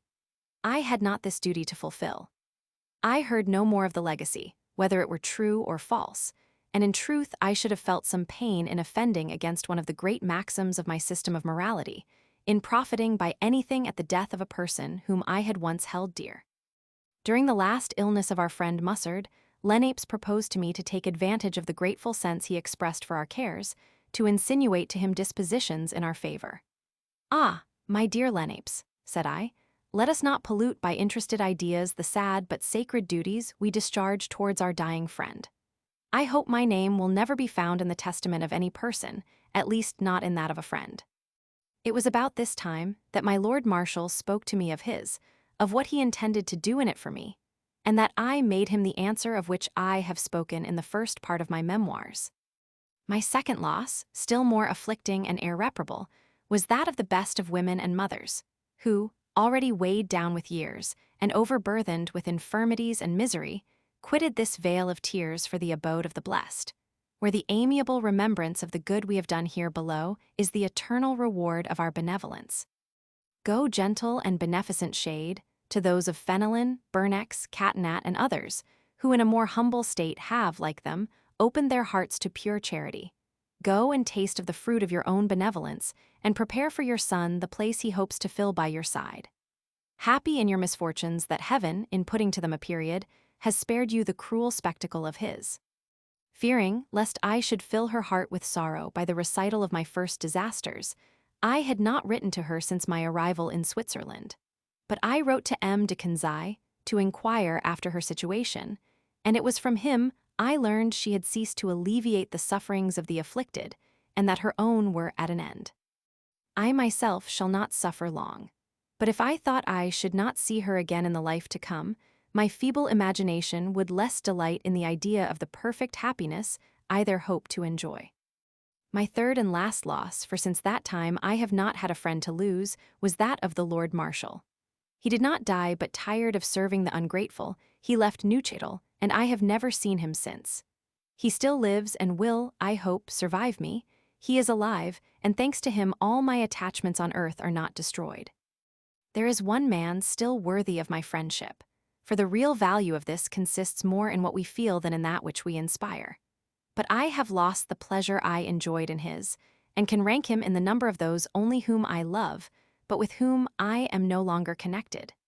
He went to England to receive the pardon of the king, and acquired the possession of the property which formerly had been confiscated. We did not separate without an intention of again being united, the idea of which seemed to give him as much pleasure as I received from it. He determined to reside at Keith Hall, near Aberdeen, and I was to join him as soon as he was settled there. But this project was too flattering to my hopes to give me any of its success. He did not remain in Scotland. The affectionate solicitations of the King of Prussia induced him to return to Berlin, and the reason of my not going to him there will presently appear. Before this departure, foreseeing the storm which my enemies began to raise against me, he of his own accord sent me letters of naturalization, which seemed to be a certain means of preventing me from being driven from the country. The community of the convent of Val de Travers followed the example of the governor, and gave me letters of communion, gratis, as they were the first. Thus, in every respect become a citizen, I was sheltered from legal expulsion, even by the prince, but it has never been by legitimate means that the man who, of all others, has shown the greatest respect for the laws has been persecuted. I do not think I ought to enumerate, amongst the number of my losses at this time, that of the Abbé Malby. Having lived some time at the house of his mother, I have been acquainted with the Abbé, but not very intimately, and I have reason to believe the nature of his sentiments with respect to me changed after I acquired a greater celebrity than he already had. But the first time I discovered his insincerity was immediately after the publication of the Letters from the Mountain. A letter attributed to him, addressed to Madame Saladin, was handed about in Geneva, in which he spoke of this work as the seditious clamors of a furious demagogue. The esteem I had for the Abbé Malby, and my great opinion of his understanding, did not permit me to believe this extravagant letter was written by him. I acted in this business with my usual candor. I sent him a copy of the letter, informing him he was said to be the author of it. He returned me no answer. This silence astonished me. But what was my surprise when, by a letter I received from Madame de Chenonceau, I learned the abbé was really the author of that which was attributed to him, and found himself greatly embarrassed by mine. For even supposing for a moment that what he stated was true, how could he justify so public an attack, wantonly made, without obligation or necessity, for the sole purpose of overwhelming in the midst of his greatest misfortunes, a man to whom he had shown himself a well-wisher, and who had not done anything that could excite his enmity? In a short time afterwards, the Dialogues of Phocion, in which I perceived nothing but a compilation, without shame or restraint from my writings, made their appearance. In reading this book, one perceived the author had not the least regard for me, and that in future I must number him among my most bitter enemies. I do not believe he has ever pardoned me for the social contract, far superior to his abilities or the perpetual peace. And I am, besides, of opinion that the desire he expressed that I should make an extract from the Abbé de Saint-Pierre proceeded from a supposition in him that I should not acquit myself of it so well. The further I advance in my narrative, the less order I feel myself capable of observing. The agitation of the rest of my life has deranged in my ideas the succession of events. These are too numerous, confused, and disagreeable to be recited in due order. The only strong impression they have left upon my mind is that of the horrid mystery by which the cause of them is concealed, and of the deplorable state to which they have reduced me. My narrative will in future be irregular, and according to the events which, without order, may occur to my recollection. I remember about the time to which I refer, full of the idea of my confessions, I very imprudently spoke of them to everybody, never imagining it could be the wish or interest, much less within the power of any person whatsoever, to throw an obstacle in the way of this undertaking, and had I suspected it, even this would not have rendered me more discreet, as from the nature of my disposition it is totally impossible for me to conceal either my thoughts or feelings. The knowledge of this enterprise was, as far as I can judge, the cause of the storm that was raised to drive me from Switzerland, and deliver me into the hands of those by whom I might be prevented from executing it. I had another project in contemplation, which was not looked upon with a more favorable eye by those who were afraid of the first. This was a general edition of my works. I thought this edition of them necessary to ascertain what books, amongst those to which my name was affixed, were really written by me, and to furnish the public with the means of distinguishing them from the writings falsely attributed to me by my enemies, to bring me to dishonor and contempt. This was besides a simple and an honorable means of ensuring to myself a livelihood, and the only one that remained to me. As I had renounced the profession of an author, my memoirs not being of a nature to appear during my lifetime, as I no longer gained a farthing in any manner whatsoever, and constantly lived at a certain expense, I saw the end of my resources in that of the produce of the last things I had written. This reason had induced me to hasten the finishing of my dictionary of music, which still was incomplete. I had received for it 100 Louis guineas and a life annuity of 300 livres, but 100 Louis could not last long in the hands of a man who annually expended upwards of 60, and 300 livres, 12 guineas. A year was but a trifling sum to one upon whom parasites and beggarly visitors lighted like a swarm of flies. A company of merchants from Neuchâtel came to undertake the general edition, and a printer or bookseller of the name of Regillat from Lyons thrust himself, I know not by what means, amongst them to direct it. The agreement was made upon reasonable terms and sufficient to accomplish my object. I had in print and manuscript matter for 6 volumes in quarto. I moreover agreed to give my assistance in bringing out the edition.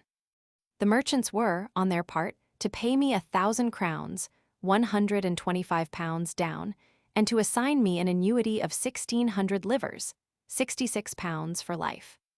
The agreement was concluded but not signed when the Letters from the Mountain appeared. The terrible explosion caused by this infernal work and its abominable author terrified the company, and the undertaking was at an end. I would compare the effect of this last production to that of the letter on French music, had not that letter, while it brought upon me hatred and exposed me to danger, acquired me respect and esteem. But after the appearance of the last work, it was a matter of astonishment at Geneva and Versailles that such a monster as the author of it should be suffered to exist.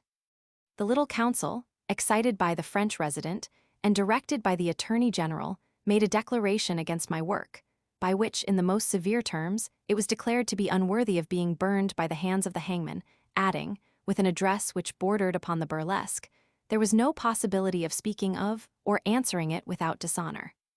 I would here transcribe the curious piece of composition, but unfortunately I have it not by me. I ardently wish some of my readers, animated by the zeal of truth and equity, would read over the letters from the mountain. They will, I dare hope, feel the stoical moderation which reigns throughout the whole, after all the cruel outrages with which the author was loaded. But unable to answer the abuse, because no part of it could be called by that name, nor to the reasons because these were unanswerable, my enemies pretended to appear too much enraged to reply, and it is true, if they took the invincible arguments it contains for abuse, they must have felt themselves roughly treated. The remonstrating party, far from complaining of the odious declaration, acted according to the spirit of it, and instead of making a trophy of the letters from the mountain, which they veiled to make them serve as a shield, were pusillanimous enough not to do justice or honor to that work, written to defend them, and at their own solicitation. They did not either quote or mention the letters, although they tacitly drew from them all their arguments, and by exactly following the advice with which they conclude, made them the sole cause of their safety and triumph. They had imposed on me this duty. I had fulfilled it, and unto the end had served their cause and the country. I begged of them to abandon me, and in their quarrels to think of nobody but themselves.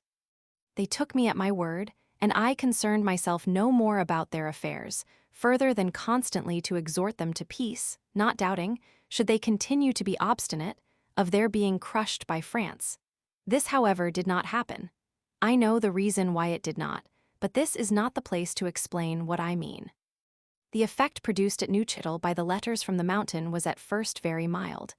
I sent a copy of them to M. de Montmollin, who received it favorably and read it without making any objection. He was ill as well as myself. As soon as he recovered, he came in a friendly manner to see me and conversed on general subjects. A rumor was however begun, the book was burned I know not where. From Geneva, Bern, and perhaps from Versailles, the effervescence quickly passed to Neuchâtel, and especially to Val de Travers, where, before even the ministers had taken any apparent steps, an attempt was secretly made to stir up the people. I ought, I dare assert, to have been beloved by the people of that country in which I have lived, giving alms in abundance, not leaving about me an indigent person without assistance, never refusing to do any service in my power, and which was consistent with justice, making myself perhaps too familiar with everybody, and avoiding, as far as it was possible for me to do it, all distinction which might excite the least jealousy. This, however, did not prevent the populace, secretly stirred up against me, by I know not whom, from being by degrees irritated against me, even to fury, nor from publicly insulting me, not only in the country and upon the road, but in the street.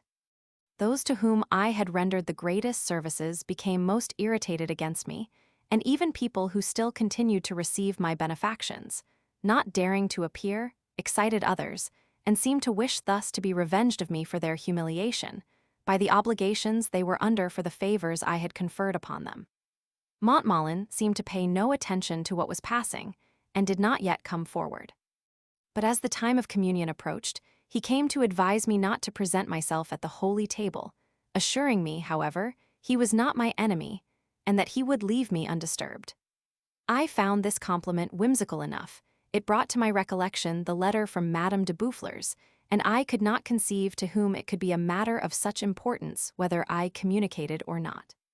Considering this condescension on my part as an act of cowardice, and moreover, being unwilling to give to the people a new pretext under which they might charge me with impiety, I refused the request of the minister, and he went away dissatisfied, giving me to understand I should repent of my obstinacy. He could not of his own authority forbid me the communion. That of the consistory, by which I had been admitted to it, was necessary, and as long as there was no objection from that body I might present myself without the fear of being refused.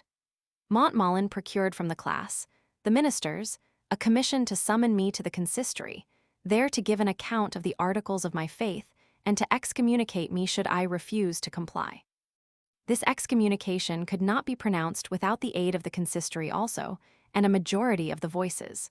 But the peasants, who under the appellation of elders composed this assembly, presided over and governed by their minister, might naturally be expected to adopt his opinion, especially in matters of the clergy, which they still less understood than he did. I was therefore summoned, and I resolved to appear. What a happy circumstance and triumph would this have been to me could I have spoken, and had I, if I may so speak, had my pen in my mouth. With what superiority, with what facility even, should I have overthrown this poor minister in the midst of his 6 peasants? The thirst after power having made the Protestant clergy forget all the principles of the Reformation, all I had to do to recall these to their recollection, and to reduce them to silence, was to make comments upon my first Letters from the Mountain, upon which they had the folly to animadvert. My text was ready, and I had only to enlarge on it, and my adversary was confounded. I should not have been weak enough to remain on the defensive. It was easy to me to become an assailant without his even perceiving it, or being able to shelter himself from my attack. The contemptible priests of the class, equally careless and ignorant, had of themselves placed me in the most favorable situation I could desire to crush them at pleasure. But what of this? It was necessary I should speak without hesitation, and find ideas, turn of expression, and words at will, preserving a presence of mind, and keeping myself collected, without once suffering even a momentary confusion. For what could I hope, feeling as I did, my want of aptitude to express myself with ease? I had been reduced to the most mortifying silence at Geneva, before an assembly which was favorable to me, and previously resolved to approve of everything I should say.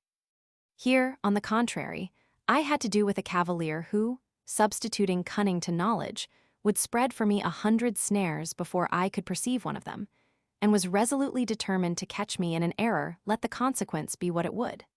The more I examined the situation in which I stood, the greater danger I perceived myself exposed to, and feeling the impossibility of successfully withdrawing from it, I thought of another expedient.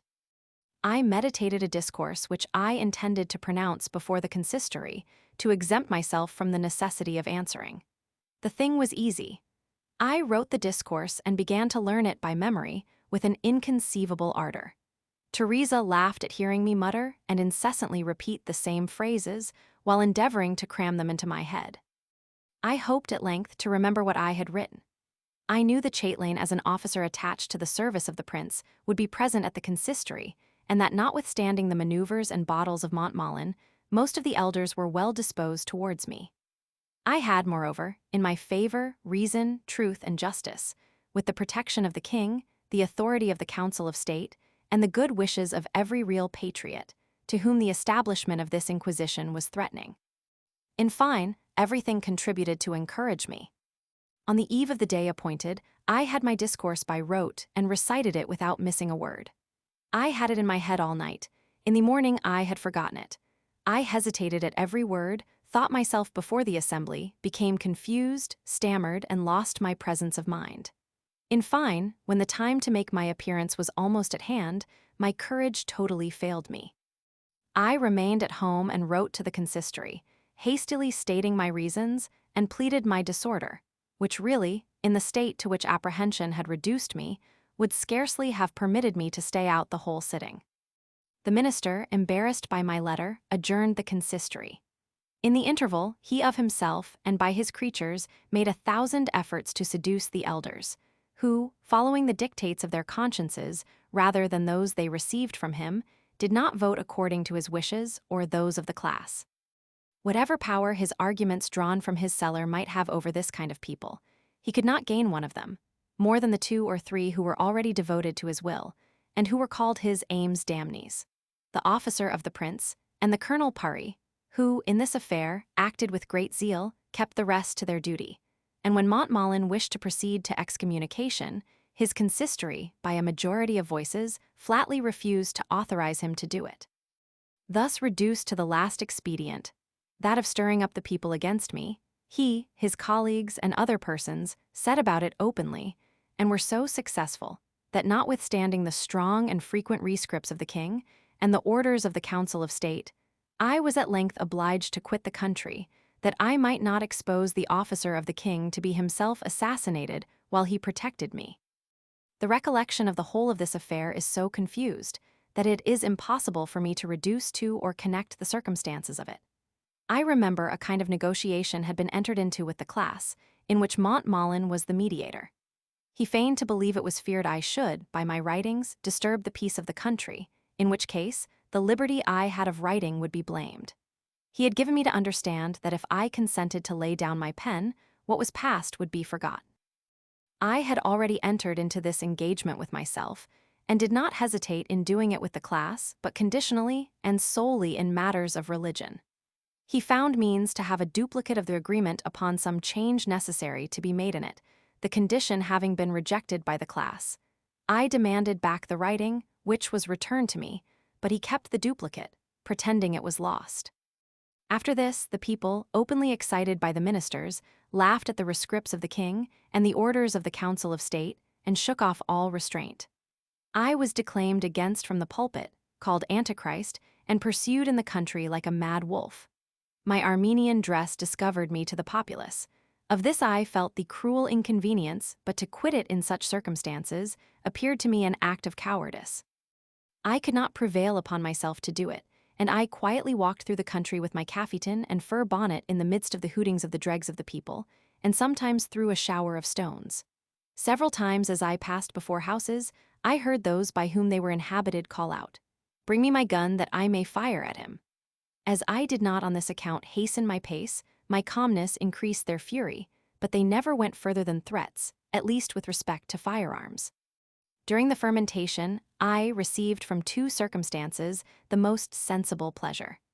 The first was my having it in my power to prove my gratitude by means of the Lord Marshal. The honest part of the inhabitants of Neuchatel, full of indignation at the treatment I received, and the maneuvers of which I was the victim, held the ministers in execration, clearly perceiving they were obedient to a foreign impulse, and the vile agents of people, who, in making them act, kept themselves concealed. They were moreover afraid my case would have dangerous consequences, and be made a precedent for the purpose of establishing a real inquisition. The magistrates, and especially M. Muron, who had succeeded M. D. Ivernois in the office of Attorney General, made every effort to defend me. Colonel Purry, although a private individual, did more and succeeded better. It was the colonel who found means to make Montmolin submit in his consistory by keeping the elders to their duty.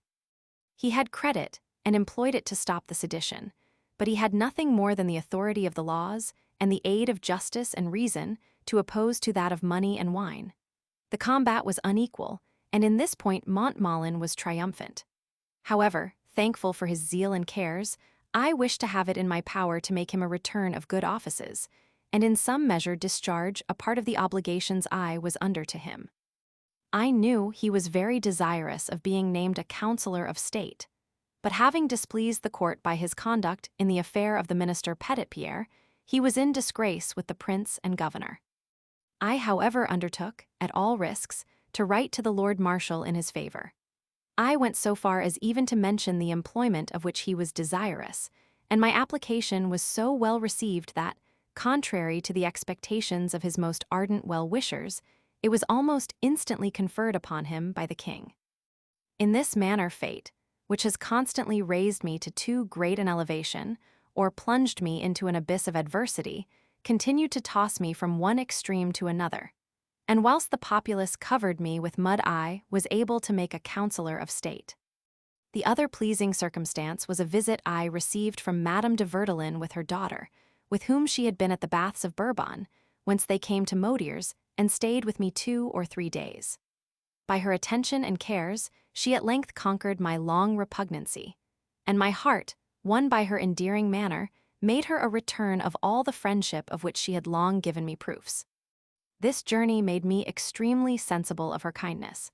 My situation rendered the consolations of friendship highly necessary to support me under my sufferings.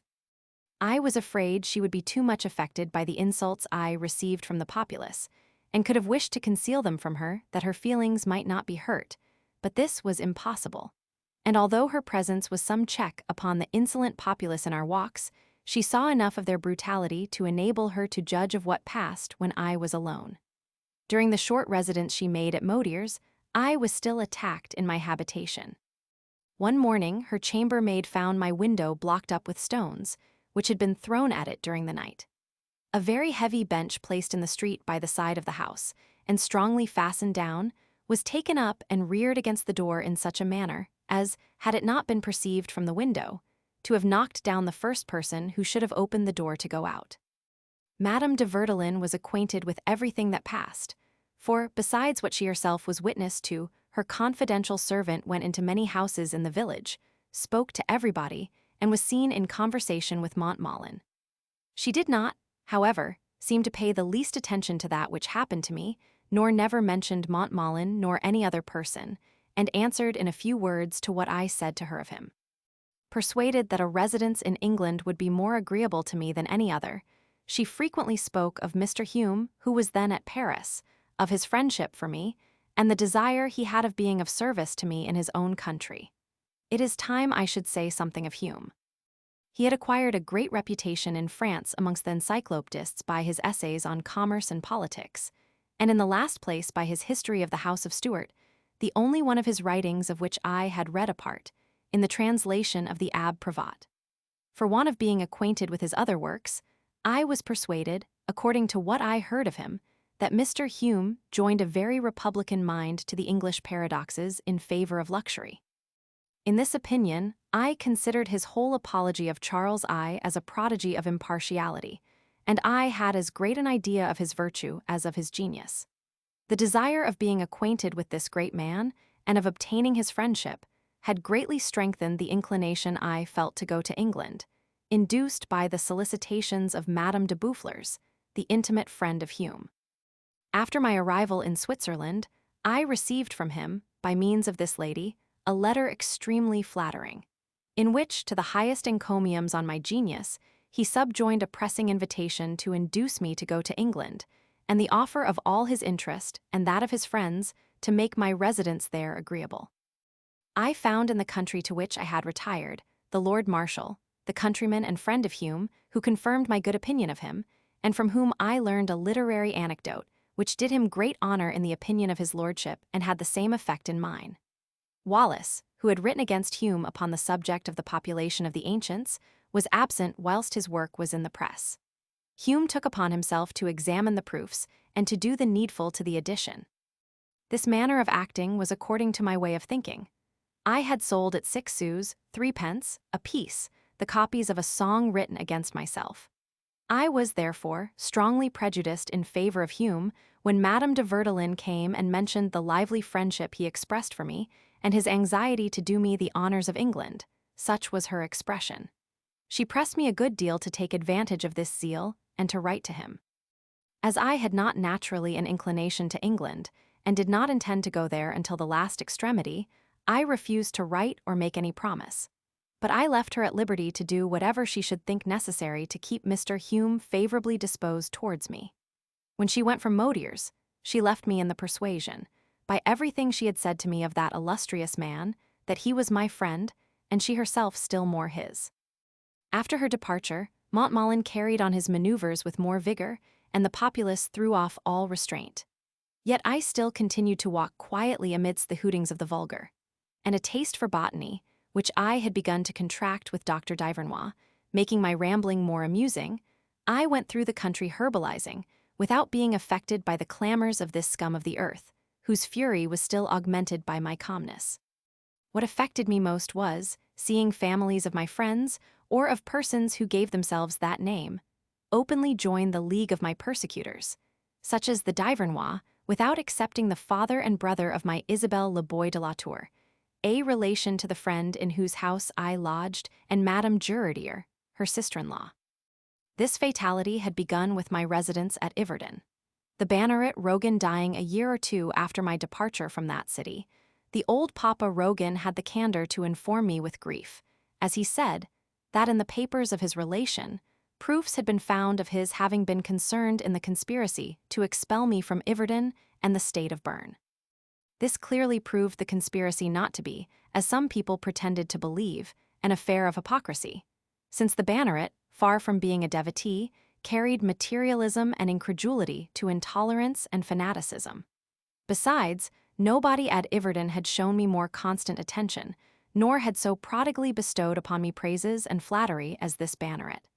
He faithfully followed the favorite plan of my persecutors. This Peter boy was such a brute, so stupid, and behaved so uncouthly that, to prevent my mind from being disturbed, I took the liberty to ridicule him. And after the manner of the petty prophet, I wrote a pamphlet of a few pages, entitled La Vision de Pierre de la Montagne dit le Voyant, the vision of Peter of the mountain called the seer, in which I found means to be diverting enough on the miracles which then served as the great pretext for my persecution. Du Peru had this scrap printed at Geneva, but its success in the country was but moderate. The Neuchâtelois, with all their wit, taste but weakly Attic salt or pleasantry when these are a little refined. In the midst of decrees and persecutions, the Genevese had distinguished themselves by setting up a hue and cry with all their might. And my friend Vernes, amongst others, with an heroical generosity, chose that moment precisely to publish against me letters in which he pretended to prove I was not a Christian. These letters, written with an air of self-sufficiency, were not the better for it, although it was positively said the celebrated Bonnet had given them some correction. For this man, although a materialist, has an intolerant orthodoxy the moment I am in question. There certainly was nothing in this work which could tempt me to answer it, but having an opportunity of saying a few words upon it in my Letters from the Mountain, I inserted in them a short note sufficiently expressive of disdain to render Vernes furious. He filled Geneva with his furious exclamations, and Divernois wrote me word he had quite lost his senses. Some time afterwards appeared an anonymous sheet, which instead of ink seemed to be written with water of phlegethon. In this letter I was accused of having exposed my children in the streets, of taking about with me a soldier's trull, of being worn out with debaucheries, and other fine things of a like nature. It was not difficult for me to discover the author. My first idea on reading this libel was to reduce to its real value everything the world calls fame and reputation amongst men. Seeing thus a man who was never in a brothel in his life, and whose greatest defect was in being as timid and shy as a virgin, treated as a frequenter of places of that description, and in finding myself charged with being I, who not only never had the least taint of such disorder, but, according to the faculty, was so constructed as to make it almost impossible for me to contract it.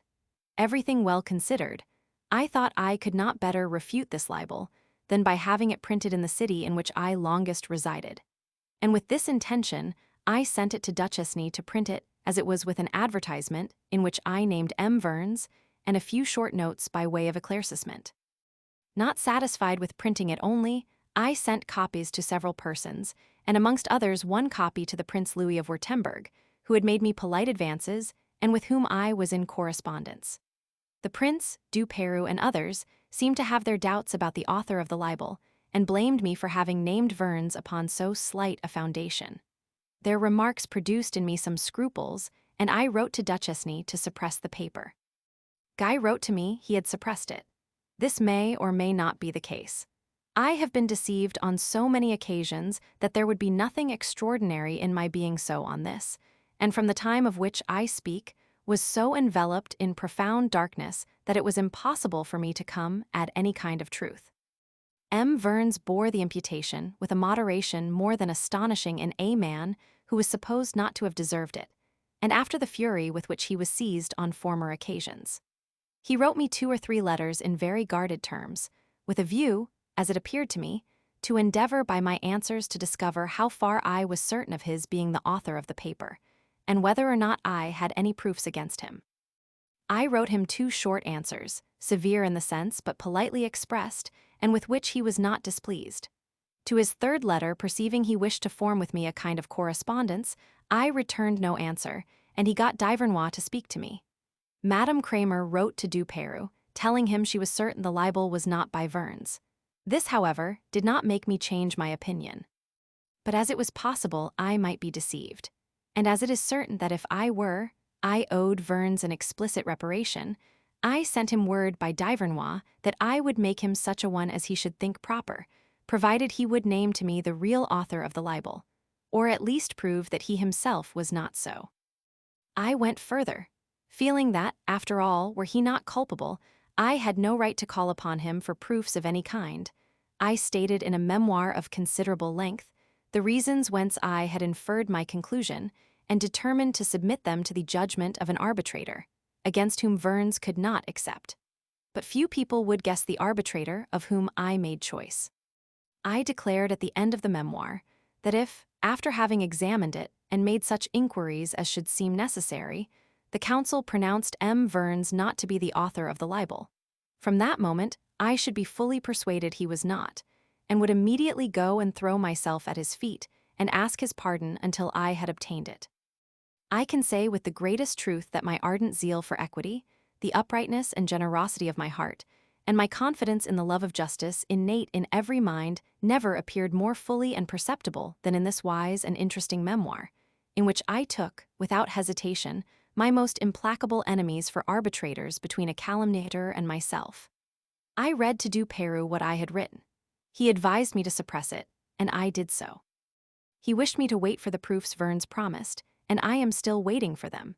He thought it best that I should in the meantime be silent, and I held my tongue, and shall do so the rest of my life, censured as I am for having brought against Verns a heavy imputation, false and unsupportable by proof, although I am still fully persuaded, nay, as convinced as I am of my existence, that he is the author of the libel. My memoir is in the hands of Du Peyrou. Should it ever be published, my reasons will be found in it, and the heart of Jean-Jacques, with which my contemporaries would not be acquainted, will I hope be known.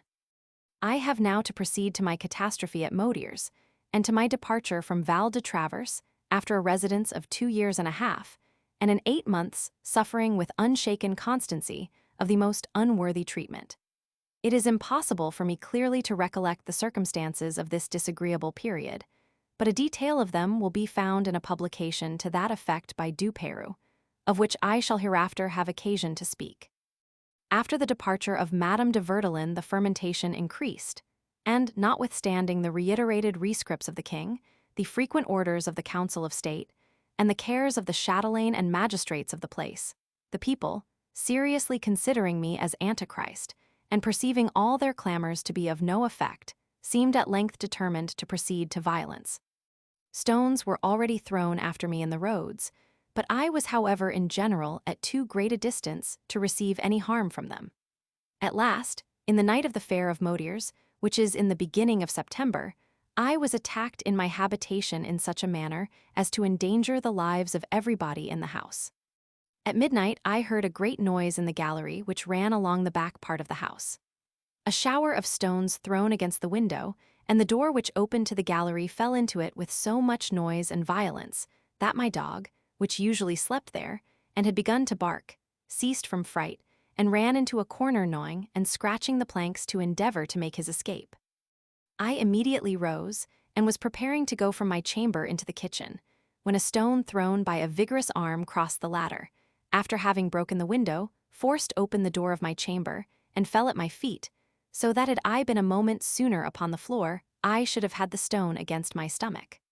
I judged the noise had been made to bring me to the door, and the stone thrown to receive me as I went out.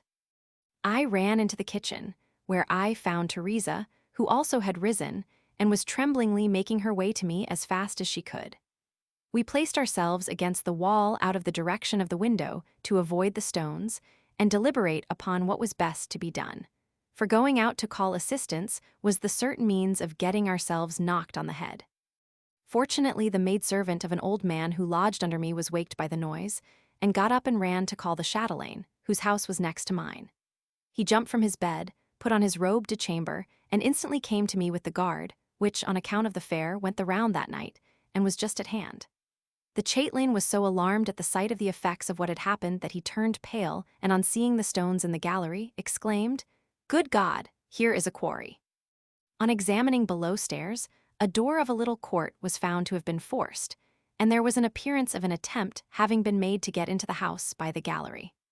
On inquiring the reason why the guard had neither prevented nor perceived the disturbance, it came out that the guards of Modiers had insisted upon doing duty that night, although it was the turn of those of another village. The next day the chatelaine sent his report to the Council of State, which 2 days afterwards sent an order to inquire into the affair, to promise a reward and secrecy to those who should impeach such as were guilty, and in the meantime to place, at the expense of the king, guards about my house, and that of the chatelaine, which joined to it. The day after the disturbance, Colonel Purry, the Attorney General Muron, the chatelaine Martinet, the receiver Guyonet, the treasurer d'Ivernois and his father, in a word, every person of consequence in the country, came to see me, and united their solicitations to persuade me to yield to the storm and leave, at least for a time, a place in which I could no longer live in safety nor with honor. I perceived that even the chatelaine was frightened at the fury of the people, and apprehending it might extend to himself, would be glad to see me depart as soon as possible, that he might no longer have the trouble of protecting me there, and be able to quit the parish, which he did after my departure. I therefore yielded to their solicitations, and this with but little pain, for the hatred of the people so afflicted my heart that I was no longer able to support it. I had a choice of places to retire to. After Madame de Verdelin returned to Paris, she had in several letters mentioned a Mr. Walpole, whom she called my lord, who, having a strong desire to serve me, proposed to me an asylum at one of his country houses, of the situation of which she gave me the most agreeable description, entering, relative to lodging and subsistence, into a detail which proved she and Lord Walpole had held particular consultations upon the project. My Lord Marshal had always advised me to go to England or Scotland, and in case of my determining upon the latter, offered me there an asylum. But he offered me another at Potsdam, near to his person, and which tempted me more than all the rest. He had just communicated to me what the king had said to him about my going there, which was a kind of invitation to me from that monarch, and the Duchess of Saxe-Gotha depended so much upon my taking the journey that she wrote to me desiring I should go to see her in my way to the court of Prussia, and stay some time before I proceeded farther. But I was so attached to Switzerland that I could not resolve to quit it so long as it was possible for me to live there, and I seized this opportunity to execute a project of which I had for several months conceived the idea, and of which I have deferred speaking, that I might not interrupt my narrative. This project consisted in going to reside in the island of St. Peter, an estate belonging to the hospital of Bern, in the middle of the lake of Bayonne. In a pedestrian pilgrimage, I had made the preceding year with Du Peru we had visited this isle, with which I was so much delighted that I had since that time incessantly thought of the means of making it my place of residence. The greatest obstacle to my wishes arose from the property of the island being vested in the people of Bern, who 3 years before had driven me from amongst them. And besides the mortification of returning to live with people who had given me so unfavorable a reception, I had reason to fear they would leave me no more at peace in the island than they had done at Yverdon. I had consulted the Lord Marshal upon the subject, who, thinking as I did, that the people of Bern would be glad to see me banished to the island, and to keep me there as a hostage for the works I might be tempted to write, and sounded their dispositions by means of M. Sturler, his old neighbor at Colombier. M. Sturler addressed himself to the chiefs of the state, and according to their answer assured the Marshal the Bernois, sorry for their past behavior, wished to see me settled in the island of St. Peter, and to leave me there at peace. As an additional precaution, before I determined to reside there, I desired the Colonel Chalet to make new inquiries. He confirmed what I had already heard, and the receiver of the island having obtained from his superior's permission to lodge me in it, I thought I might without danger go to the house, with the tacit consent of the sovereign and the proprietors. For I could not expect the people of Bern would openly acknowledge the injustice they had done me, and thus act contrary to the most inviolable maxim of all sovereigns. The island of St. Peter, called at Neuchâtel the island of La Motte, in the middle of the lake of Bayonne, is 1/2 league in circumference. But in this little space all the chief productions necessary to subsistence are found. The island has fields, meadows, orchards, woods, and vineyards, and all these, favored by variegated and mountainous situations, form a distribution of the more agreeable, as the parts, not being discovered all at once, are seen successively to advantage, and make the island appear greater than it really is. A very elevated terrace forms the western part of it, and commands Glaris and Nouverville.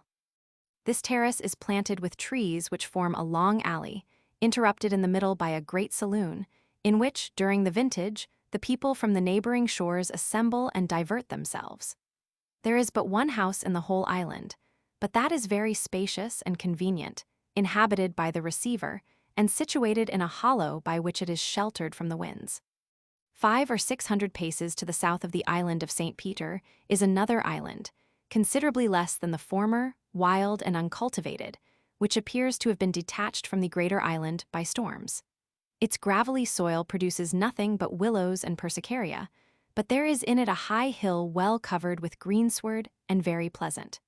The form of the lake is an almost regular oval.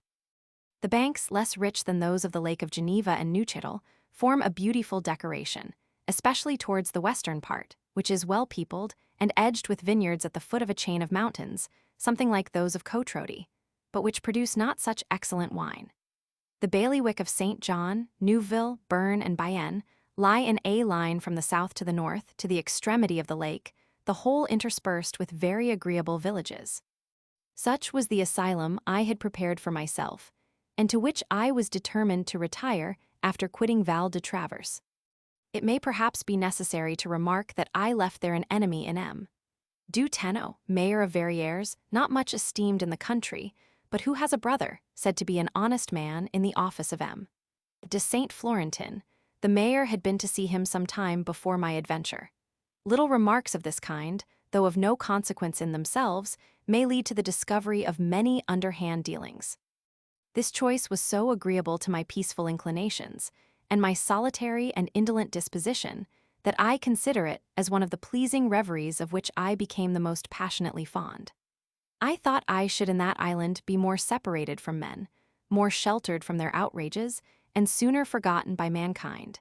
In a word, more abandoned to the delightful pleasures of the inaction of a contemplative life. I could have wished to have been confined in it in such a manner as to have had no intercourse with mortals, and I certainly took every measure I could imagine to relieve me from the necessity of troubling my head about them.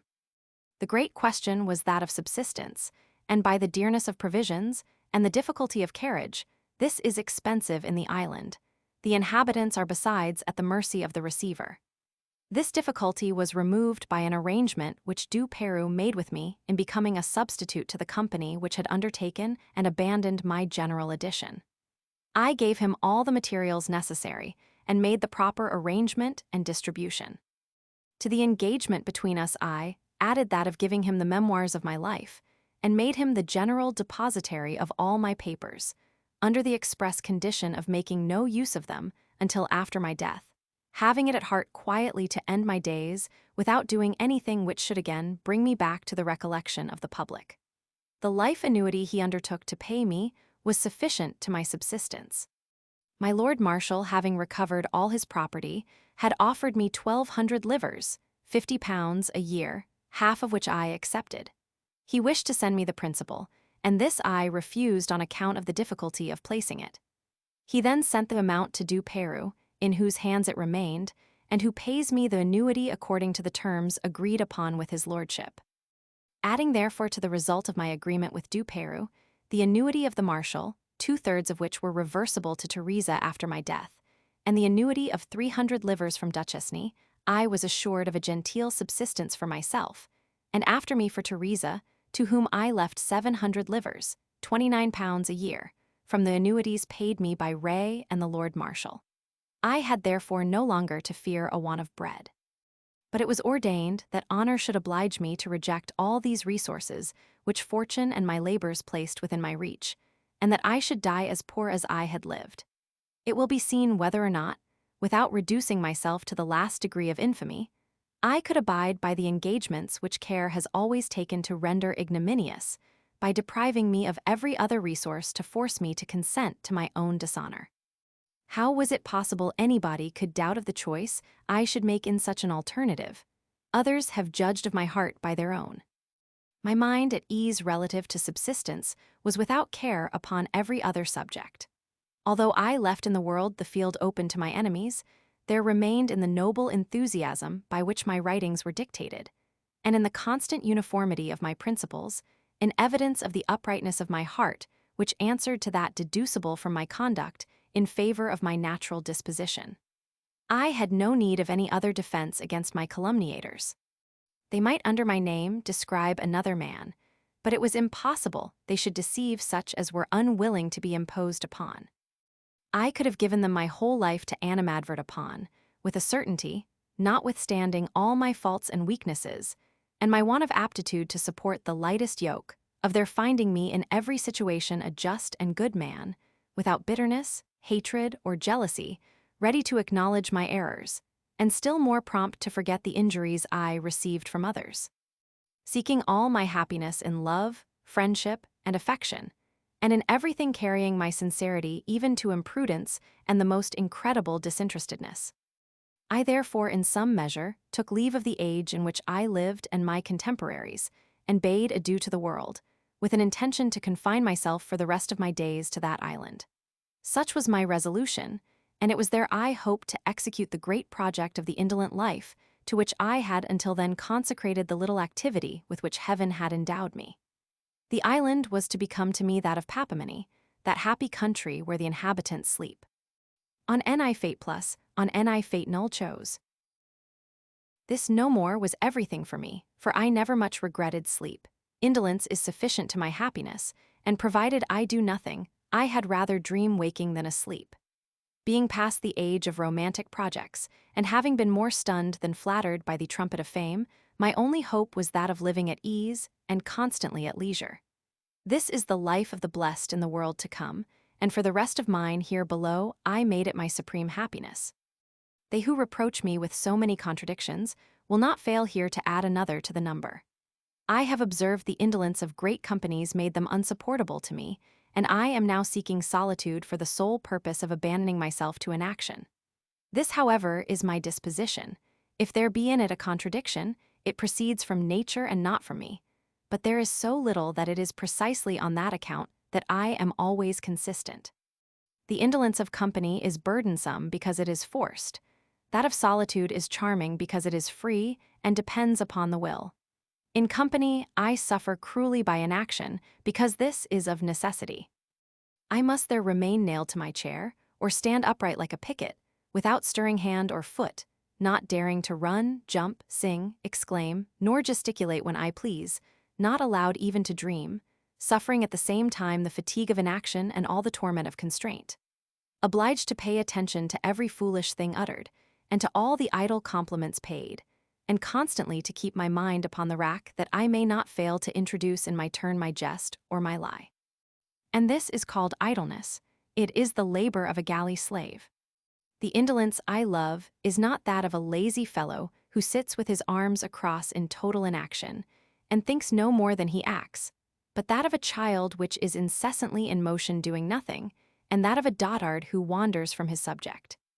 I love to amuse myself with trifles, by beginning 100 things and never finishing one of them, by going or coming as I take either into my head, by changing my project at every instant, by following a fly through all its windings, in wishing to overturn a rock to see what is under it, by undertaking with ardor the work of 10 years, and abandoning it without regret at the end of 10 minutes. Finally, in musing from morning until night without order or coherence, and in following in everything the caprice of a moment. Botany, such as I have always considered it, and of which after my own manner I began to become passionately fond, was precisely an idle study, proper to fill up the void of my leisure, without leaving room for the delirium of imagination or the weariness of total inaction. Carelessly wandering in the woods and the country, mechanically gathering here a flower and there a branch, eating my morsel almost by chance, observing 1,000 and 1,000 times the same things, and always with the same interest, because I always forgot them, were to me the means of passing an eternity without a weary moment. However elegant, admirable, and variegated the structure of plants may be, it does not strike an ignorant eye sufficiently to fix the attention. The constant analogy, with, at the same time, the prodigious variety which reigns in their conformation, gives pleasure to those only who have already some idea of the vegetable system. Others, at the sight of these treasures of nature, feel nothing more than a stupid and monotonous admiration. They see nothing in detail because they know not for what to look, nor do they perceive the whole, having no idea of the chain of connection and combinations which overwhelms with its wonders the mind of the observer. I was arrived at that happy point of knowledge, and my want of memory was such as constantly to keep me there, that I knew little enough to make the whole new to me, and yet everything that was necessary to make me sensible to the beauties of all the parts. The different soils into which the island, although little, was divided, offered a sufficient variety of plants for the study and amusement of my whole life. I was determined not to leave a blade of grass without analyzing it, and I began already to take measures for making, with an immense collection of observations, the Flora Petrinsularis. I sent for Teresa, who brought with her my books and effects. We boarded with the receiver of the island. His wife had sisters at Nidau, who by turns came to see her, and were company for Teresa. I here made the experiment of the agreeable life which I could have wished to continue to the end of my days, and the pleasure I found in it only served to make me feel to a greater degree the bitterness of that by which it was shortly to be succeeded. I have ever been passionately fond of water, and the sight of it throws me into a delightful reverie, although frequently without a determinate object. Immediately after I rose from my bed, I never failed, if the weather was fine, to run to the terrace to respire the fresh and salubrious air of the morning, and glide my eye over the horizon of the lake, bounded by banks and mountains, delightful to the view. I know no homage more worthy of the divinity than the silent admiration excited by the contemplation of his works, and which is not externally expressed. I can easily comprehend the reason why the inhabitants of great cities, who see nothing but walls and streets, have but little faith, but not whence it happens that people in the country, and especially such as live in solitude, can possibly be without it. How comes it to pass that these do not 100 times a day elevate their minds in ecstasy to the author of the wonders which strike their senses? For my part, it is especially at rising, wearied by a want of sleep, that long habit inclines me to this elevation which imposes not the fatigue of thinking, but to this effect my eyes must be struck with the ravishing beauties of nature. In my chamber I pray less frequently, and not so fervently, but at the view of a fine landscape I feel myself moved, but by what I am unable to tell. I have somewhere read of a wise bishop who in a visit to his diocese found an old woman whose only prayer consisted in the single interjection, "Oh, good mother," said he to her, "continue to pray in this manner, your prayer is better than ours." This better prayer is mine also. After breakfast, I hastened, with a frown on my brow, to write a few pitiful letters, longing ardently for the moment after which I should have no more to write. I busied myself for a few minutes about my books and papers to unpack and arrange them, rather than to read what they contained. And this arrangement, which to me became the work of Penelope, gave me the pleasure of musing for a while. I then grew weary, and quitted my books to spend the 3 or 4 hours which remained to me of the morning in the study of botany, and especially of the system of Linnaeus, of which I became so passionately fond, that, after having felt how useless my attachment to it was, I yet could not entirely shake it off. This great observer is, in my opinion, the only one who, with Ludwig, has hitherto considered botany as a naturalist and a philosopher, but he has too much studied it in herbals and gardens, and not sufficiently in nature herself. For my part, whose garden was always the whole island, the moment I wanted to make or verify an observation, I ran into the woods or meadows with my book under my arm, and there laid myself upon the ground near the plant in question, to examine it at my ease as it stood. This method was of great service to me in gaining a knowledge of vegetables in their natural state, before they had been cultivated and changed in their nature by the hands of men. Fagin, first physician to Louis Roman XIV, and who named and perfectly knew all the plants in the royal garden, is said to have been so ignorant in the country as not to know how to distinguish the same plants. I am precisely the contrary. I know something of the work of nature, but nothing of that of the gardener. I gave every afternoon totally up to my indolent and careless disposition, and to following without regularity the impulse of the moment. When the weather was calm, I frequently went immediately after I rose from dinner, and alone got into the boat. The receiver had taught me to row with one oar. I rowed out into the middle of the lake. The moment I withdrew from the bank, I felt a secret joy which almost made me leap, and of which it is impossible for me to tell or even comprehend the cause, if it were not a secret congratulation on my being out of the reach of the wicked. I afterwards rowed about the lake, sometimes approaching the opposite bank, but never touching at it. I often let my boat float at the mercy of the wind and water, abandoning myself to reveries without object, and which were not the less agreeable for their stupidity. I sometimes exclaimed, "O nature, O my mother, I am here under thy guardianship alone. Here is no deceitful and cunning mortal to interfere between thee and me." In this manner, I withdrew half a league from land. I could have wished the lake had been the ocean.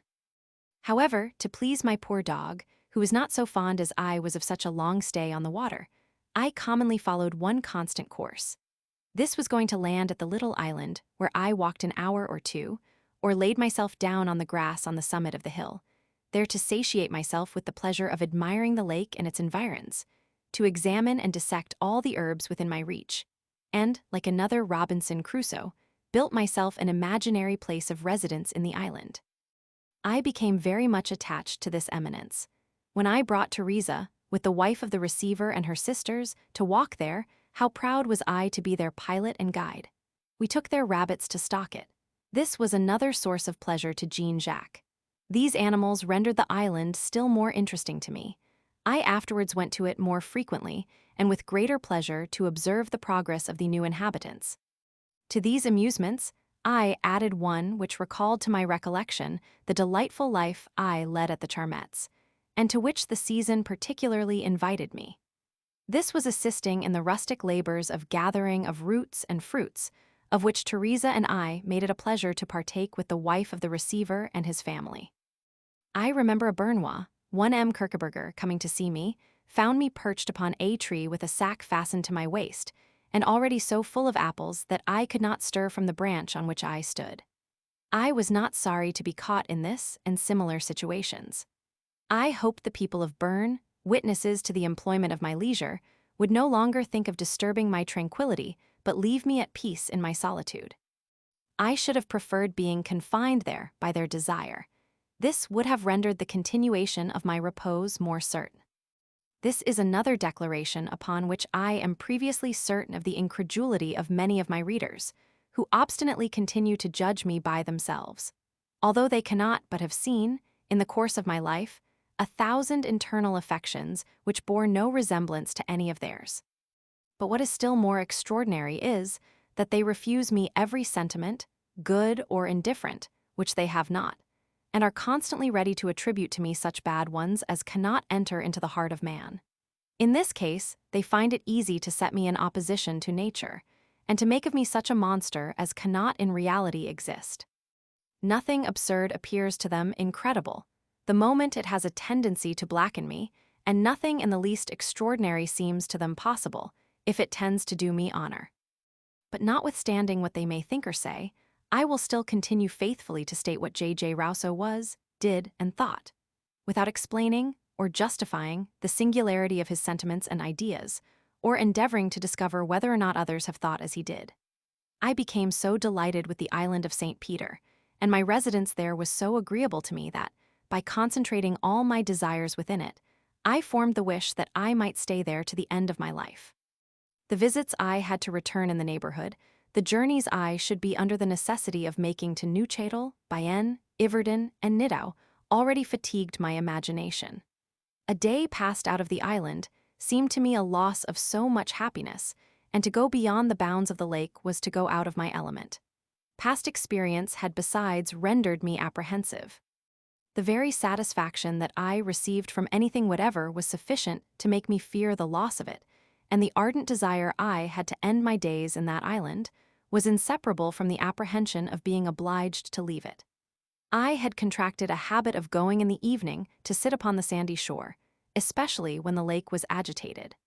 I felt a singular pleasure in seeing the waves break at my feet.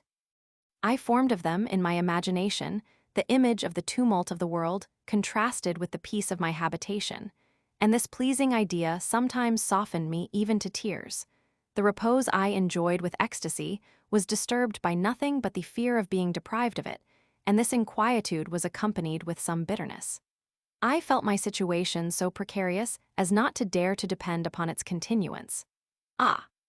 How willingly, said I to myself, would I renounce the liberty of quitting this place, for which I have no desire for the assurance of always remaining in it. Instead of being permitted to stay here by favor, why am I not detained by force? They who suffer me to remain may in a moment drive me away, and can I hope my persecutors, seeing me happy, will leave me here to continue to be so? Permitting me to live in the island is but a trifling favor. I could wish to be condemned to do it, and constrained to remain here that I may not be obliged to go elsewhere.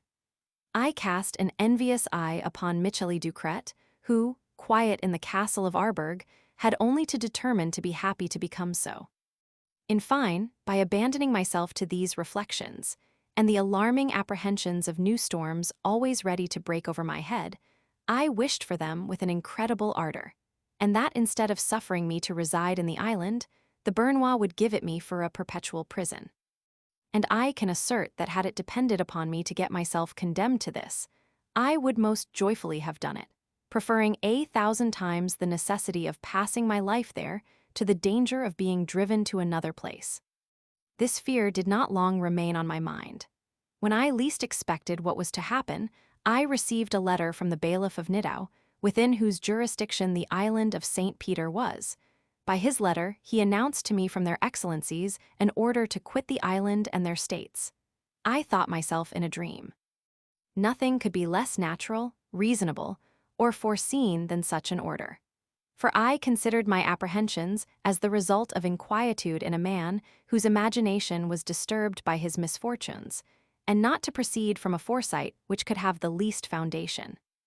The measures I had taken to ensure myself the tacit consent of the sovereign, the tranquillity with which I had been left to make my establishment, the visits of several people from Bern, and that of the bailiff himself, who had shown me such friendship and attention, and the rigor of the season in which it was barbarous to expel a man who was sickly and infirm. All these circumstances made me and many people believe that there was some mistake in the order, and that ill-disposed people had purposely chosen the time of the vintage and the vacation of the Senate suddenly to do me an injury. Had I yielded to the first impulse of my indignation, I should immediately have departed. But to what place was I to go? What was to become of me at the beginning of the winter, without object, preparation, guide, or carriage? Not to leave my papers and effects at the mercy of the first comer, time was necessary to make proper arrangements, and it was not stated in the order whether or not this would be granted me. The continuance of misfortune began to weigh down my courage.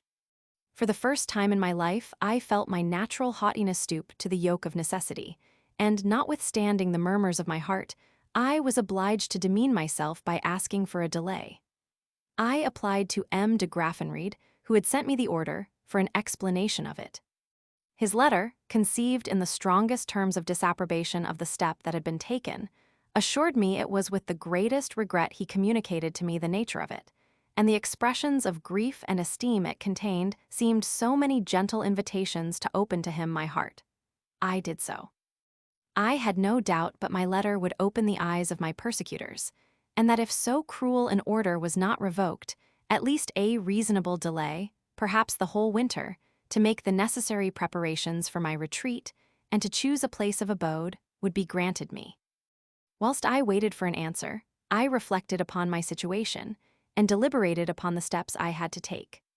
I perceived so many difficulties on all sides, the vexation I had suffered had so strongly affected me, and my health was then in such a bad state, that I was quite overcome, and the effect of my discouragement was to deprive me of the little resource which remained in my mind, by which I might, as well as it was possible to do it, have withdrawn myself from my melancholy situation.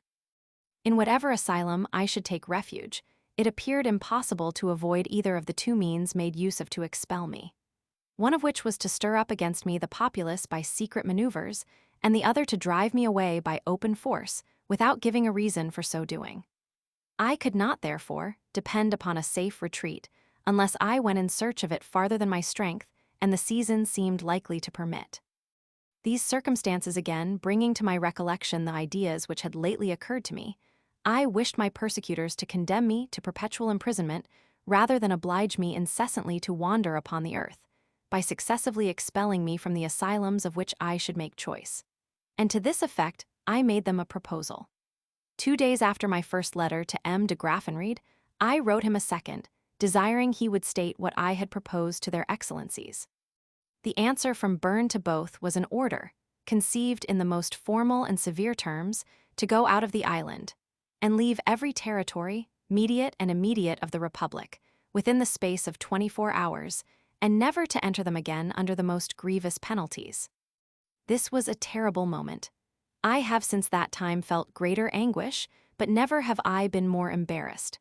What afflicted me most was being forced to abandon the project which had made me desirous to pass the winter in the island.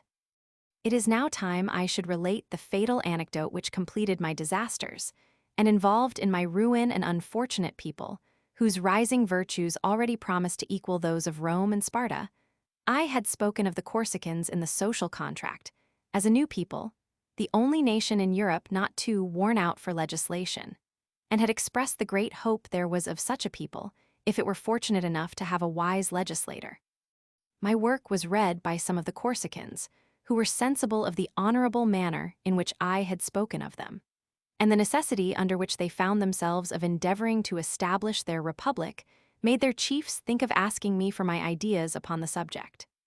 M. Buttafuoco, of one of the first families in the country, and captain in France in the Royal Italians, wrote to me to that effect, and sent me several papers for which I had asked to make myself acquainted with the history of the nation and the state of the country. M. Pauli, also, wrote to me several times, and although I felt such an undertaking to be superior to my abilities, I thought I could not refuse to give my assistance to so great and noble a work, the moment I should have acquired all the necessary information.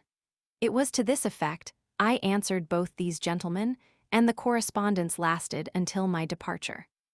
Precisely at the same time, I heard that France was sending troops to Corsica, and that she had entered into a treaty with the Genoese. This treaty and sending of troops gave me uneasiness, and, without imagining I had any further relation with the business, I thought it impossible, and the attempt ridiculous, to labor at an undertaking which required such undisturbed tranquillity as the political institution of a people in the moment when perhaps they were upon the point of being subjugated. I did not conceal my fears from M. Buttafuoco, who rather relieved me from them by the assurance that, were there in the treaty things contrary to the liberty of his country, a good citizen like himself would not remain as he did in the service of France. In fact, his zeal for the legislation of the Corsicans, and his connections with M. Pauli, could not leave a doubt on my mind respecting him. And when I heard he made frequent journeys to Versailles and Fontainebleau, and had conversations with M. de Choiseul, all I concluded from the whole was, that with respect to the real intentions of France he had assurances which he gave me to understand, but concerning which he did not choose openly to explain himself by letter. This removed a part of my apprehensions. Yet, as I could not comprehend the meaning of the transportation of troops from France, nor reasonably suppose they were sent to Corsica to protect the liberty of the inhabitants, which they of themselves were very well able to defend against the Genoese, I could neither make myself perfectly easy, nor seriously undertake the plan of the proposed legislation, until I had solid proofs that the whole was serious, and that the parties meant not to trifle with me. I much wished for an interview with M. Buttafuoco, as that was certainly the best means of coming at the explanation I wished. Of this he gave me hopes, and I waited for it with the greatest impatience. I know not whether he really intended me any interview or not, but had this even been the case, my misfortunes would have prevented me from profiting by it. The more I considered the proposed undertaking, and the further I advanced in the examination of the papers I had in my hands, the greater I found the necessity of studying, in the country, the people for whom institutions were to be made, the soil they inhabited, and all the relative circumstances by which it was necessary to appropriate to them that institution. I daily perceived more clearly the impossibility of acquiring at a distance all the information necessary to guide me. This I wrote to M. Buttafuoco, and he felt as I did, although I did not form the precise resolution of going to Corsica. I considered a good deal of the means necessary to make that voyage. I mentioned it to M. d'Astier, who, having formerly served in the island under M. de Maillebois, was necessarily acquainted with it. He used every effort to dissuade me from this intention, and I confess the frightful description he gave me of the Corsicans and their country considerably abated the desire I had of going to live amongst them. But when the persecutions of Motiers made me think of quitting Switzerland, this desire was again strengthened by the hope of at length finding amongst these islanders the repose refused me in every other place. One thing only alarmed me, which was my unfitness for the active life to which I was going to be condemned, and the aversion I had always had to it. My disposition, proper for meditating at leisure and in solitude, was not so for speaking and acting, and treating of affairs with men. Nature, which had endowed me with the first talent, had refused me the last. Yet I felt that, even without taking a direct and active part in public affairs, I should, as soon as I was in Corsica, be under the necessity of yielding to the desires of the people, and of frequently conferring with the chiefs. The object even of the voyage required that, instead of seeking retirement, I should in the heart of the country endeavor to gain the information of which I stood in need. It was certain that I should no longer be master of my own time, and that, in spite of myself, precipitated into the vortex in which I was not born to move, I should there lead a life contrary to my inclination, and never appear but to disadvantage. I foresaw that, ill supporting by my presence the opinion my books might have given the Corsicans of my capacity, I should lose my reputation amongst them, and, as much to their prejudice as my own, be deprived of the confidence they had in me, without which, however, I could not successfully produce the work they expected from my pen. I am certain that, by thus going out of my sphere, I should become useless to the inhabitants, and render myself unhappy. Tormented, beaten by storms from every quarter, and for several years past, fatigued by journeys and persecution, I strongly felt a want of the repose of which my barbarous enemies wantonly deprived me. I sighed more than ever after that delicious indolence, that soft tranquillity of body and mind, which I had so much desired, and to which, now that I had recovered from the chimeras of love and friendship, my heart limited its supreme felicity. I viewed with terror the work I was about to undertake.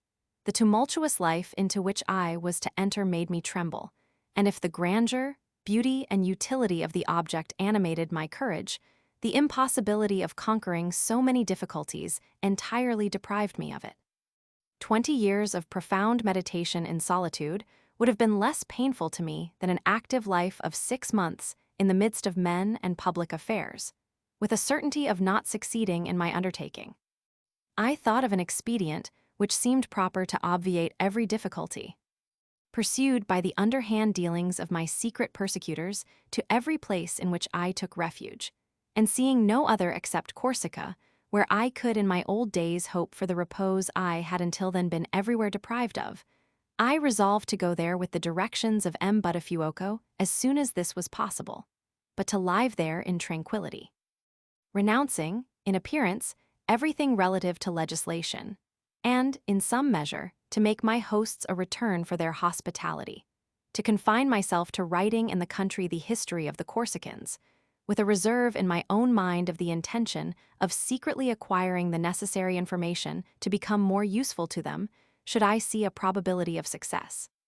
In this manner, by not entering into an engagement, I hoped to be enabled better to meditate in secret and more at my ease, a plan which might be useful to their purpose, and this without much breaking in upon my dearly beloved solitude, or submitting to a kind of life which I had ever found insupportable.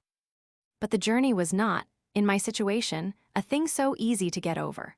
According to what M. d'Astier had told me of Corsica, I could not expect to find there the most simple conveniences of life, except such as I should take with me. Linen, clothes, plate, kitchen furniture, and books, all were to be conveyed thither. To get there myself with my gouvernante, I had the Alps to cross, and in a journey of 200 leagues to drag after me all my baggage. I had also to pass through the states of several sovereigns, and according to the example set to all Europe, I had, after what had befallen me, naturally to expect to find obstacles in every quarter, and that each sovereign would think he did himself honor by overwhelming me with some new insult, and violating in my person all the rights of persons and humanity. The immense expense, fatigue, and risk of such a journey made a previous consideration of them, and weighing every difficulty, the first step necessary. The idea of being alone, and, at my age, without resource, far removed from all my acquaintance, and at the mercy of these semi-barbarous and ferocious people, such as M. Dastier had described them to me, was sufficient to make me deliberate before I resolved to expose myself to such dangers. I ardently wished for the interview for which M. Buttafuoco had given me reason to hope, and I waited the result of it to guide me in my determination. Whilst I thus hesitated came on the persecutions of Modiers, which obliged me to retire. I was not prepared for a long journey, especially to Corsica. I expected to hear from Buttafuoco. I took refuge in the island of St. Peter, whence I was driven at the beginning of winter, as I have already stated. The Alps, covered with snow, then rendered my emigration impracticable, especially with the promptitude required from me. It is true, the extravagant severity of a like order rendered the execution of it almost impossible.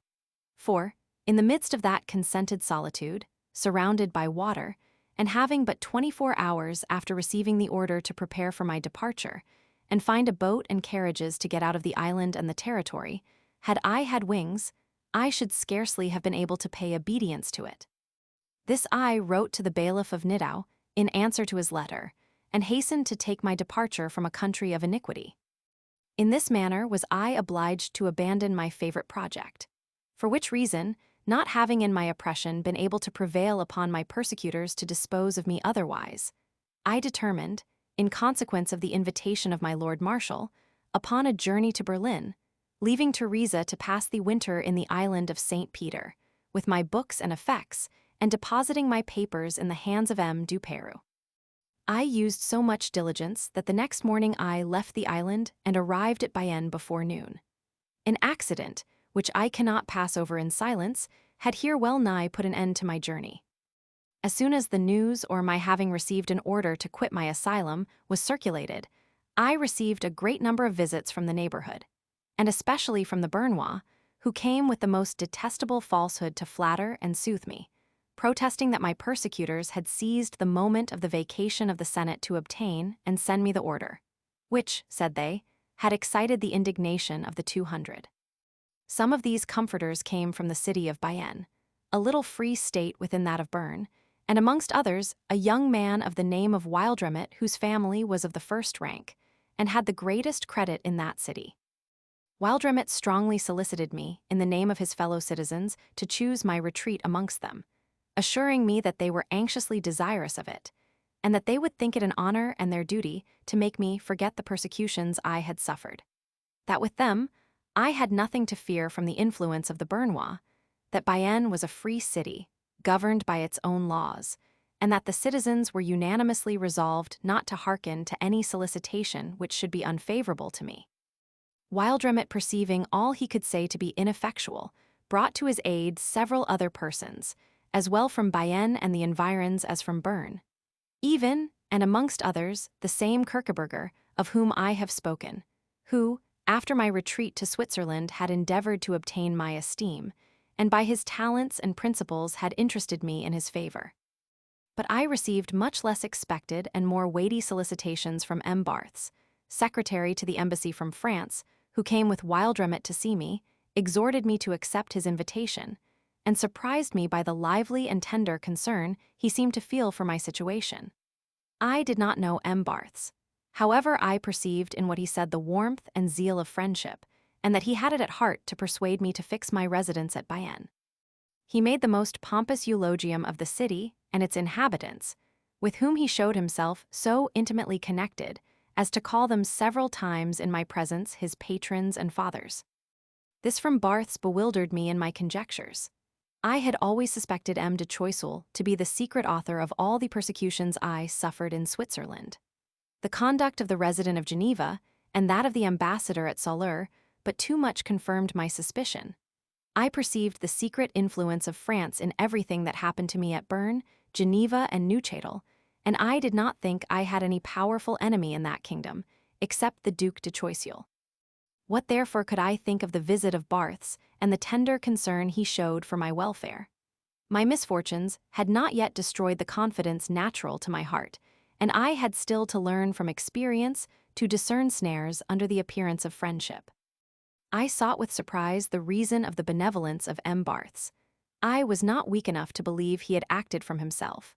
There was in his manner something ostentatious, an affectation even which declared a concealed intention, and I was far from having found in any of these little subaltern agents that generous intrepidity which, when I was in a similar employment, had often caused a fermentation in my heart. I had formerly known something of the Chevalier Buteville at the castle of Montmorency. He had shown me marks of esteem. Since his appointment to the embassy, he had given me proofs of his not having entirely forgotten me, accompanied with an invitation to go and see him at Soleure.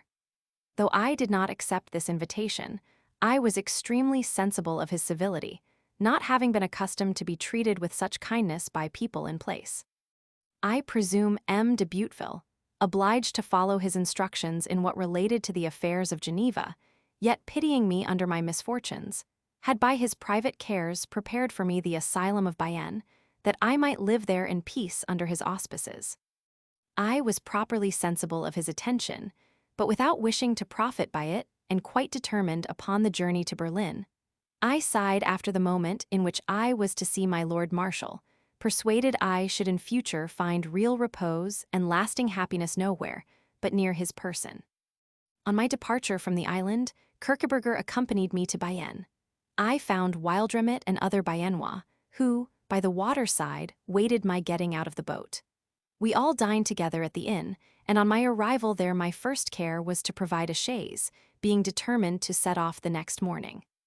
Whilst we were at dinner, these gentlemen repeated their solicitations to prevail upon me to stay with them, and this with such warmth and obliging protestations, that notwithstanding all my resolutions, my heart, which has never been able to resist friendly attentions, received an impression from theirs. The moment they perceived I was shaken, they redoubled their efforts with so much effect that I was at length overcome, and consented to remain at Bayonne, at least until the spring.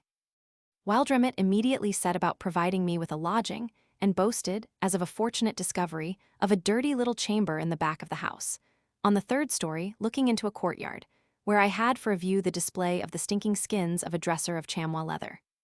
My host was a man of a mean appearance, and a good deal of a rascal.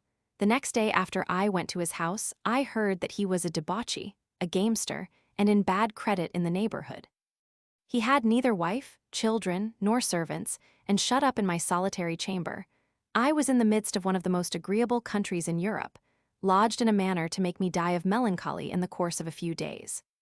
What affected me most was that, notwithstanding what I had heard of the anxious wish of the inhabitants to receive me amongst them, I had not perceived, as I passed through the streets, anything polite towards me in their manners or obliging in their looks. I was, however, determined to remain there, but I learned, saw, and felt, the day after, that there was in the city a terrible fermentation, of which I was the cause. Several persons hastened obligingly to inform me that on the next day I was to receive an order conceived in the most severe terms, immediately to quit the state, that is the city. I had nobody in whom I could confide. They who had detained me were dispersed. Wildremit had disappeared. I heard no more of Barth's, and it did not appear that his recommendation had brought me into great favor with those whom he had styled his patrons and fathers. One M. de Van Travers, a Bernois, who had an agreeable house not far from the city, offered it to me for my asylum, hoping, as he said, that I might there avoid being stoned.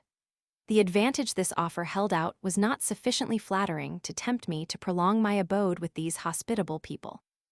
Yet, having lost 3 days by the delay, I had greatly exceeded the 24 hours the Bernois had given me to quit their states, and knowing their severity, I was not without apprehensions as to the manner in which they would suffer me to cross them, when the bailiff of Nidau came opportunely and relieved me from my embarrassment. As he had highly disapproved of the violent proceedings of their excellencies, he thought, in his generosity, he owed me some public proof of his taking no part in them, and had courage to leave his bailiwick to come and pay me a visit at Bayonne. He did me this favor the evening before my departure, and far from being incognito he affected ceremony, coming in fiacre in his coach with his secretary, and brought me a passport in his own name that I might cross the state of Bern at my ease and without fear of molestation. I was more flattered by the visit than by the passport, and should have been as sensible of the merit of it, had it had for object any other person whatsoever. Nothing makes a greater impression on my heart than a well-timed act of courage in favor of the weak unjustly oppressed. At length, after having with difficulty procured a chaise, I next morning left this barbarous country, before the arrival of the deputation with which I was to be honored, and even before I had seen Teresa, to whom I had written to come to me, when I thought I should remain at Bayonne, and whom I had scarcely time to countermand by a short letter, informing her of my new disaster. In the third part of my memoirs, if ever I be able to write them, I shall state in what manner, thinking to set off for Berlin, I really took my departure for England, and the means by which the two ladies who wished to dispose of my person, after having by their maneuvers driven me from Switzerland, where I was not sufficiently in their power, at last delivered me into the hands of their friend. I added what follows on reading my memoirs to M. and Madame, the Countess of Egmont, the Prince Pignatelli, the Marchioness of Mesme, and the Marquis of Juin. I have written the truth. If any person has heard of things contrary to those I have just stated, were they 1,000 times proved, he has heard calumny and falsehood. And if he refuses thoroughly to examine and compare them with me whilst I am alive, he is not a friend either to justice or truth. For my part, I openly, and without the least fear declare, that whoever, even without having read my works, shall have examined with his own eyes my disposition, character, manners, inclinations, pleasures, and habits, and pronounce me a dishonest man, is himself one who deserves a gibbet. Thus I concluded, and every person was silent. Madame d'Egmont was the only person who seemed affected. She visibly trembled, but soon recovered herself, and was silent like the rest of the company. Such were the fruits of my reading and declaration. Note, here is a short list of bookmarks, or pointers, at the end of the file for those who may wish to sample the author's ideas before making an entire meal of them. D.W. Edxt Editor's Bookmarks. A feeling heart the foundation of all my misfortunes. A religion preached by such missionaries must lead to paradise. A subject not even fit to make a priest of a man, on being questioned, is immediately on his guard adopted the jargon of books, then the knowledge they contained all animals are distrustful of man, and with reason all your evils proceed from yourselves. An author must be independent of success ardor, for learning became so far a madness aversion to singularity, avoid putting our interests in competition with our duty being beat like a slave. I judged I had a right to all vices. Bilbicay Catholic must content himself with the decisions of others. Caution is needless, after the evil has happened, cemented by reciprocal esteem, considering this want of decency. As an act of courage, conversations were more serviceable than his prescription's degree of sensuality, had mingled with the smart and shame dye. Without the aid of physicians, difficult to think nobly when we think for a livelihood. Dine at the hour of supper. Sup when I should have been asleep, disgusted with the idle trifling of a convent dissembler, though, in fact, I was only courteous, dying for love without an object, endeavoring to hide my incapacity. I rarely fail to show it, endeavoring to rise too high. We are in danger of falling, ever appearing to feel as little for others as herself, finding in every disease symptoms similar to mine. First instance of violence and oppression is so deeply engraved, first time in my life, of saying, I merit my own esteem. Flattery, or rather condescension, is not always a vice. Force me to be happy in the manner they should point out. Foresight with me has always embittered enjoyment, hastening on to death without having lived. Hat only fit to be carried under his arm, have the pleasure of seeing an ass ride on horseback, have ever preferred suffering to owing her excessive admiration or dislike of everything. Hold fast to aught that I have, and yet covet nothing more. Hopes in which self-love was by no means a loser. How many wrongs are effaced by the embraces of a friend. I never much regretted sleep. I strove to flatter my idleness. I never heard her speak ill of persons who were absent. I loved her too well to wish to possess her. I felt no dread, but that of being detected. I was long a child, and am so yet in many particulars. I am charged with the care of myself, only wished to avoid giving offense, I did not fear punishment. But I dreaded shame, I had a numerous acquaintance. Yet no more than 2 friends' idea of my not being everything to her idleness is as much the pest of society as of solitude if you have nothing to do. You must absolutely speak continually in the course of their lives. Frequently unlike themselves, in company, I suffer cruelly by inaction in a nation of blind men. Those with one eye are king's indolence. Negligence and delay in little duties to be fulfilled indolence of company is burdensome, because it is forced injustice of mankind, which embitters both life and death insignificant trash that has obtained the name of education, instead of being delighted with the journey only wished arrival. Is it possible to dissimulate with persons whom we love? Jean-Baptiste Rousseau knew how to complain, but not how to act law that the accuser should be confined at the same time left to nature the whole care of my own instruction, less degree of repugnance in divulging what is really criminal letters illustrious in proportion, as it was less a trade loaded with words and redundancies looking on each day, as the last of my life love of the marvelous is natural to the human heart make men like himself. Instead of taking them, as they were making their knowledge the measure of possibilities making me sensible of every deficiency maneuvers, of an author to the care of publishing a good book men. In general, make God like themselves men of learning, more tenaciously retain their prejudices, mistake wit for sense moment, I acquired literary fame. I had no longer a friend money, that we possess is the instrument of liberty money we lack and strive to obtain, is the instrument of slavery more stunned than flattered by the trumpet of fame, more folly than candor in the declaration, without necessity, multiplying persons and adventures. My greatest faults have been omissions, myself the principal object, necessity, the parent of industry. Suggested an invention, neither the victim nor witness of any violent emotions, no sooner had lost sight of men than I ceased to despise them, no longer permitted to let old people remain out of Paris, not so easy to quit her house as to enter it, not knowing how to spend their time.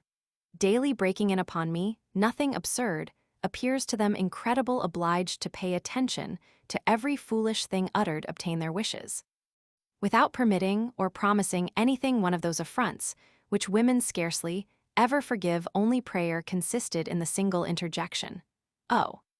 Painful to an honest man to resist desires already formed, past my days in languishing in silence for those I most admire. Piety was too sincere to give way to any affectation of it, placing unbounded confidence in myself. And others' prescriptions serve to flatter the hopes of the patient priests, ought never to have children except by married women, proportioned rather to her ideas than abilities. Protestants, in general, are better instructed, rather bashful than modest, rather appear to study with than to instruct me. Read the hearts of others, by endeavoring to conceal our own. Read description of any malady, without thinking it mine. Read, without studying. Remorse wakes amid the storms of adversity. Remorse sleeps in the calm sunshine of prosperity. Reproach me with so many contradictions. Return of spring seem to me like rising from the grave. Rogues know how to save themselves at the expense of the feeble satisfaction of weepy. Together seeking, by fresh offenses, a return of the same chastisement. Sin consisted only in the scandal slighting her favors. If within your reach, a unpardonable crime sometimes encourage hopes they never mean to realize. Substituting cunning to knowledge, suppose that certain, which I only knew to be probable, taught me it was not so terrible to thieve as I had imagined. That which neither women nor authors ever pardon, the malediction of knaves, is the glory of an honest man. The conscience of the guilty would revenge the innocent.